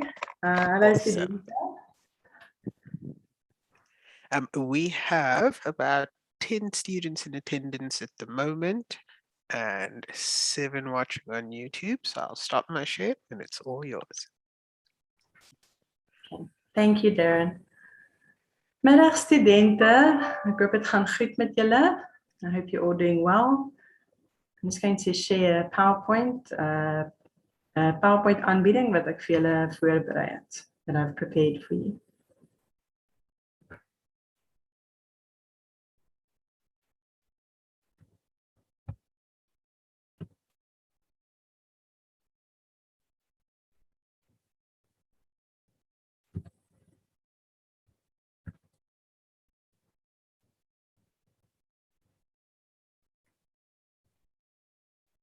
Okay. Darren, if you can just help me to get it onto the presentation view, how do I do that? So you could go at the bottom right next to the Zoom slider. In the bottom right, there's next to the minus symbol, there's an icon, or right at the top, one of the last icons on the right-hand side, right at the top, or F5 on your keyboard. Okay, I've tried F5. Let me go onto the PowerPoint itself. Let's see. Okay, there, perfect. There we go. That's what I usually do. Thanks. Didn't work now it's working. Great. Okay, then I just want to make my screen a little bit smaller. Okay. Well, so welkom by vandag se sessie. Welcome to today's session. As you can see, ek is Tanya Duprier, and I've also put my email address there for you. It is tanya@stadio.ac.za, which is also on the ECI page for you. Right, so heel eerstens, first things first, ek is seker julle wil weet oor julle assessering, julle eerste online toets. I'm sure you're wondering what's in your first online test, and so I've just decided to deal with that first. So die eerste toets se fokus gaan wees op les 1, studie sessie 1, die Suid-Afrikaanse konteks van addisionele taalleer en die taalbeleid. So it's on your first lesson, your first study session, the South African context of additional language learning and the language policy. Julle sal omtrent 1 uur ontvang om hierdie toets te voltooi.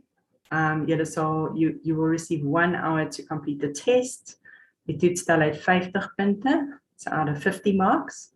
Die toets sal vir 24 uur lank oop wees. So the test will open on 14 October at 9 a.m.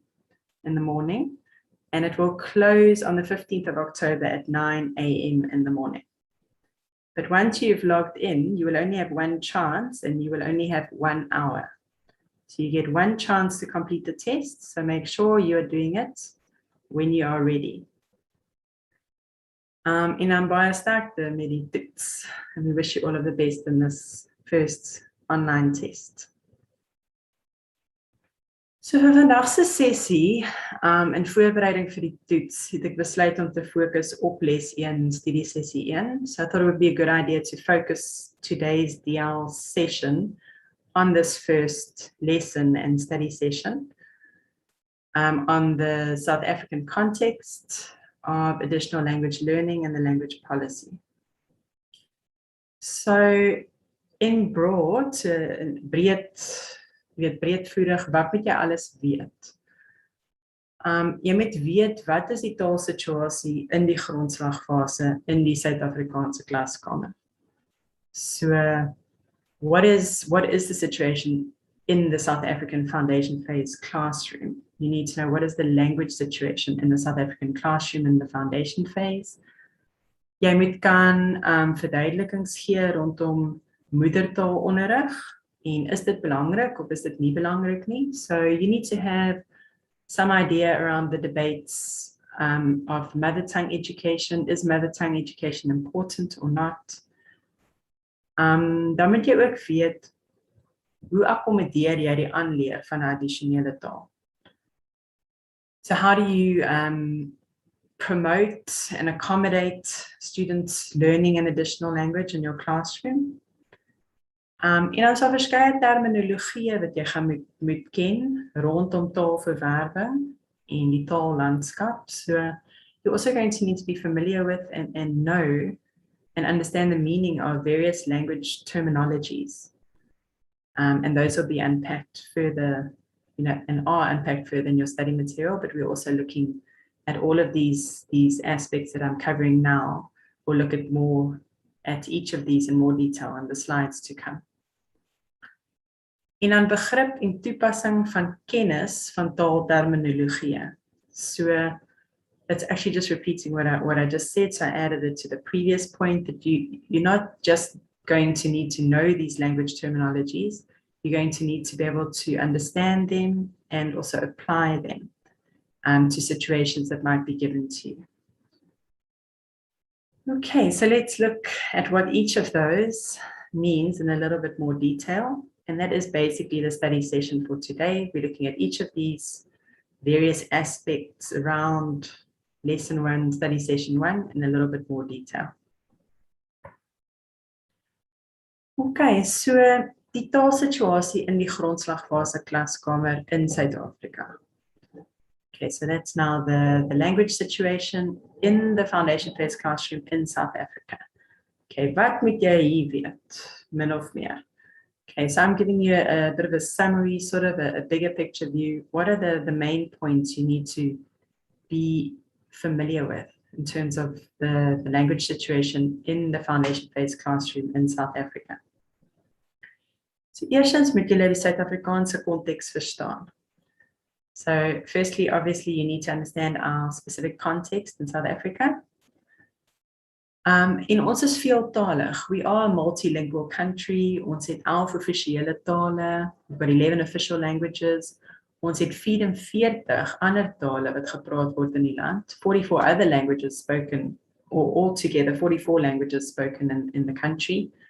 28 is inheemse tale, 28 indigenous, and 16 is uitheemse tale, or foreign languages, or immigrant languages.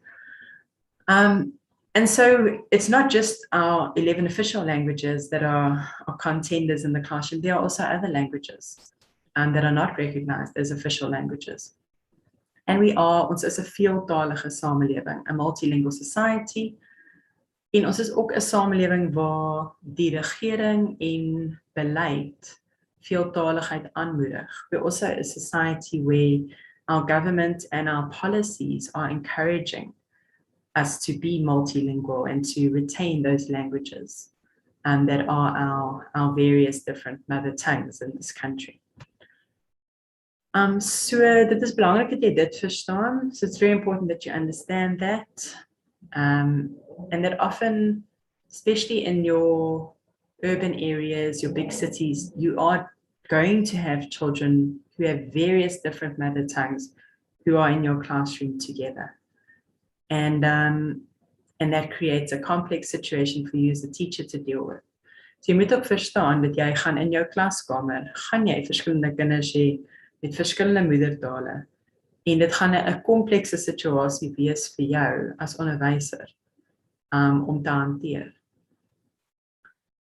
Dan is daar die taal van onderrig, the language of learning and teaching. In most schools, or often in schools, these are going to be either English, Afrikaans, isiZulu, or isiXhosa. Also the Sepedi and the Setswana and the Sesotho languages. And to a lesser degree, you might find classes using some of our other official languages. But I would say that a lot of schools are using English as a language of learning and teaching. And often then Afrikaans as a first additional language will be the counterpart. Baie keer sal Engels dan gebruik word as die medium van onderwys in die skool, die taal van onderrig. en Afrikaans baie keer as die addisionele taal gebruik word. Die status van Engels is ook iets wat mens aan moet dink. So you also need to consider the status of English and the fact that often many students or learners in schools are in English medium schools because their parents want the best for their children. They want to give them good opportunities to study further after school and good work opportunities. And therefore, they make the decision not to put the child into a school that is offering foundation phase in Setswana, for example, but they make the choice to take that child whose mother tongue is not English and put them in an English medium school. And that is all around the status of English. Decisions like that are influenced by the status of English. So die status van Engels lei daartoe dat baie ouers hulle kinders sal vat, byvoorbeeld 'n Setswana kind wie se moedertaal Setswana is, en hulle sal daardie kind sit in 'n klaskamer waar die taal van onderrig Engels is, alhoewel dit nie die kind se moedertaal is nie. En die ouers sal dit doen omdat hulle die beste geleenthede vir hulle kind wil hê. Hulle wil hê hulle kind moet goed doen, moet kan verder studeer na skool en toegang het tot goeie werksgeleenthede. En die meeste van hierdie geleenthede is gekoppel aan die Engelse taal. Nie net in Suid-Afrika nie, maar wêreldwyd. And opportunities for further study and for work in English are not just limited to South Africa, but also mean that your child will eventually have global opportunities, access to global opportunities. En dan is daar die beleid teenoor die realiteit. So beleid versus realiteit, policy versus practice. So daar is 'n taalbeleid wat ons nou 'n bietjie na sal kyk. 'n Taal- en opvoedingbeleid wat riglyne gee oor hoe onderwysers te werke moet gaan in terme van hulle besluite volgens die taal in die klaskamer en ook wat vir skole moet leiding gee in terme van taalgebruik en taalaanbieding in die skool. So there is a policy, a language and education policy that gives guidelines from the Department of Education to schools in terms of the languages that they offer and the approaches that they should follow in offering these languages. And the way in which schools should handle situations with learners and encourage bilingualism and multilingualism. But often the reality does not meet with the expectation outlined in the policy.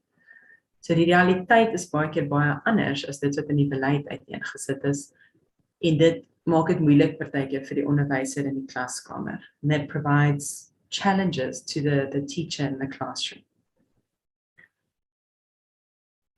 Die onderwyser in sy of haar taalvermoë en houding teenoor die taal speel ook 'n baie belangrike rol. So the teacher and his or her language ability and attitude towards language is also vitally important, and a big determiner in the classroom of how the learners in your classroom will respond to and learn an additional language. So the teacher is very important, and the teacher's attitude towards the language that is being taught is very important. So die onderwyser se houding teenoor die taal en die taal wat onderrig word is baie belangrik. Hoe meer positief jy as onderwyser is teenoor die taal en hoe meer waarde jy voeg aan die taal, en hoe meer effektief sal jy die taal aanbied en hoe meer effektief sal jou leerders dit leer. So the more you value the language and the more you really buy in as a teacher into the offering of the additional language, the more effective you will be as a teacher of that language, and the more effective your learners will be at learning the language. So it's very important to realize that your attitude as a teacher is a great determiner of how well you will be teaching the language in your classroom.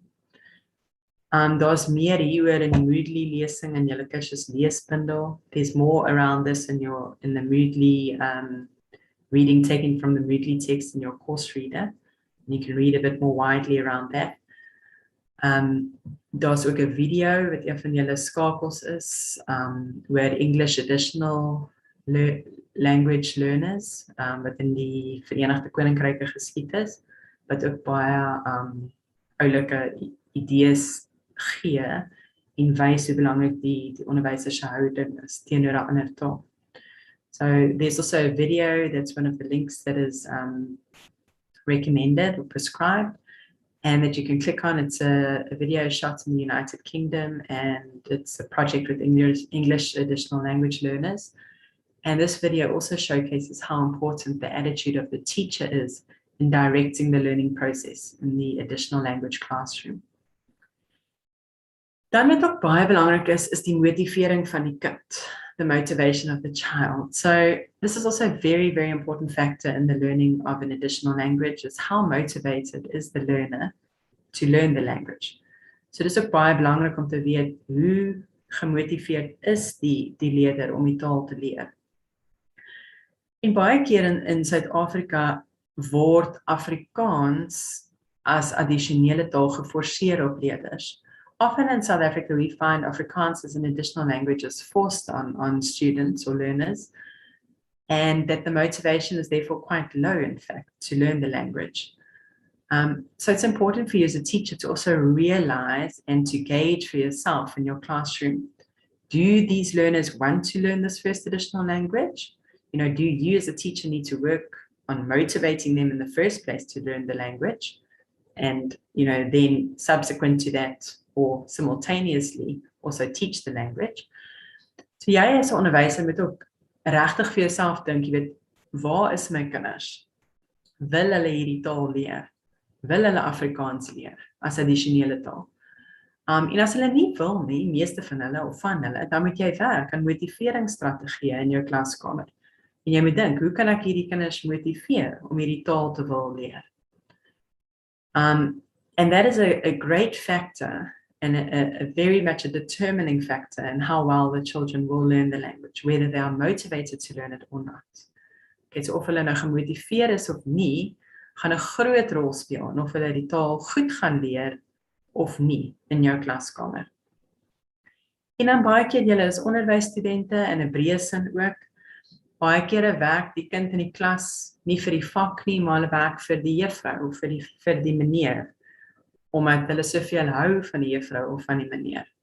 So jy kan dit ook in jou guns gebruik as jy die Afrikaans addisionele taal onderwyser is. As die kinders van jou hou, sal hulle hard werk in die vakke wat jy vir hulle aanbied. So I'm just saying that in a general sense, you're also not just an Afrikaans first additional language teacher, you're also a teacher.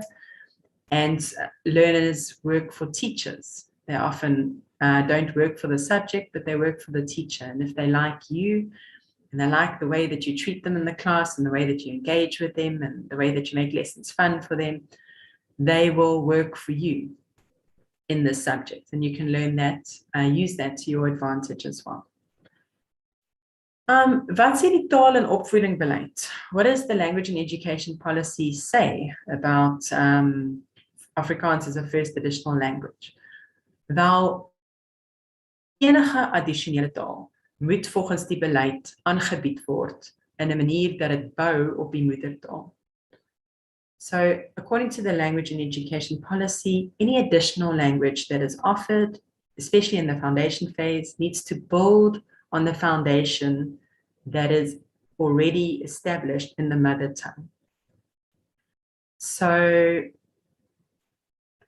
we call this additive bilingualism, where it means that we are adding another language to a first language or a mother tongue that already exists, and that we are building them together. So as we progress with our mother tongue, we keep on adding a first additional language. So dit word in Afrikaans toegevoegde tweetaligheid genoem. And I'll come back to these terminologies in a later slide again.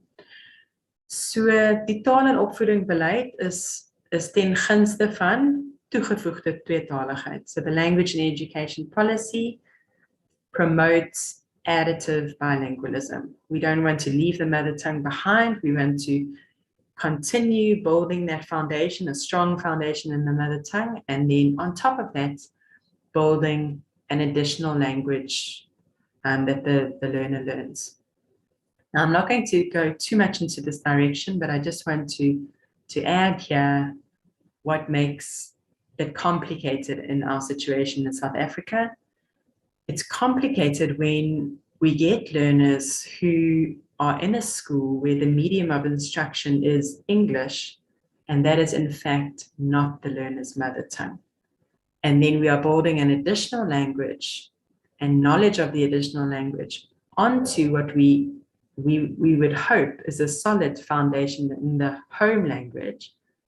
But then for this child, English, which is offered as home language in the school, is in fact not their home language. And thus they might be struggling already in the home language, and as a result will struggle even more to acquire a first additional language. Okay, ek gaan dit nou alles in Afrikaans sê. So wat dit nog meer kompleks maak in ons situasie in Suid-Afrika, is dat baie keer is die taal waarin leer in die skool plaasvind, die taal van opvoeding, en ook die taal wat as die eerste taal aangebied word, wat Engels is baie keer nie die moedertaal van die leerder nie. So die leerder is al klaar besig om te sukkel in die eerste taal van die skool, wat die skool aanbied as die moedertaal. Want dit is nie eintlik die leerder se moedertaal nie. En daarom is daardie grondslag nie so sterk nie. En is die grondslag waarop ons die addisionele taal wil bou nie so sterk nie, en dis is dit nog moeiliker om 'n addisionele taal aan te leer. So where the language and education policy almost hopes / assumes / wants to encourage mother tongue education, that is where the failure is taking place, and the fact that is where policy and reality are not meeting up. Because although mother tongue education is offered often to the speakers of the various languages in our country, often parents are making a decision not to put their children into mother tongue education. And that is where the language policy then and practice become a little bit blurred. So dit is waar in Suid-Afrika die situasie op die grond nie heeltemal ooreenstem met dit wat uiteengesit word in die taal en opvoeding beleid nie. And yeah, you really have to use your wisdom as a teacher in the classroom, your experience, rely on other experienced colleagues, read widely in terms of research and advice from the teaching community. What do you do in these situations? So I'm not going to go further than that, but just leave it there. Hier is waar jy as onderwyser moet baie wys wees, en jy moet regtig gaan kyk na die gemeenskappe wat daar bestaan, navorsing gaan lees, artikels gaan lees, op blogs gaan praat met ervare onderwysers. Hoe hanteer hulle hierdie situasie in die klaskamer? Hoe hanteer hulle dit? And then I can see there's a question, so I'm just going to cover this last point and then I'll stop for whatever the question was. KBV document, CAPS document, wat sê dit? So the CAPS document, as one would expect, is in line with the language and education policy, and it supports additive bilingualism. So die KBV document ondersteun toegevoegde tweetaligheid. So ons wil hê die leerders se moedertaal moet baie sterk ontwikkel en aanhou ontwikkel, en dan voeg ons by 'n tweede taal. So we want the mother tongue of the learner to continue developing, and for that to be the learner's strength in their mother tongue. And we continue developing that mother tongue, and then we start adding on another language. And that is why we want in grade R, for example, the learners will not be having any additional language. In grade 1, they will start with about 2 or 3 hours a week in an additional language, where they have about 7 or 8 in the home language. And then in the grades 2 and 3, the hours will get a little bit more, but it will always be less than the home language, which we want to be the stronger foundation. So die beleid is ten gunste van toegevoegde tweetaligheid. Okay, let me see if I can see the question. Is there an assessment guide in English as well? Nee, daar is nie een in Engels nie. No, there isn't an assessment guide in English. Remember all of your test questions and your assessment questions, just like in matric or in previous years, if you're writing any kind of paper in Afrikaans first additional, or if you're looking at your study material and your prescribed text, that is nie in Engels nie. It's not available in English. What lecturers have done in the past is that they can do a recorded video and explain, kind of like what I'm doing today, explain in English orally what is expected of you alongside with the Afrikaans that you would have in written form there. Okay, just remember that, of course, you know, the more you rely on someone else to do something for you, the less you are learning. But we often get this request. So I'm just saying, might be in your best interest to try to translate it yourself. But we can offer an oral explanation to aid you. Okay, ek gaan nou aanbeweeg dan. So I'm going to say the advanced that. Okay, volgende ene.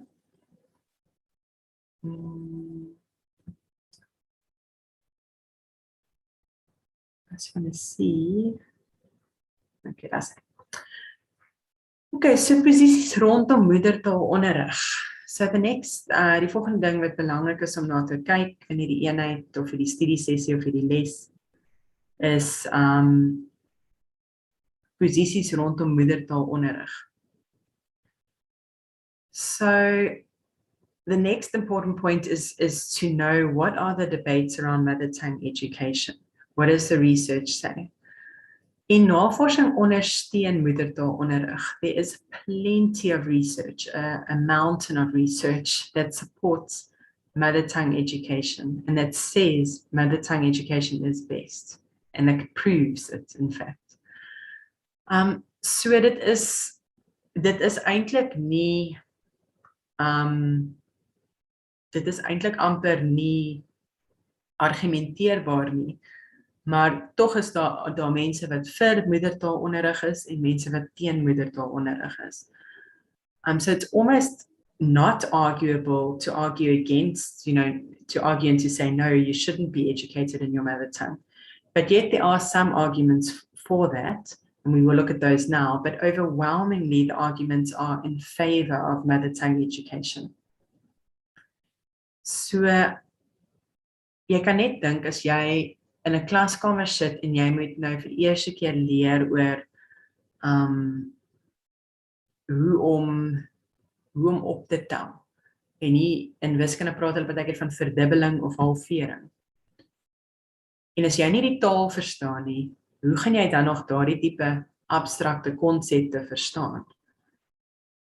So I'm saying that in Afrikaans, in a language classroom, when you don't fully understand the language that is being used to taught new concepts, like a mathematical concept like halving and doubling, then it's very difficult for the learner to learn those new, quite abstract concepts in a language when they're not fully understanding the explanations that the teacher is giving, because they are not actually fully competent in that language, because it's not their mother tongue.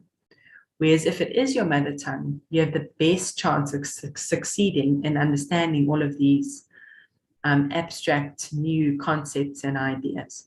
So as dit jou moedertaal is, het jy die beste moontlike kans om nuwe konsepte wat abstrakte konsepte kan wees te verstaan in die taal wat jou moedertaal is. Kinders verstaan ook baie meer in hulle moedertaal as wat hulle kan praat. So children also understand a lot more in their mother tongue when they're young and when they're in the foundation phase than what they can speak. But their understanding is at a very high level when they listen to the mother tongue.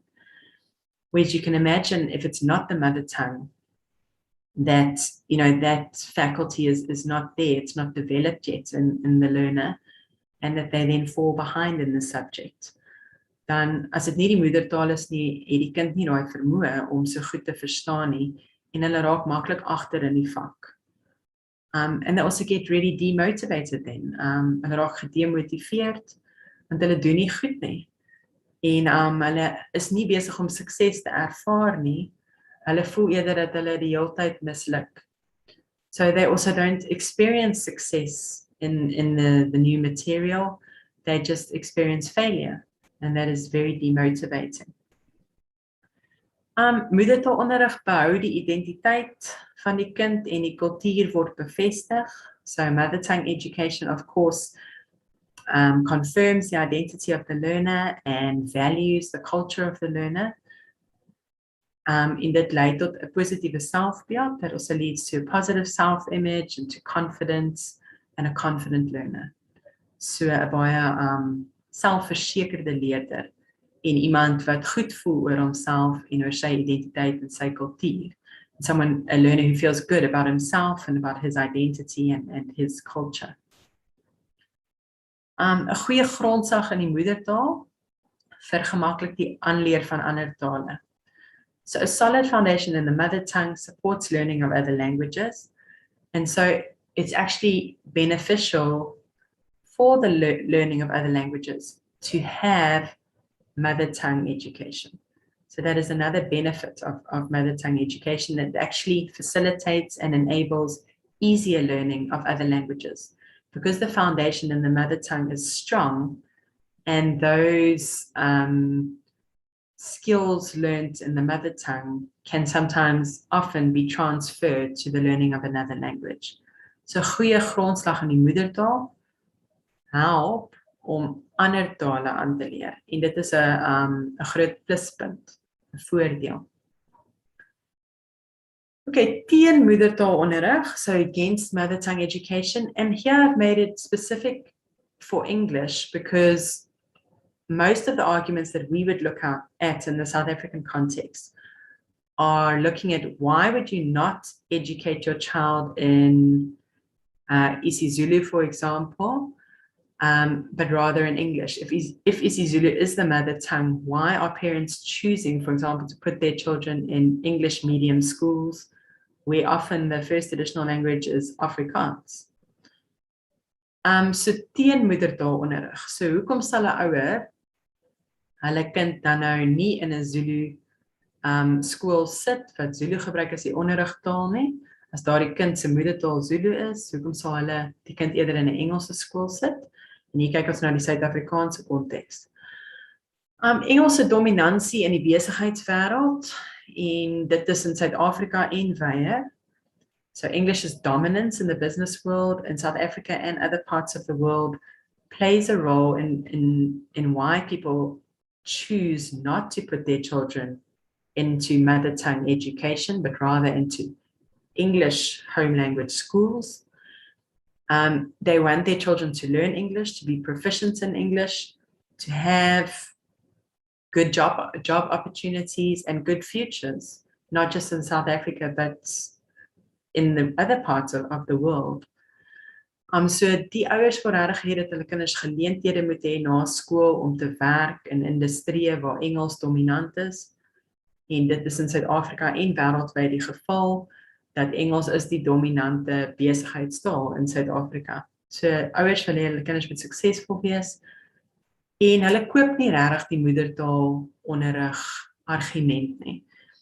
And really they don't buy or are maybe not even aware of the arguments in favor of mother tongue education. Verdere studies is gewoonlik in Engels. Further studies are often mostly in English in South Africa and in other countries if you were to be given such an opportunity. Toegang tot studiemateriaal, access to study material is also often in English. Assosiasie van geletterdheid en geleerdheid. There's an association of being literate and educated if you can speak and read and write in English. And because people aspire to improving their status in life and in economically, they want that for their children, to be literate and educated in English. So omdat ouers graag wil hê dat hulle kinders moet goed doen, en dat hulle kinders 'n goeie toekoms moet hê, laat hulle dan in Engels skool gaan, want as hulle kan lees en skryf en mooi kan praat in Engels, dan is daar die assosiasie daarvan dat hulle is wel opgevoed, goed opgevoed en het 'n goeie onderrig gehad.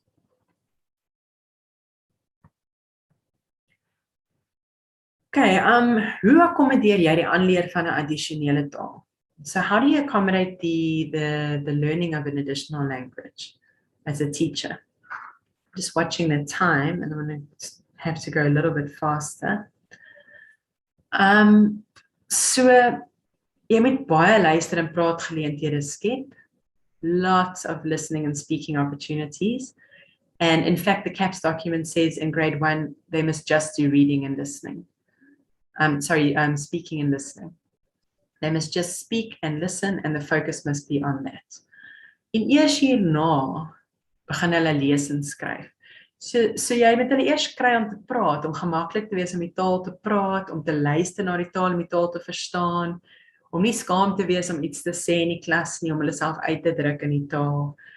En dit is die eerste stap van die aanleer van 'n addisionele taal, is mondelings. So the very first thing you need to pay attention to is orally to teach the learners to listen and speak in the language.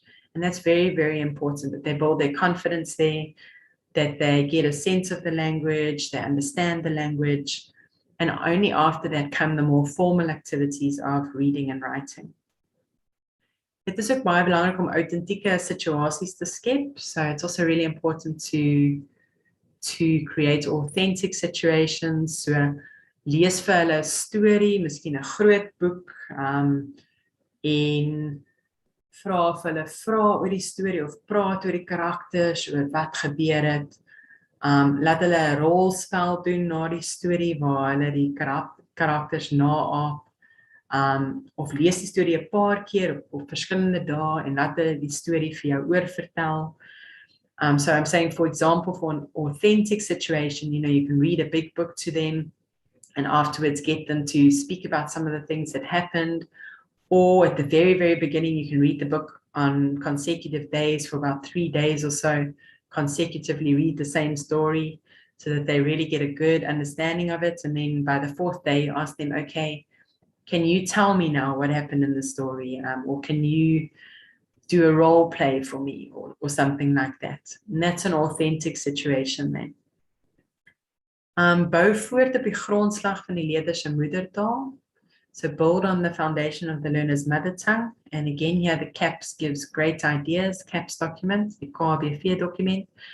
En hulle sê byvoorbeeld gebruik die klanke. As die klanke dieselfde is as in die moedertaal, dan maak die leerder attent daarop dat hierdie A klink soos daai A.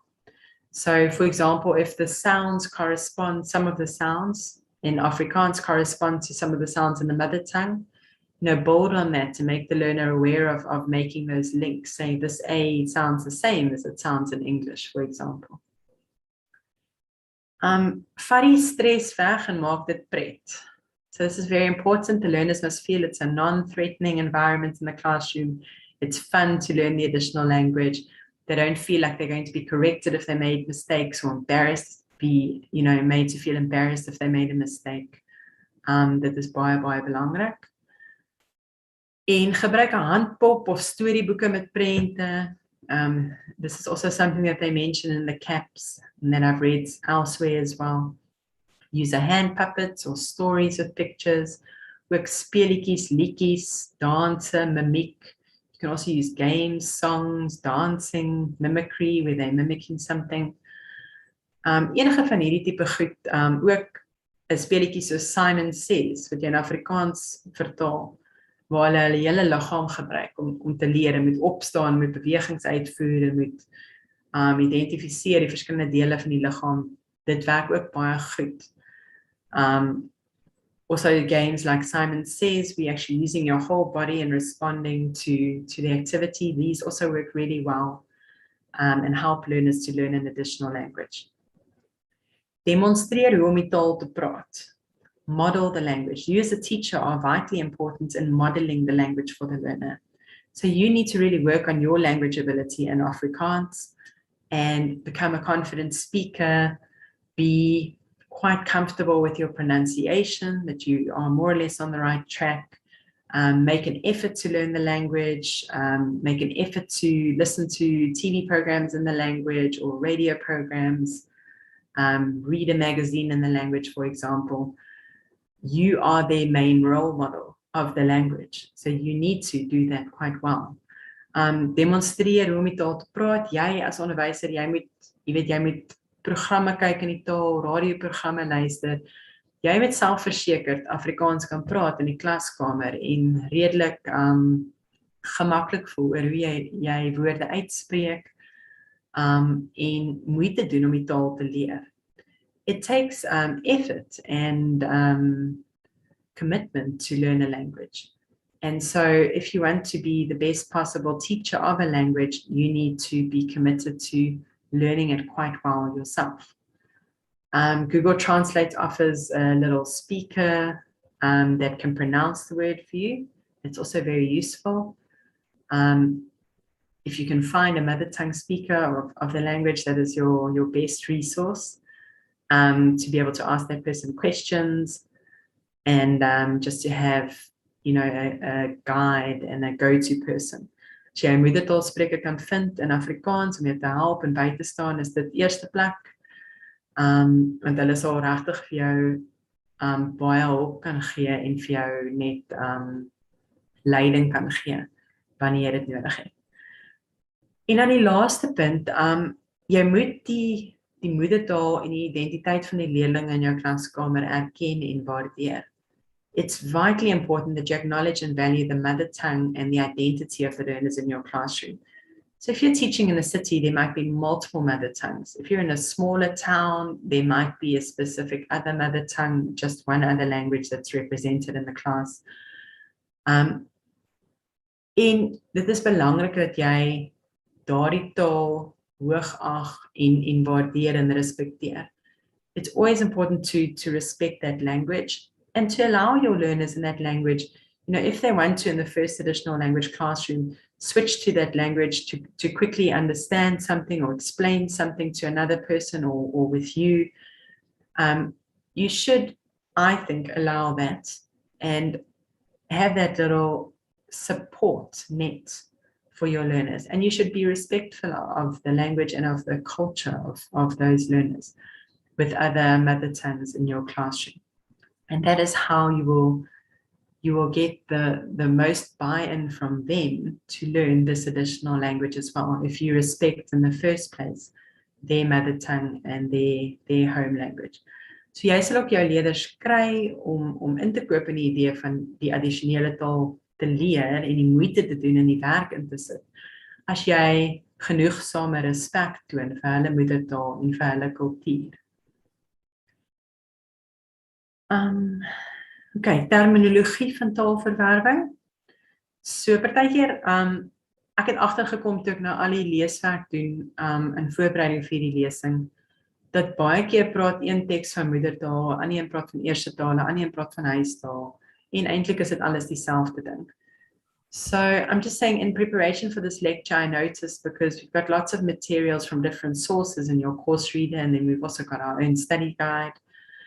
And then we also refer you to external, links that take you to web pages and articles and videos. And people use different terms like mother tongue, first language, or home language, but these all mean the same thing. So moedertaal, eerste taal, huistaal, it's all your first language. En dan tweede taal of addisionele taal of bykomende taal simply means the second language or the additional language. And then bykomende actually means additional as well. So I just didn't want to make it too confusing and just say additional language once. So bykomende taal also actually means additional language. And they all mean the same thing. Dan sal taalverwerwing teenoor tale aanleer. Then there's discussions around language acquisition versus learning a language. So taalverwerwing is soos wanneer jy 'n klein babietjie is en jy leer 'n taal en jy sit nie in 'n klaskamer om dit te leer nie. Dis asof jy biologies geprogrammeer is om 'n taal te leer en jy verwerf eintlik net die taal. Jy leer dit nie.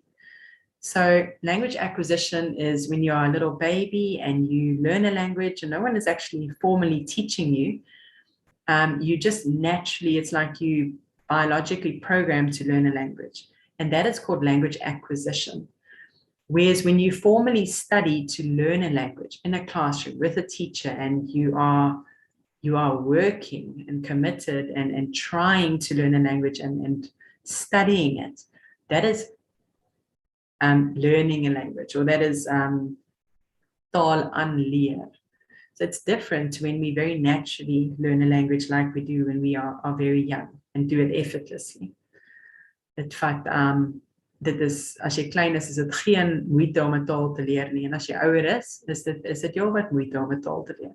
So when you're older, it is quite a lot of effort to learn a language, another language. Dan is daar die BAKV, which in English is BICS, so die basiese persoonlike kommunikasievaardighede en basic interpersonal communication skills.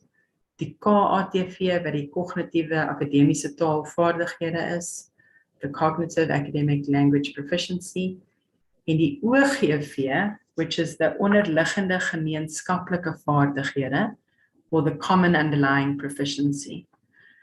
Okay, so die BIKV is jou basiese interpersoonlike kommunikasiesvaardighede. These are the basics and the first things you learn in a language. And it typically will take 6 months to 2 years to learn to just basically communicate in a language.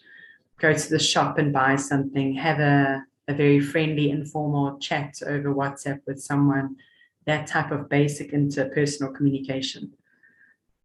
KATV, die cognitiewe akademiese taalvaardigheid, takes much longer to acquire. And this is the language that you need to use in school to learn. Oh, I'm going over my time. Okay, so I'm going to finish. Julle kan self lees, you can read. I've given you all the translations, and really this is just a very useful page to have, to print out, to have close to you, to have the English and the Afrikaans at hand. Then just a little bit more about your test coming up. You need to know and be well familiar with all of these different terminologies and ideas around mother tongue education, and why is it good and why will learners battle if they're not being educated in their mother tongue. You need to know about the different types of bilingualism, the BICS and the KALP, die BIKV, die KATV, die OGV. Al hierdie goed moet julle goed verstaan en kan toepas. You must be able to understand and apply them. En julle kan sien, ek het die vrae uiteengesit vir julle. You can have a look at the questions there. En dit is hoe dit gevra sal word in die aanlyn toets 1 wat binnekort gaan plaasvind. En ek sal 'n video op We have run out of time, unfortunately. Okay, that's my last slide. If you would just have a look at the Q&A after you've completed this slide, there's a question regarding whether there's an English assessment guide available at all, and then a question regarding whether a school doesn't have Afrikaans as its additional language.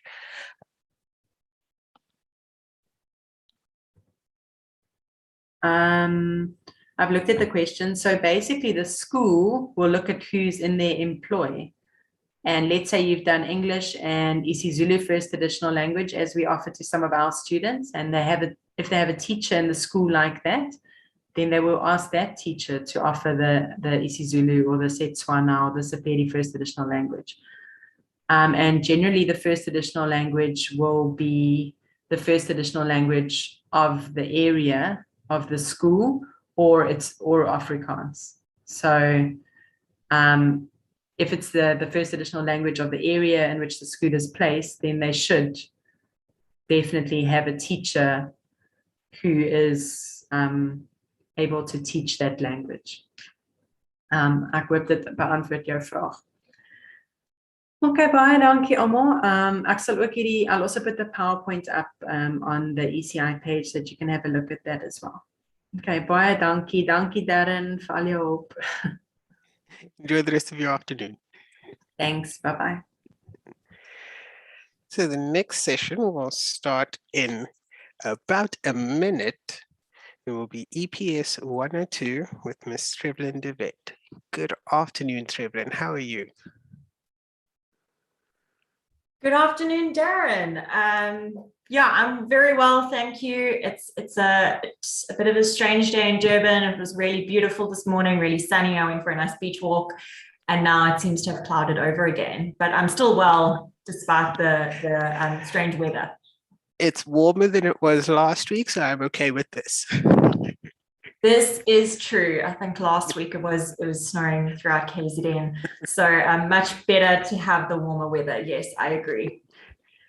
Okay, it has just gone 10 past. I'll stop my share and it's all yours.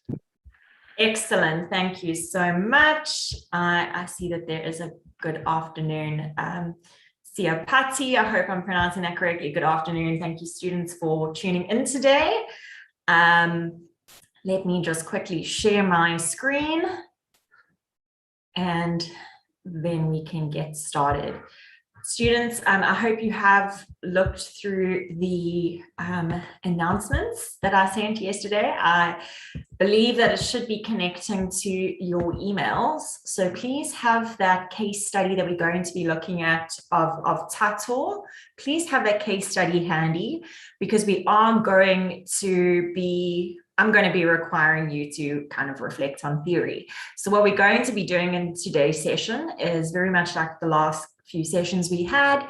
We are going to be covering some theory, going through the theoretical perspectives, and then we are going to be analyzing it through a case study.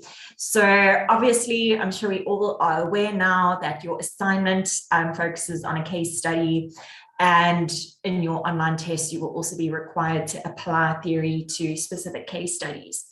And we really do try to have this kind of Afrocentric, South African-based case studies. So this is a very good case study for us to reflect on.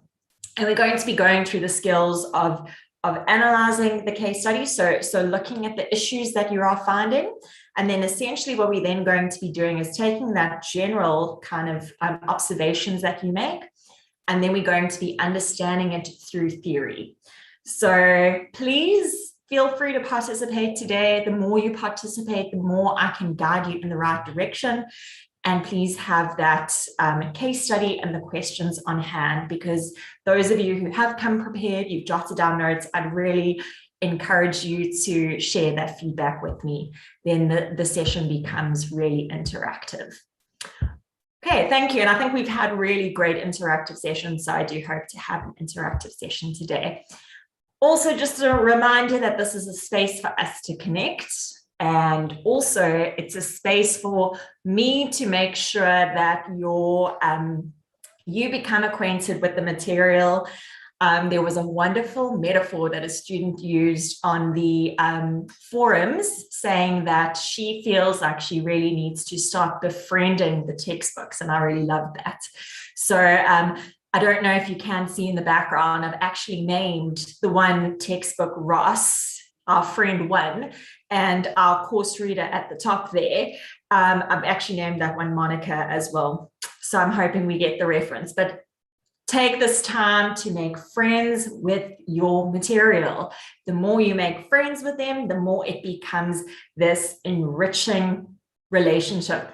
So I hope that we are befriending these textbooks and we are finding that actually they are helping us to grow quite holistically. So I do hope that. Okay, then assessment updates. Okay, so I have received in this last week, I don't even know how many emails, but there were a lot. Okay, so I'm very sorry I haven't been able to get back to all of you. It was quite an overwhelming week, but I just wanted to let you all know that I have made proposed date changes to formal quiz 1 and assignment 1. So I want to emphasize here, proposed date changes. So I have been receiving a lot of emails. There are many of us, actually, it seems like the majority of us are late registration students. And so what I thought would be best is to just give a blanket extension. It's only going to be for a couple of days. So these are the proposed dates that I have. So your assignment 1 was originally due for the 17th of September. So I've now given you, it's 5 extra days to kind of get that done. And then the online quiz will open up on the 17th of September. So please work towards those dates. The only challenge now is, of course, is that a lot of these dates might begin to bottleneck at a specific period. And I do need to confirm that these are the new dates, but you can please start working towards these dates. And please, for the assignment, the Telegram portal is already open. So if you've been working really hard in the background and you've been really engaged and you still feel that you'd like to submit it closer to the 17th of September or before, feel free to do so. I've just given these extra suggested dates because I did see that there were, there were a lot of us who are late registration students. So I do hope that is celebrated by some. And for those of you who have been working towards the original dates, please don't become despondent. You can still submit the assignment in advance. But I did seem that a lot of you were extremely anxious. Okay, so yeah, when I say assignment 2, sorry, it was assignment 1. Thank you, that was just a typo, but it is our second assessment task. I think that's why I put 2. But yes, you only have 1 assignment, 2 online tests and 2 online quizzes. Okay, all the dates are up already on ECI, and I will follow up with the proposed dates, but work towards these 2 dates. The rest of the dates will remain as is. Okay, so I do hope that gives a lot of us some breathing space. Many of us were saying that we were feeling really anxious. We were really excited, but we were really anxious. There was a lot of material to cover. So I do hope this extra extension just kind of gives us that psychological space to just know that we have a little bit more time, but also if you want to still stick to the original dates, obviously the online quiz will only open on the 17th of September, but the requirements remain the same. Okay, there are a few comments coming through in the date. Okay, so Tasnia asks, when does formal quiz 1 open and close? I have said the 17th of September, it will still be open for the 2 days. So you still have 2 days to complete the quiz within. Okay, so everything remains the same. I've just shifted the date when the quiz will open, and the assignment, that's the last date that you can submit it in before. But you can, sorry, the last date you can submit it, but you are welcome to submit it in before. Okay, so these are proposed dates, like I say, but I do have to make extensions for the online for late registration students, and because they were the majority of us, I just thought that a blanket extension would be helpful. So I do hope that this comes, it's very celebratory, and I hope that we can spend a lot more time reflecting on theories, because that's really what I want. We don't want you to be able to regurgitate information. We really want you to be able to engage with the information, enjoy the engagement, enjoy the self-reflection, and then really see the kind of assessment task as really kind of a conversation. It's really just me assessing your understanding. So I do hope it takes the pressure off a little bit, and we can actually just enjoy becoming friends with our textbooks. Okay, so on that note, I want to quickly recap some concepts of theories. I'm sure we are hopefully already in that kind of zone of proximal development where we already have a good prior knowledge, and I just want to hopefully confirm what we already understand about theory. And with this in mind, I also want us to be reflecting on our case study, because what's very important with case studies is that we use theory to explain the behavior that is present in a case study. A lot of students fall into the trap of retelling the case study instead of explaining it. So today I thought it would be a really helpful sort of lesson for us to practice the skill of explaining specific behaviors. We are going to be focusing on the case study of Tato, So have that on hand. I'm going to recap some core ideas from theories, and then we're going to draw on these core ideas to understand the individual and a focus. Okay, I'll come back to, I see there's quite a lot of going on in the chat. We'll come back to this. Okay, so just a reminder also, when we are looking at Bronfenbrenner's theory, so it is taking those systems thinking, and it's looking at these nested structures. So I've been receiving a few queries also about when you are structuring this model for your assignment, how should it be structured? There have been some students who, there was a query, can I do it in a pyramid? You must structure it in circular circles. So I'll come to how the model should look. So you must follow that baseline model from your study guide. And it's important because when we are discussing Bronfenbrenner's theory, please remember that he looks at this idea of circular cause and effect. We have the individual who's right at the center of the system.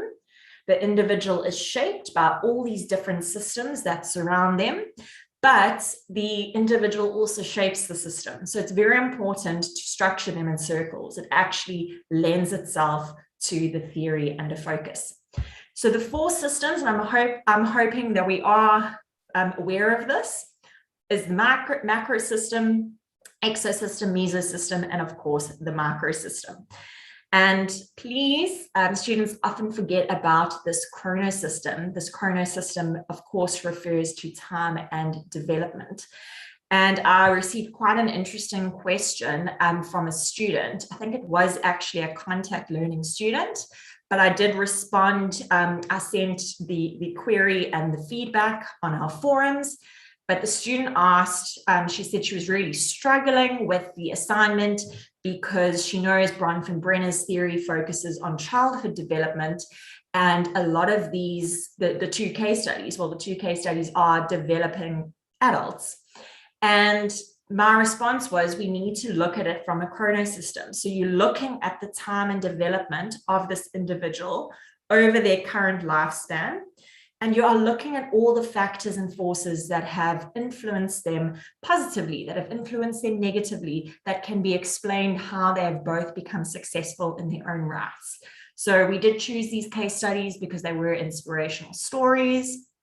Both the stories of Fiona and Costas Menia are really inspirational stories and very African stories, as I'm sure we know.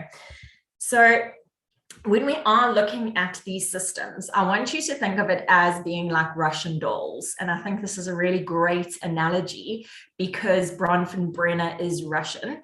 So when we are starting to explore it, we need to look at this chronosystem, the time and development. So we are always focusing on the individual at a particular time. And one day when you are teachers, the hope is that the positive influence that you will have on a child's life within their current life will have positive ripple effects on their system as their life progresses. Because as I'm sure we are realizing in this theory, that this individual is crucial to understanding the system. Bronfenbrenner moves away from that behaviorist notion that just says the individual is passively shaped by this external environment. Remember, Bronfenbrenner says that the individual has a bidirectional influence with the environment. So the individual is both a product and a producer, which means that the individual can actually change a system. And it was so interesting because we had this great discussion in my contact learning class about this. You know, there is this notion, can one person truly change the world? But we are living in a pandemic that, you know, stemmed from China. And if we take, you know, obviously the whole idea that there was a patient X that had it and passed it on, indeed, one person can actually change the world. So very important that we look at these systems. So then obviously we get to the macro system, which is society, what is happening in the social environment, social context. Then we have obviously our exosystem, and this is looking at what's happening in the immediate community. Then we have our mesosystems, which is obviously the connection of the microsystems. So if we look here at this analogy of the Russian doll, that each of the dolls are, you kind of take the larger one out, the smaller one is in it, and it's these nested structures. These structures are connected. I really want you to think about this when you are thinking of all the different systems. And when you are thinking for your assignment, you really need to look at the information that's given. Because I know a lot of the time students say, I don't think there's enough information that's been given, but it's very important that you read between the lines. So you need to see what happened in the person's childhood. What information do we know? If you'd like to obviously do your own further research, that's great, but start with the research that was there. I was very specific about including specific things, specific details about their childhood experience, because I'm sure we are realizing from psychology, this idea that the first 5 years, what we refer to as the formative years of a child's life, sets the stage for development. So with this assignment, we really are requiring you to reflect on what happened in this individual's childhood that shaped and affected them. So we are looking at all these different systems and how they interact together. And really what we want is we want you to explain how this behavior, their behavior has been shaped, how their development has been shaped and affected, how they shape and affect the environment. And you need to obviously be able to explain this. So the emphasis is not on retelling the case study. All the markers, myself included, we're well aware of the case study. So you need to aim to explain information and explain these interconnections. Okay, so I'm sure we know I have already, I think, shared this in one of our video tutorials for the assignment. But always start with this basic understanding, the basic principles, the basic premise of the theory. And this is really that we need to look at these multidimensional influences.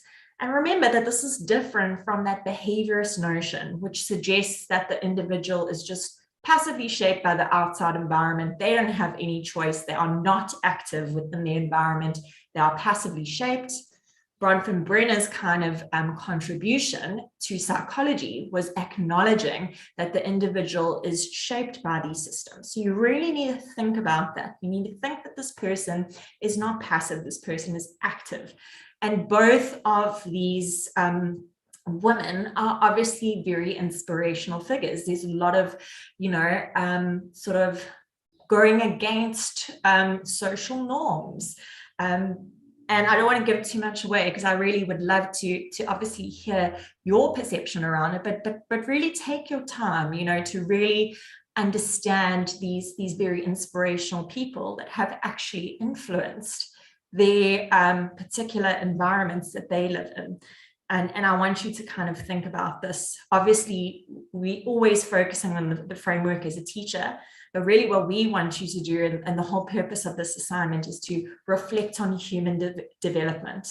And human development doesn't happen in a vacuum. So we need to look at it over a person's lifespan. And we hope that you enjoy kind of engaging with this, engaging with something that's very real.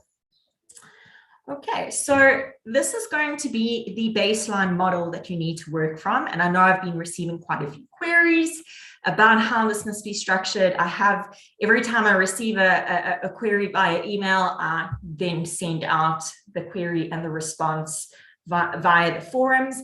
Please start using the forums. I really would encourage that, because then it will save me having to repost everything again. But please be reminded that you must work from this. So this is what your basic model will look like. Obviously, you are then providing details from the case study into this model. You will be given basic marks for indicating the system for, is it structured and circular, nested structures? Are you showcasing the bidirectional influence with all the different arrows connecting all the different parts of the systems? All of these basic points of the model, that will be very important. And essentially, we're being very kind. We are going to give you marks for just actually, following what this kind of prototype. And the extra marks, of course, will be the detail that you place in.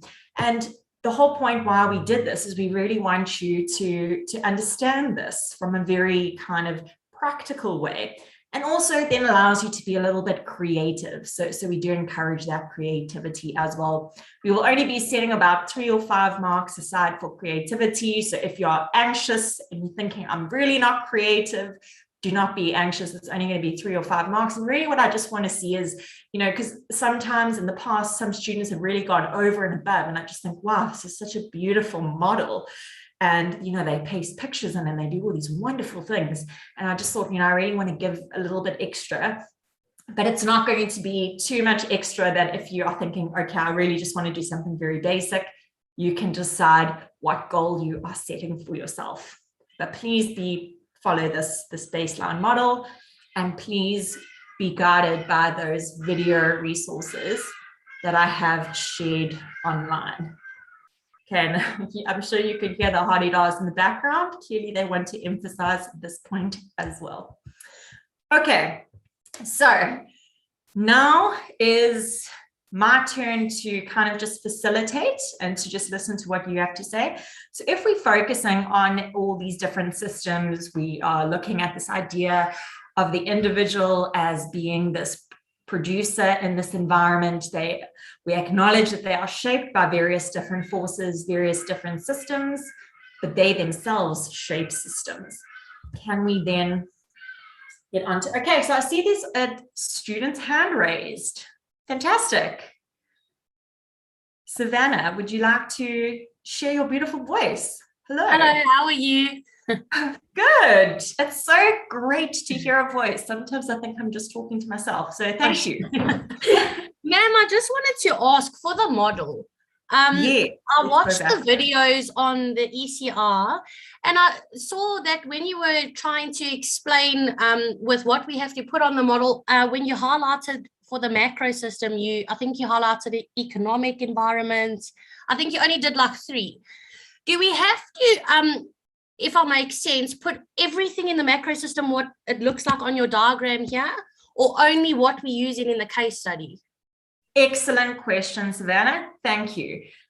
Only use what you feel is relevant. So I think if I remember correctly in the video, I think I said these are the areas in the macro system that I wish to focus on. I think they're important. So then you would only include those. Yes. Okay. So it's important to have the headings that I know you are, okay, it's society at large, and then just a key point about what you are making. And then obviously in your discussion, you will unpack and explore that in greater detail.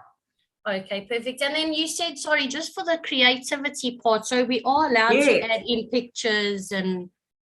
Go for it. If you would like to, that is why I've given those extra creativity marks, because in the past, I've really seen some students are really like wanting to make this beautiful. And like I said, you can decide, because some students, you know, I kind of used to be that student. I just wanted something that makes sense to me, quite analytical. But if you want to do something creative, go for it. Whatever it is you'd like to do, but just make sure that this, you know, it's in circular structures.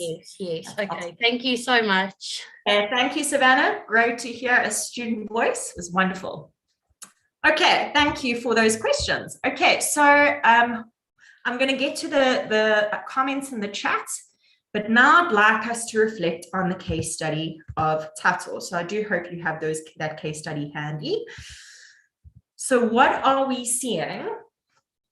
Okay, let me not give you the tips just yet. So what is happening, do we think, in Tato's system that is offsetting his development? So there's obviously a lot going on. And what I'd like to point out here is that depending on what theory you focus on, so you'll notice it was actually a question from a past examination paper.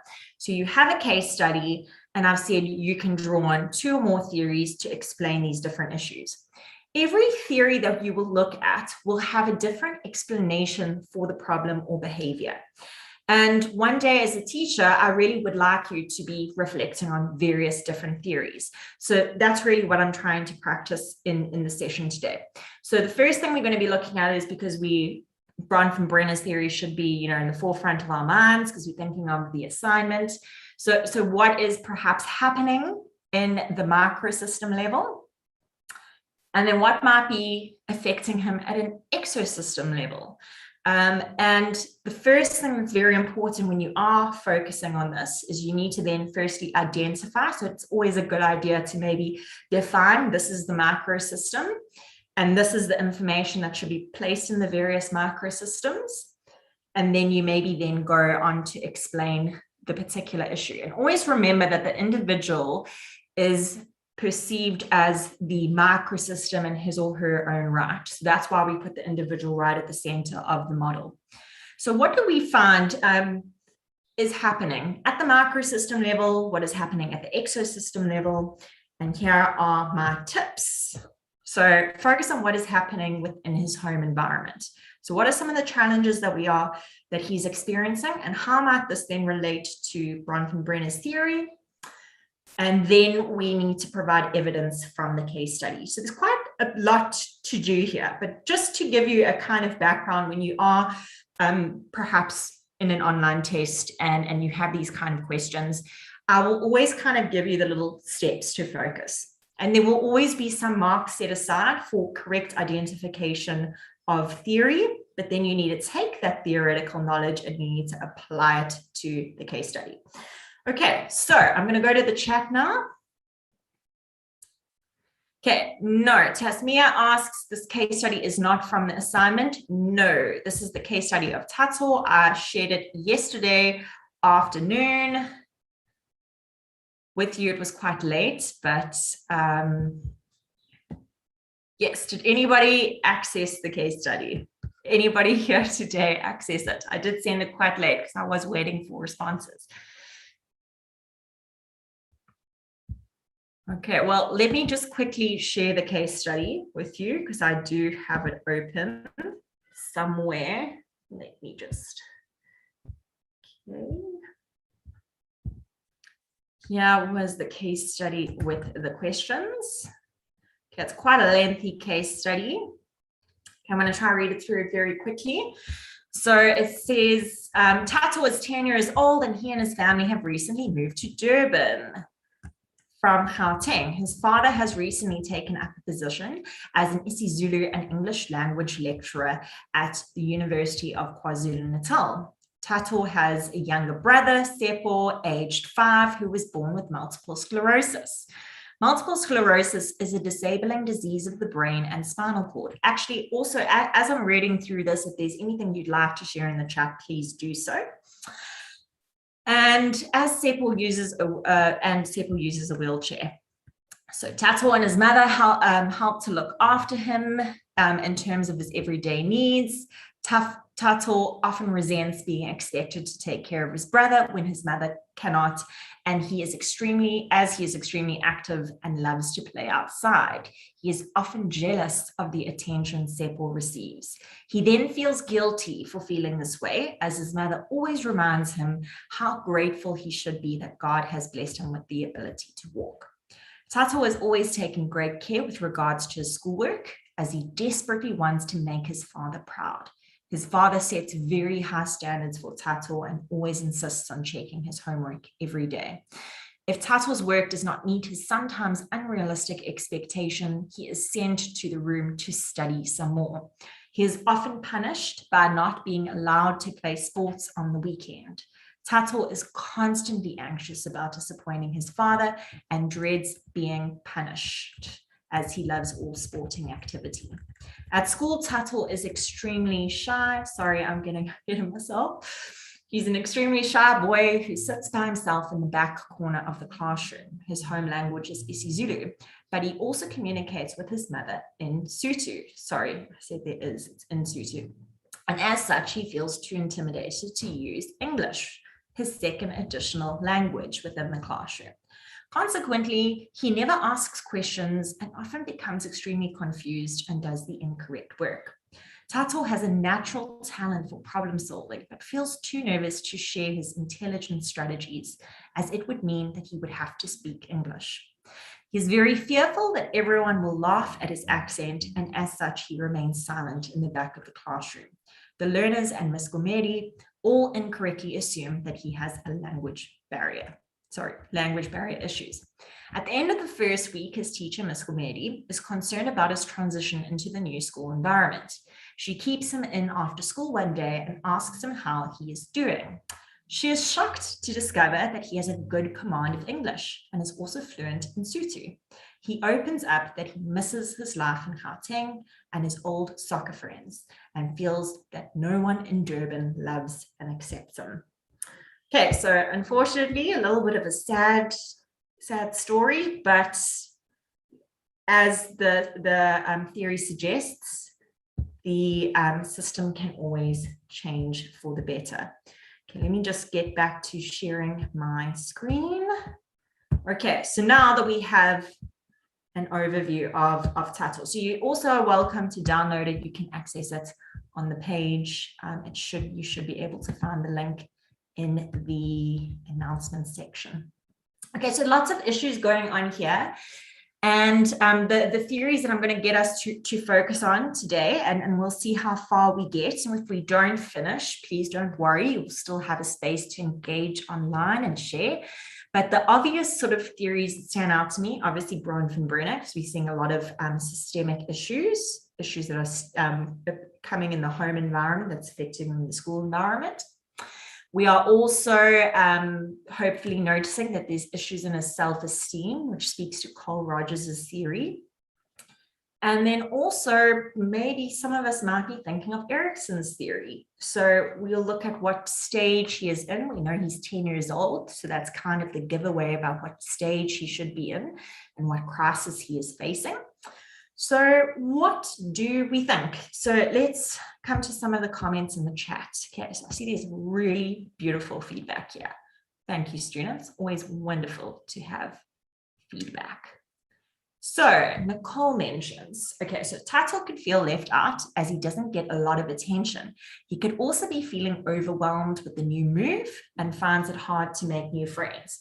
Okay, excellent points there, Nicole. So now can we build on from that and think what theories, perhaps if we reflect on Bronfenbrenner's theory, if we're looking at all the different systems, what might explain that? So your observations are perfect, Nicole. Let's just now try link them to Bronfenbrenner's theory. Any thoughts that we have? And if anybody else would like to build on Nicole's comment, that would be fantastic as well. Then Siapati says, and it might be difficult for him to adjust because of the language barrier as well. And Siapati, it's so interesting that you say that because it's such a, obviously it depends how we interpret the information, but he has a really good command of English, it's said, but he just is too shy to talk and communicate because he doesn't feel confident because it's the second additional language. And the case study says he's embarrassed about his accent. So also it's interesting to look at it because Vygotsky's perspective looks at a lot of language and how that shapes how we understand the world around us. So when you get to Vygotsky, we'll focus on that. But also maybe is there something more at play here? Is it truly a language barrier or might it be something else? Because there's a part of us that could say, so he's in his second additional language, so he might not naturally be as confident. I think that that's something that a lot of students can probably relate to. I think it's a very South African issue because we are in a multicultural, multilingual society, but maybe is there perhaps something else that's happening? And then Natalie mentions, so he feels left out and somewhat isolated. Okay, interesting. Great. So Siapati, Natalie, good comments. Can we link this to theory? So you providing excellent ways in which we are understanding this case study. You're not just retelling it, you're trying to understand the behavior. But can we maybe relate it to theory? Okay, so Semi then adds, Tato might have identity issues because of all the different roles that is required to fulfill within his home. Interesting, Semi. So which theory do you believe that links to? If you can share it in the chat with us. Semi then goes on to say each member of the family expects different things and there isn't time for him to just be a child. Excellent. So we definitely see that there's a sense of there's a lot of expectations for him. Then Angelica mentions, I feel that maybe it's a cultural barrier moving from Gauteng to Durban. interesting response there, Semi. So your comment there is actually then linking to the exosystem and perhaps even macrosystem, depending on how we look at it.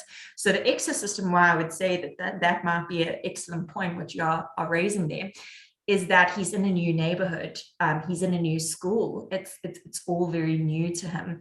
And we could even relate this, I suppose, to Maslow's hierarchy. Does he yet feel a sense of love and belonging because he's in this new space and he's likely to feel quite insecure? Then Savannah mentions, I don't believe he has a language barrier problem. So he lacks confidence and needs more support from his family. Excellent. Okay, so perhaps the issue might be, so it's still, I think it's still worth noting. So Siapati, like you said, he's not learning in his home language, his mother tongue. So maybe that already makes him feel a little like insecure. I think that would be a natural thing to feel. But also, as Savannah mentions, he lacks confidence and needs more support from his family. So we're seeing a lot of his maybe insecurities, and this is where Carl Rogers' theory comes in with self-development and self-esteem. His low self-esteem and low sense of self is actually impacting him in the classroom. So he's really kind of choosing to isolate himself, and he hasn't yet found his support system, which is why there's that comment at the end, he feels like nobody loves and supports him in Durban. And, obviously there's a lot of positive things that can change in this system.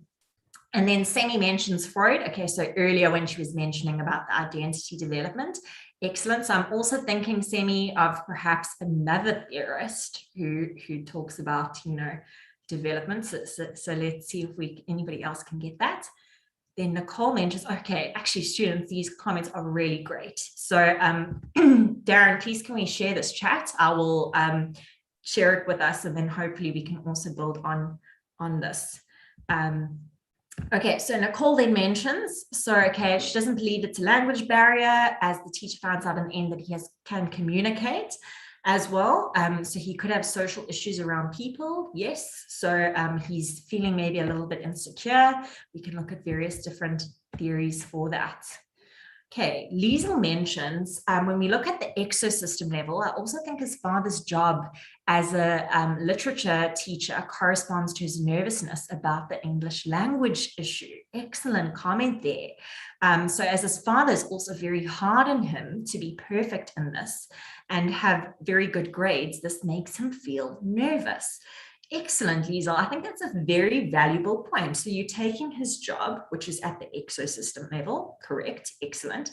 And you're saying that obviously his father being a language lecturer in both isiZulu and English, he's clearly got an excellent command. He's bilingual, fully bilingual. And that maybe puts a lot of pressure on him because we are seeing this anxiety in the child and it's maybe stemming from this. And I think that that's a valid point that's noted in the case study. So I think that was an excellent thing to say. Then Savannah mentions, ma'am, could you say that the teacher should address the situation sooner, if I may say so, instead of assuming he has a language barrier? Excellent, Savannah. I think that is really what I wanted you to look at. So if you look at the questions as well, the final kind of question is what can the teacher realistically do to support Tato in this environment?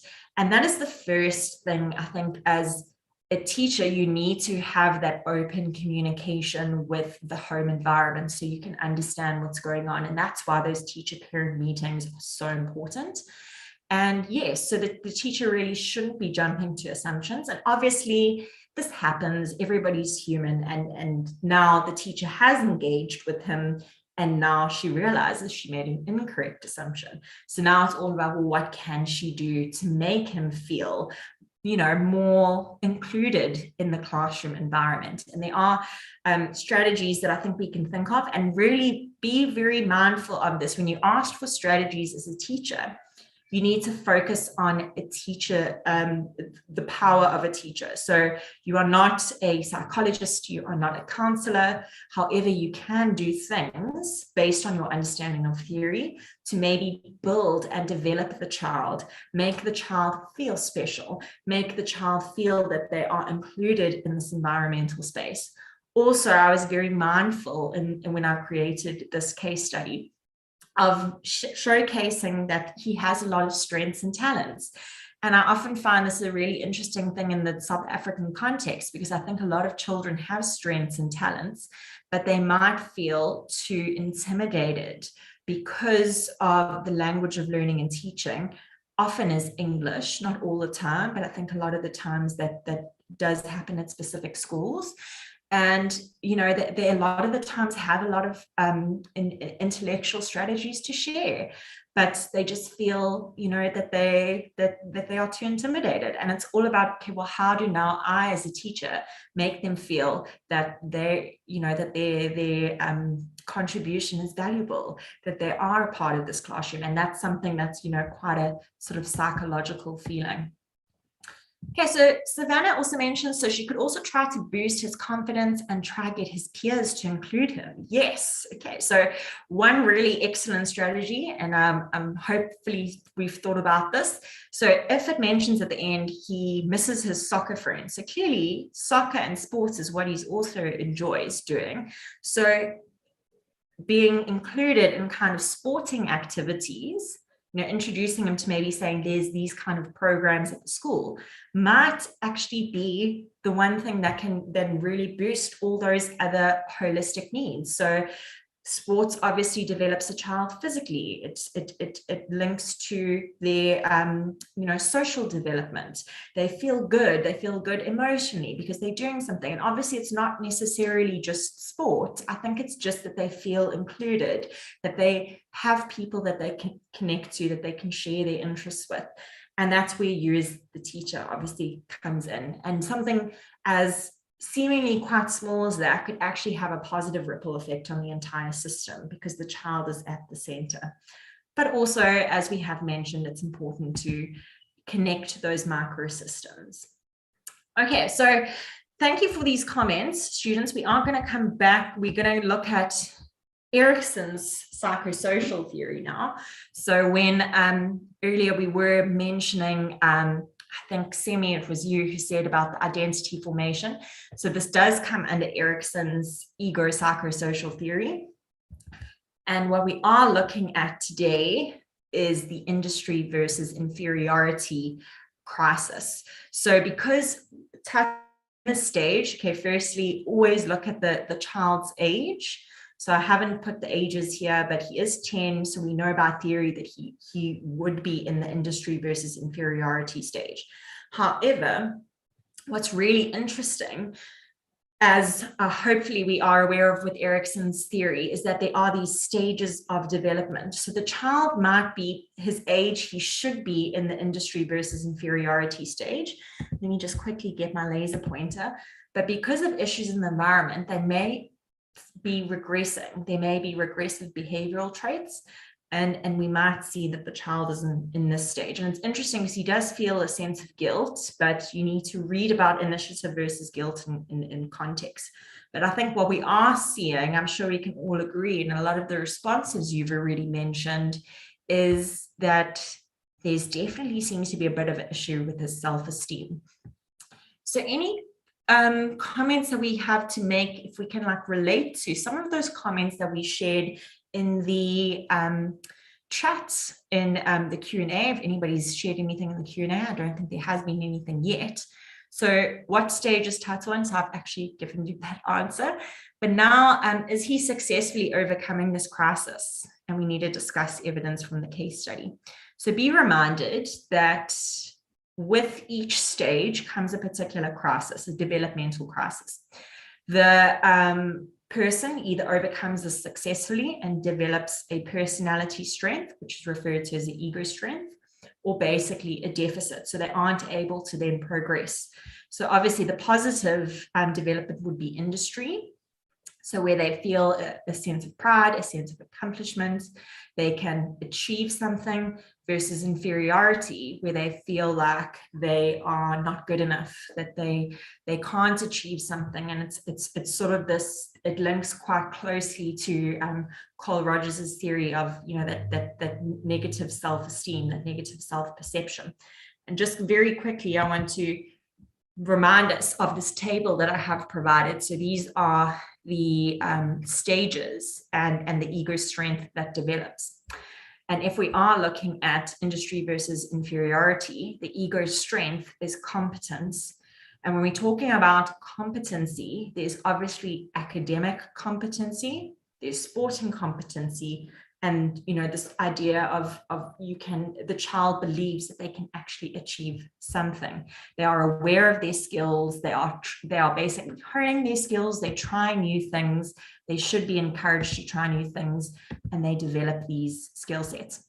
So let's come to the chat. I see something is coming. Okay, there's about 3 minutes left. Okay, so we are going to, unfortunately, not have time to discuss all of this. So I will be sharing it. I think you have shared really great responses. And what I just wanted you to reflect on as well. Okay, so here we have, I want you to also think of what we know. How can we apply Vygotsky's theory? So what is happening in the classroom? Because if the child is at the center, he's already developed specific skills. Obviously, as a teacher, you want to expand those skills. So it's the case study already tells him what kind of strengths he has. So the goal now as a teacher is to think about what strategies are you going to implement to actually extend them in a very real and very meaningful manner. And then also Carl Rogers's theory is very important in this case study, because I think we can see, well, hopefully, is that obviously he's developing this incongruent self because of these expectations that his father is setting on him. And what I always find interesting about this is that, you know, parents don't do this from a malicious place a lot of the times. It's just that they set high expectations, and sometimes they don't realize the impact it has on the child. I mean, it's even if you look at the mother in the case study, I don't think we can ever say, we must never, as psychology students, judge people negatively. We need to understand them. When the mother says that he must count his blessings, which I think is often a really excellent tool to give to a child. You've been blessed with specific things, but obviously he's internalizing this and feeling very guilty. So we're seeing a lot of issues and a lot of challenges that can be overcome if those systems are interacting in a more positive manner.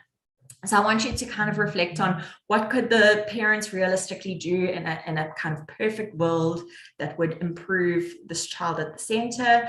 And then also, what could you as a teacher do to develop them? And also always remember as a teacher to not overstep your mark. So you are not a parent. You should never be judging the parents. You should never come with anger and judgment. You should come back trying to understand, how can I support the child in the classroom? And like I say, just developing that child's confidence within the classroom can a lot of the times have that positive effect on their entire system, because we must always acknowledge that the individual at the center of a system is a producer in his or her environment. Okay, so what I'd like you to do, so I think you've got really good foundations today, really excellent points. Please build on them. Our forums online are looking very lonely, very sad. I would love to have more feedback. Try build on one another's comments like you have already done. Just one quick comment from Liesel, who mentions, I think the very first step to overcoming any crisis is to identify you have a crisis and need help. Tato did that when he spoke to his teacher about his issues. He is reaching out for help, and in so doing will be able to overcome the crisis he finds himself in. Yes, and it's all about how you as a teacher then will support him. Okay, so when will you know the dates for the assessments that are confirmed? I have sent the forms in. I'm hoping to confirm them next week. So you can work for these proposed dates that I have set for now, because the majority of you will have these extended dates because there were 900 late registration students. Okay, excellent. So, and with that, we have run out of time. Thanks, Darren. I was actually at that point of saying, okay, excellent. So thank you, Nicole. I see you say have a wonderful weekend. And Shavadia, friends plus EPS 102 equals session in a coffee shop next session. I would love that. I do love coffee, so feel free to, I think this is our final session, but you can always go rewatch these sessions in a coffee shop. But yes, thank you so much, students, for being here. Thank you for your participation and engagement. It's always wonderful to engage with you. Please channel this beautiful energy into those online platforms. They are available. Please share your responses and feedback there. Okay, thank you, Savannah. Did you love the session today? I loved it too. Great to be here with you. Thank you so much, Darren, and good luck to our next lecturer. And everybody have a wonderful weekend. Enjoy the rest of your day. Thank you so much, Darren. Our next session will be TPGR 300 with Mrs. Sally Brown, and this is for the July intake.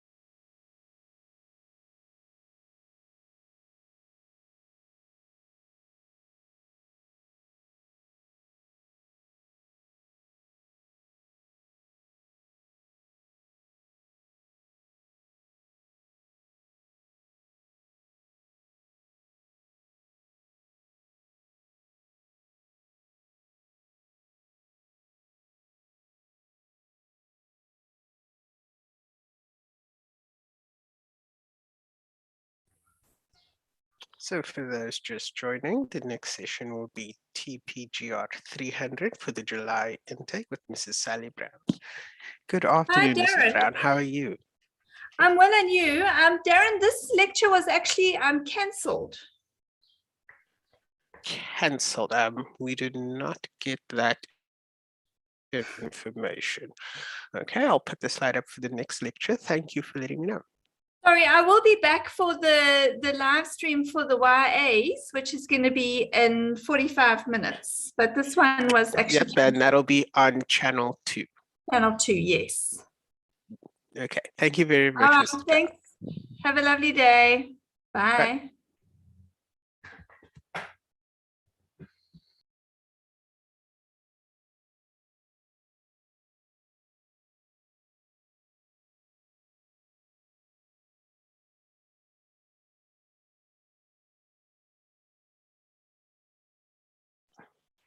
Our next session will start at 10 to 3, which will be PES 300 with Mrs. Brenda Piper. And this will be for the July intake.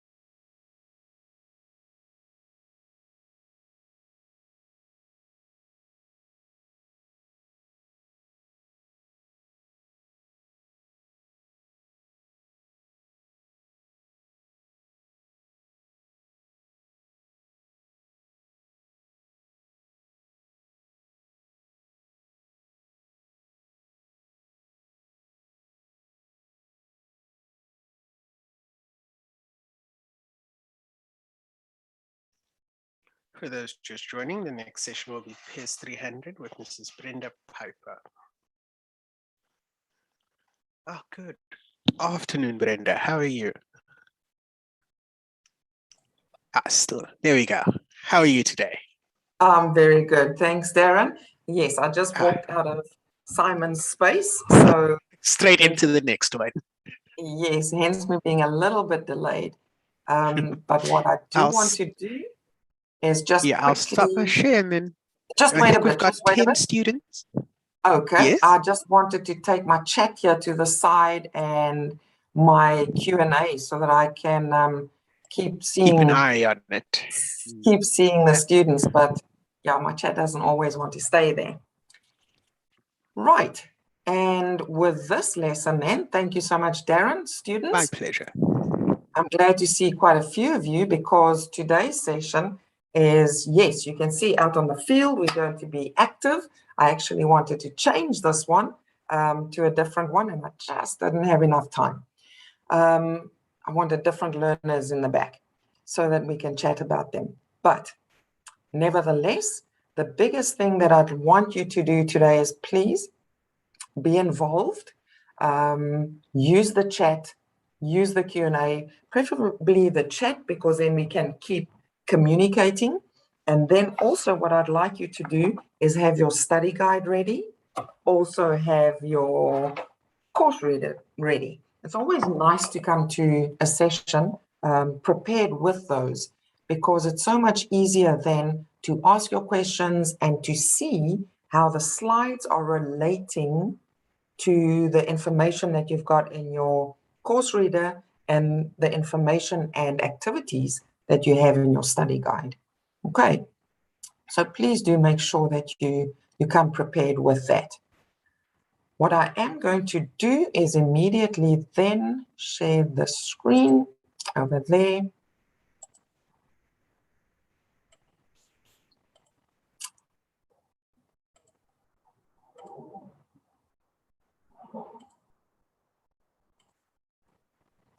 And if it's all good, Darren, I will be happy to start. Looks good. Start receiving some responses and some engagement. Right, guys, when we talk about the CAPS document and the PE lesson, now remember, please do get involved in the chat and the Q&A, but let's look at assessments towards the end, assessments and assignments towards the end, so that we can get into the content first. Although today's content is going to take you exactly through what I'd like you, what the CAPS would like you, what the teachers or mentor teachers or headmasters at the school would like to see you planning and presenting your PE lesson. We are obviously going to be getting to motor skills, developmental skills, and all of those. But for us to be able to apply them, we need to have that mold, that template into which we are going to say, right, now I've got this knowledge of how to perform a skill. So I know the components involved in that skill as to how am I going to do this in a lesson? So I've got the information, how am I going to do this? Now there could be a debate on, well, let me first know the skill and then see where I'm going to teach it and how I'm going to teach it, or the other way around like we are. I'd like to give you the template, the space, what the CAPS is going to be requiring before we actually move on to, in our next session, the actual skills. Right. And yes, there's the whole list of what we're going to be looking at in this session. Basically, guys, in a nutshell, I want to brief you through the CAPS document and what the requirements there are. And then I want to go through an actual phys ed lesson. And very briefly, I'm going to mention here that is your assignment that carries over to next year. But the activities, that is your first task, you will be able to see how to best present those as well, right? In that scenario, yes, you need to understand from your course reader exactly how the skills are performed. And in chapter 3, you would find that. In other words, the movement components in your course reader on page 51 will give you how the skill is performed. Today, I want to take you to chapter 7, where we are going to be looking at, if you have a look there, at managing and teaching. How am I going to teach this lesson? Okay, so in a nutshell, we're looking at the lesson and the CAPS document with regards to phys ed or physical education. Right, guys, now in the first few slides in yellow, what I've done is I've taken a page from the CAPS document. In this case, you can see this extract comes from term 2, grade 3. In the CAPS document, it says 20 hours. So effectively, during this term, we should be getting at least an hour a week of phys ed for grade 3, right? So the CAPS document then gives us the recommended resources. Please note that these are recommendations. They only tell us here hockey sticks, skipping ropes, balls, skittles, right? These are basic pieces of equipment that we could use in term 2, grade 3, okay? They also go further, this is still the CAPS document, that all of these are going to be or have to be adapted for all abilities of learners. In this CAPS document, there's 1 page per term per grade, and they all look alike. Okay, they all look alike. They've all got locomotor, perceptual, rhythm, coordination, etc. But in each term, we approach those differently.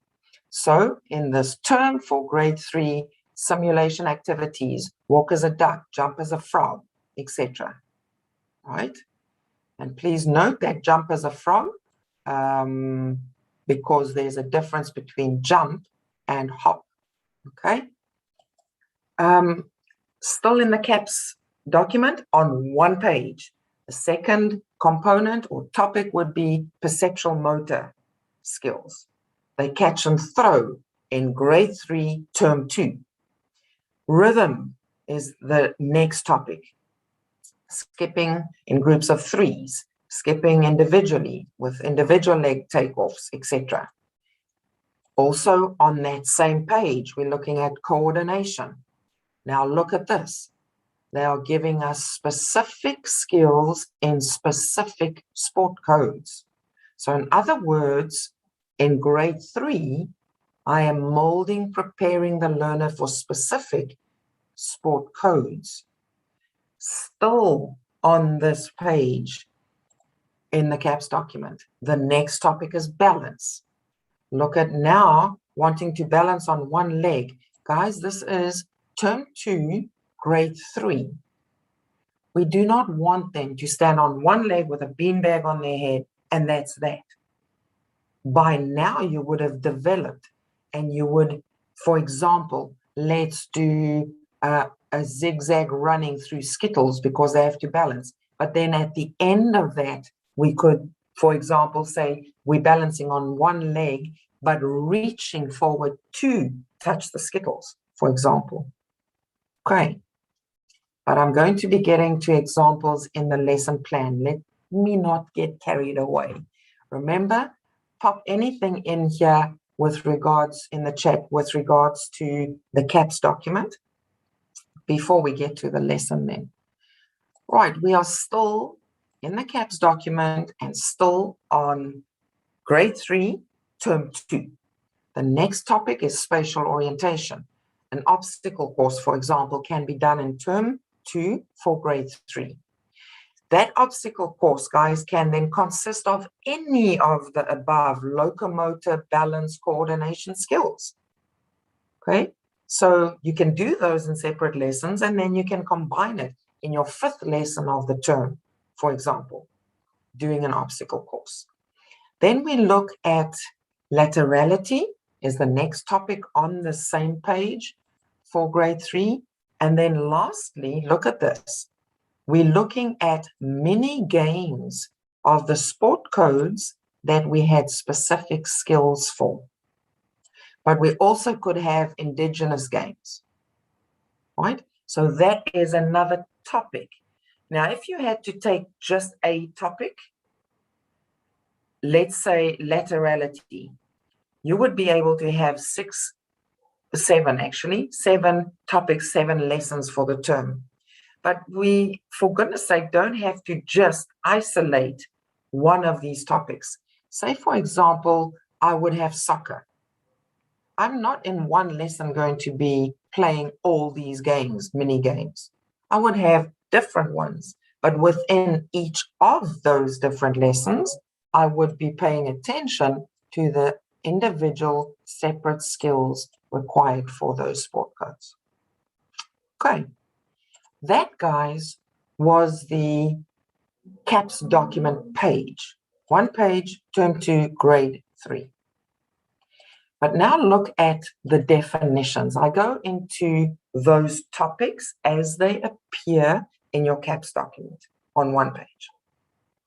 Now I go into defining these, because if we understand what a locomotor skill is, we would be able to associate with our textbook, for example, or our course reader, as to see, for example, then on page, if we look at chapter 3, if we look at page 53, our locomotor skills would include, for example, walking, running, jumping, hopping, galloping, for example.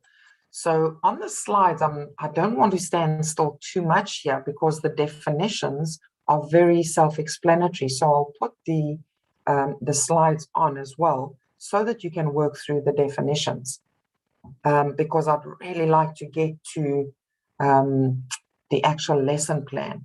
Perceptual motor, we look at how the learner interacts essentially with all the skills that are being taught.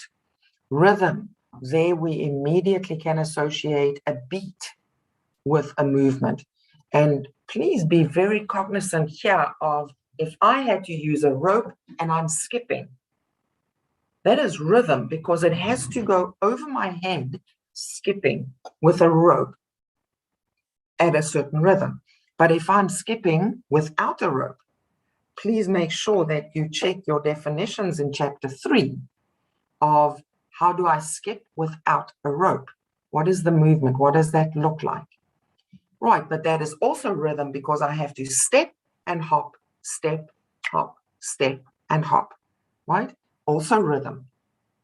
So yes, like I said, these are just the definitions of the topics as they appear in your CAPS document. These CAPS document topics are to be used for your specific lessons that you will present. So in other words, if I'm presenting my PE lesson in term 2 for grade 3, on this page is where I'll get ideas of what I could combine to be able to present a really authentic and fun and informative, skill-related lesson. We look at balance, and of course there, the first thing coming to mind is put a beanbag on your head and stand on one leg. For goodness sake, please make sure that balance is on a beam, for example. And balance could be a handstand, for example. Right, then still spatial orientation, that we have to be able to understand that I would be in a certain space, but the peers in my team or my group are also in a space. And yes, it might be a little small for you to see, but if you have a look at the image, the background, and it's probably very small for you to see, so I'll go out of it a bit later so that you can identify the different topics. For example, the spatial orientation, whether there's laterality involved in that activity there, for example. Right, so can you see that it's not just being able to define one of these topics, but also apply it recognize it in an activity. And sports and games, obviously, we spoke about that in our very first session as well. The terminology, what is sport, what is games. Right, now the fun part starts. We want to design our lesson. Now, this is where I really want you to get engaged and focused, because this is how I'm going to present my phys ed lesson, but I'm also able to use this template or this model to be able to design and plan the 2 activities for your first class task, right? So in this instance, in this example, I'm looking at jump and balance. Now, what I've done here in the bottom is to show you that, yes, I've got grade 3, and this time I've got term 3, right? In the CAPS document on page, what is it, 52, there we go. On page 52, in the CAPS document, for this specific term, for this specific grade, I now here have permission, inverted commas, to do jumping, for example. So I've taken jump as one of my skills that I'm going to be teaching in this lesson. But I also said I want to use balance, because on that page, I also have balance. Now, can you see that in this case, I want to balance walking forward and backwards? So my CAPS document has given me these topics. I'm putting them together. You don't have to. You can use jumping and leaping, for example. If you look on the left under locomotor, I can have jump and leap as my topics for the lesson that I want to go and teach, right? If you choose only one, that's not a problem, but your activities need to be creative and stimulating for the learners to enjoy a whole lesson of just jumping, right? But it can be done creatively. If we look at the objective, remember now what I've done, I've gone through a CAPS document page, giving you what it would look like, the topics that are there. Now I'm going to a lesson template for physical education. So we've decided on the topic.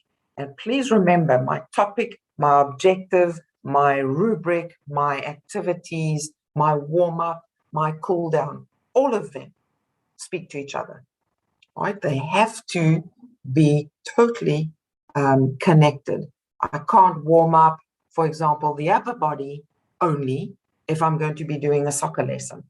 Surely I should be warming up the legs as well. So I think you get the picture. Remember, the chat is open at any point.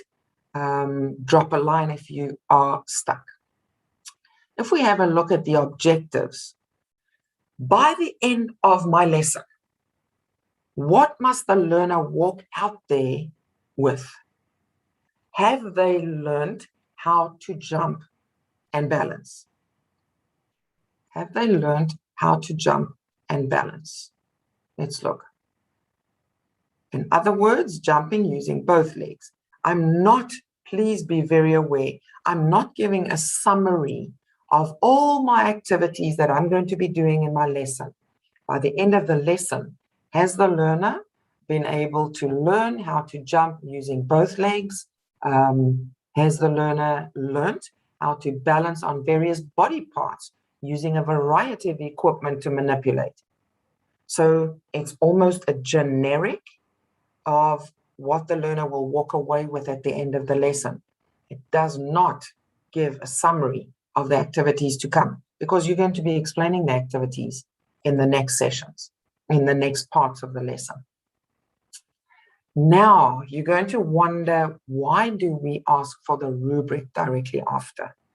Now, and in this case, remember, you want to refer to your study guide, and you want to refer to ECI pages where the lesson template is. Right, there's obviously a more simple template for your task that you have to provide just the 2 activities. So that's slightly simpler, but the same concept. In the lesson plan, guys, we start with a topic, we decide on the objectives. What do I need to achieve at the end? And then the rubric comes next. You are not necessarily going to be using the rubric in that lesson. You might be using in 2 or 3 weeks' time, but we're popping it into this lesson for a specific reason, and hopefully you can actually answer that. In my rubric, I need to be able to decide what the what the skill looks like. Okay, so in other words, I need to be able to identify what the legs are doing, what the arms are doing, what the upper body will be doing, right? You must be able to, if you look in the advanced column of the rubric, the key words that are there will be telling you exactly what the skill would look like. And that will guide you and get you into the first phase, and you'll see in a moment, the first phase of your main development of the lesson, where you teach the skill. Now, surely that makes sense now. If I am going to be teaching the jump, I must be able to see that the CAPS document requires me to assess it, to grade it, the maximum of 7 marks, right? In that advanced column, like I said, there the feet are slightly apart, the knees are bent slightly, there's an explosive push off the ground with both feet. The feet are together when they land and they're soft, right? All of that indicates, like you can see here on the left, I've given you an image where you can see what the movement would look like. Because then you would be able to gauge whether a learner is a beginner or intermediate level performer, and you would be able to adjust your lesson accordingly. If you see all 20 in your lesson are doing poorly because they can't jump properly, surely go back to that advanced column, because those keywords are telling you what they should be doing. So you would be able to identify and see that the feet of the beginner will not be far enough apart, or they just on top of each other. The knees aren't bent properly, for example. We also look at where the knees then extend to be able to explode off the ground, for example. You'll see that the arms that I've indicated in the rubric, I've not completed. This is an example template for you to be able to use. These are body parts that you could identify a learner as to how well are they performing the skill after you've taught them. Right, that's the rubric then. Here's just an example or an image as well to show you what you would be looking for. Remember, we spoke about the knees and the feet. We spoke about exploding off the ground. I did refer there to the arms. Is there a full swing back? If it's not, would you be able to identify this learner as a beginner or an advanced learner, developmentally on specifically the skill of jumping? Right. And at this point, what I should want you to do, get you to do, or want you to do, is actually step away, swing your arms back, get off the chair, off the bed, wherever you are, swing the arms back, bend the knees with me. From here, explode and lift off the ground. Did you land on the same spot? Did your knees lock when you landed, or did they bend softly? Those are the things that you need to look out for. Right, so that would have been in the rubric. Quickly referring back to your topic is jump. Can you see that in my objectives, I specifically refer to the jump without expanding and giving the whole spiel of what I'm going to be doing for activities in the lesson.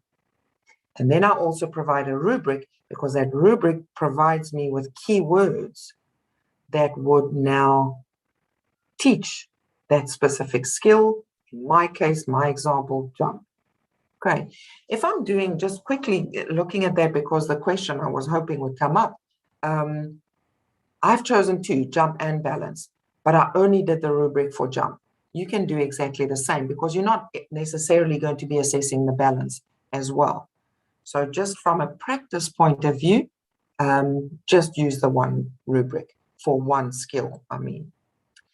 Right, now we get to the introduction. Now we've done all the paperwork, we know where we're heading, we know what the skill is going to look like, because we saw the keywords in the rubric. Now the lesson starts. The learners get to the classroom. In my planning, I first of all have to warm them up. In your planning on your template, please make sure, and you'll see that the template has been slightly adjusted, because here it refers to 2 or 3 minutes, and we would rather say about 5 minutes, depending on the duration of your lessons at your school.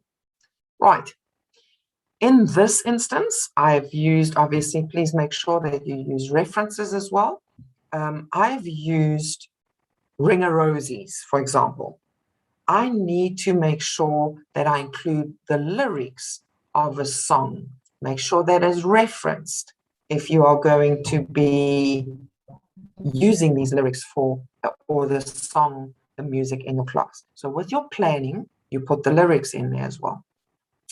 I've used an image to show what it would look like, but I've also included, guys, my little crosses or my little learners, and I'm showing what my field setup would look like.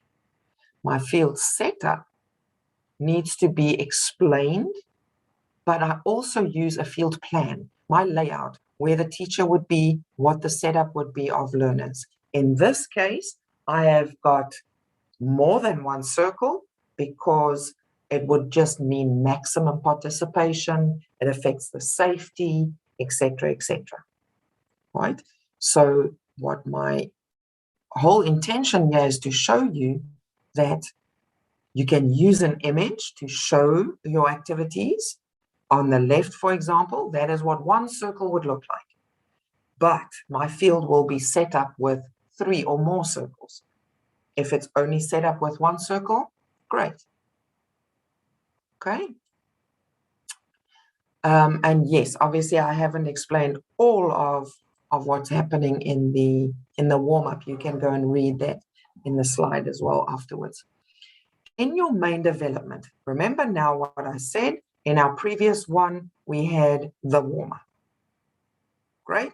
And it's engaging, it's interactive, it's alive. It draws the learner in to want to participate in the rest of the lesson. There's structure, there's organization. Okay. With, obviously, in this case, I use music. Please don't use music for all of your lessons, because that becomes very boring after a while. Right, so now we've got the introduction. Now we get to the body of our lesson.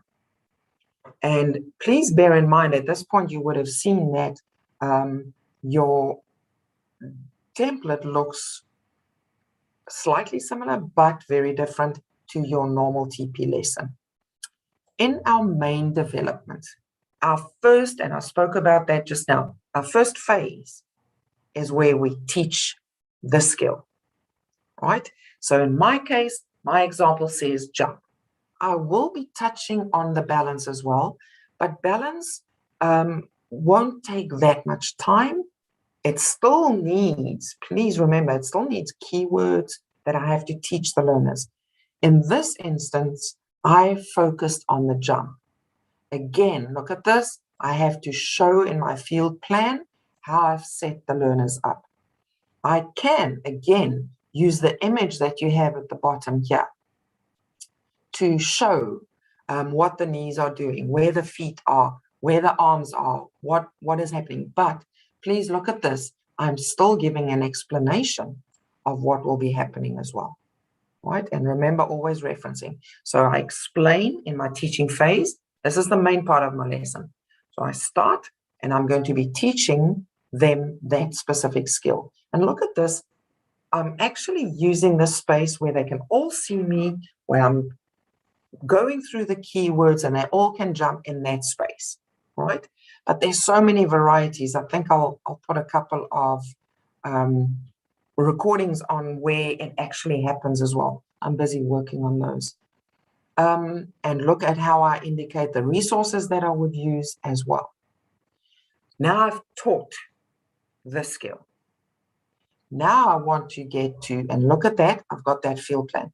Now I want to teach, or now I want to apply it. Now I've taught it, now I want to apply the skill. So I look at the main development workstations. Now, in station 1, these are the activities that you see on the right with the mini hurdles, etc. Where I was doing my warm-up, I'm just going to give you the bigger, the overall picture of my field plan, my layout, my setup. I've got them warming up there.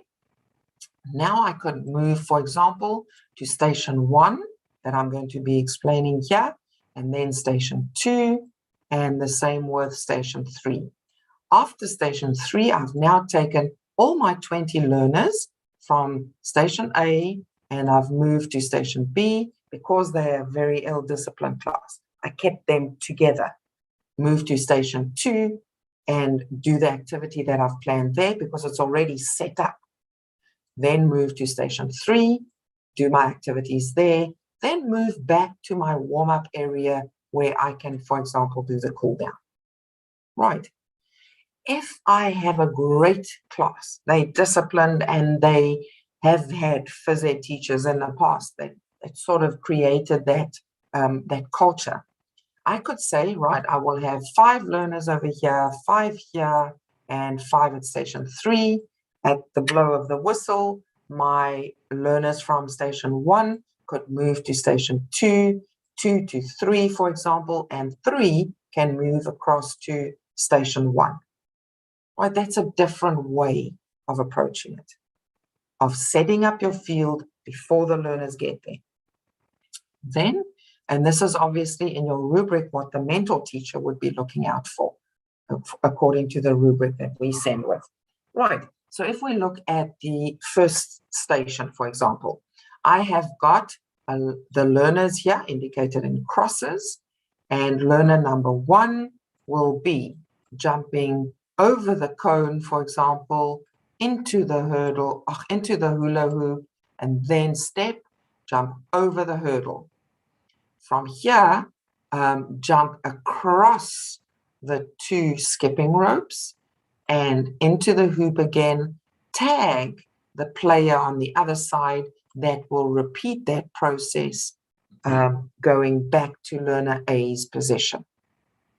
Exactly the same. Now, when learner 1 has to repeat and come back, the ropes, for example, could be put further apart. So in other words, that shows progression because now they have to jump further. Right. That is my little skill. And look at what I've done. I've indicated that I've got many learners and therefore I have the same thing set up 3 times so that we increase or make sure there's maximum participation. Then we move on to, and you saw there that I pointed out the progression. Then we move on to station 2, for example. Here you can see that I paid attention to the jumping. I'm slightly going off the example that I've had here, or that I put in space here. Now my station 2, as I showed you, I've set up 2 circles, for example. I have got a cone, and then I've got a skipping rope, and I've got a basket in the middle, for argument's sake. My learners on the blow of the whistle need to jump over the cone, for example, but then they have to walk on that skipping rope. Balancing is now coming into play. I might have the bean bag that they start with on the hand with the palms facing down. And can you see here, those specific instructions need to be put in the explanation of your station, right? Specific instructions. Then they walk, they drop the beanbag, for example, in the basket in the center, they pick up a ball and they have to balance that on their hand, for example, right? I'm just giving you random examples. The main focus that I want you to pay attention to is how you explain the activity and how you do the field plan or the setup or the layout. That clearly indicates how the learners would be positioned and what they would be doing. Right, that was station 2. So yes, as I said, I always jump the gun a bit. We talk about the explaining, making sure that they're behind each other. So I'm explaining about the walking. So exactly what I've been saying, I'm just pointing out here in the descriptors as well. Right. And like I said, very specific. The field plan, I can always indicate with an image as well, where I've actually set up a specific field plan. In this case, the space is very small. So there's only one station set up. But if you were to be very creative and proactive and super sharp, you could have a photograph, an image of the full field setup with station 1, 2, and 3, for example, and where you start as your base for warm-up. Please remember that at a station, you can also keep teaching. Not can, you should also keep teaching. Now you've taught them the jump. Now they're busy doing the jump. You are still going to be referring to the keywords. You're still going to be referring to the position of the head, the chin, the eyes, the upper body, for example. Okay? And then, yes, I did not include a third station. You could include a third, you will be including a third station or a fourth if you even want to.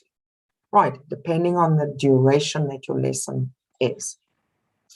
Now look at what I've done here. With my conclusion, I've immediately shown you stretches. And I did that for a reason, because so often students would have stretching as cool down. Great, yes, possible, but these are grade 1, 2s, or 3s. Yes, you want to calm them down.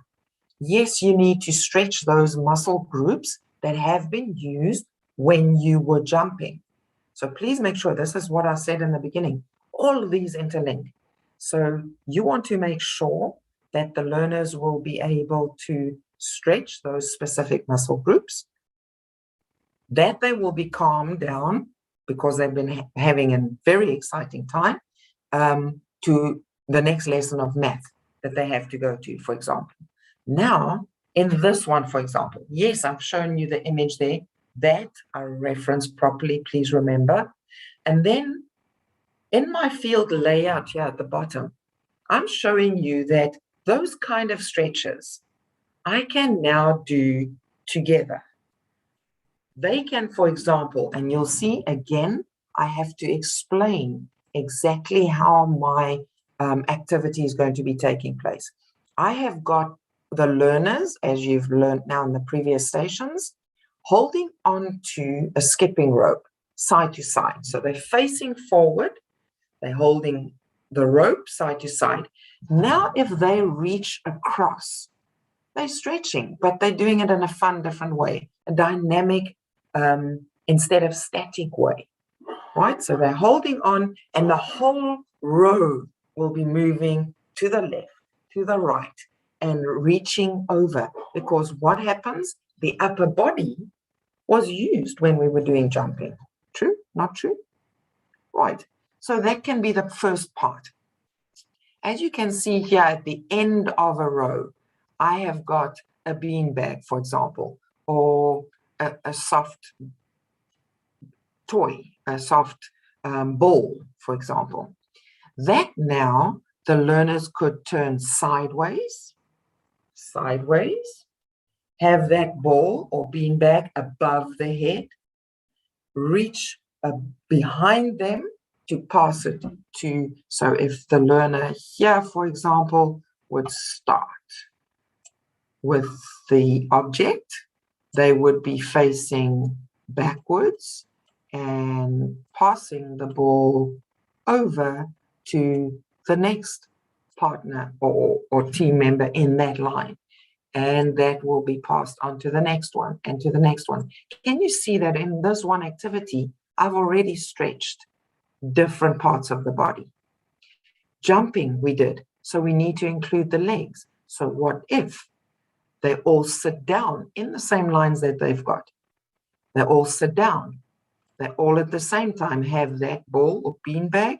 Now they have to pick it up with the feet, and they have to pass it over their head.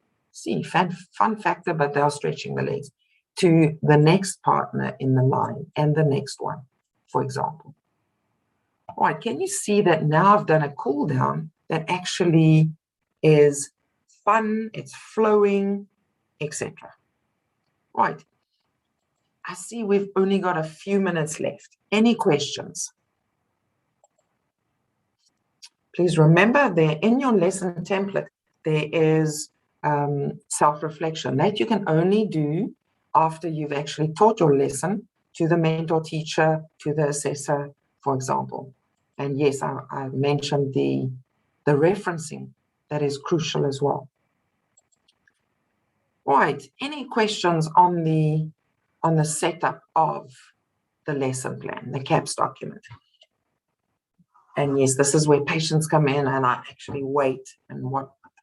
Guys, I'm just quickly showing you what will be on ECI as well, because included in this is the teaching approaches and learning styles, managing and teaching phys ed, and then guidelines for quality feedback. Again, please make sure that you use your course reader in line with the ECI slides, in line with your study guide, in line with recordings. All of those are going to guide you through these. Because if you have a look at cognitive domain, psychomotor domain, affective domain, these are the approaches.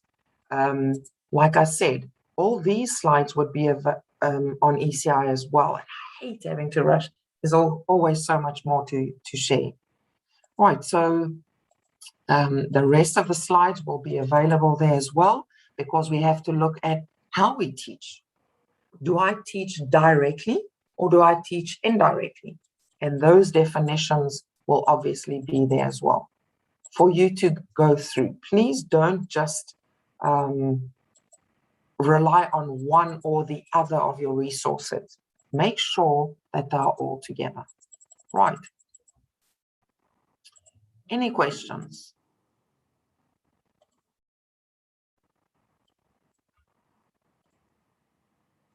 No questions, no chat. Oh, I feel so disheartened. Anything from YouTube? I know I need to stand still a little longer normally for the YouTube participants. Anything else, Darren? Nothing on YouTube at the moment. Oh, darn. But I see we have run out of time as well. Not that we have. Oh, Darren, thank you so much for having us. And hopefully we've got a lot of students going to go into the recordings and the slides. Students, all the best. Darren, see you soon. See you soon. Enjoy the rest of your afternoon. And the weekend. Bye. Yes. Bye. Bye. That brings us to the end of this session. Thank you everyone for joining us.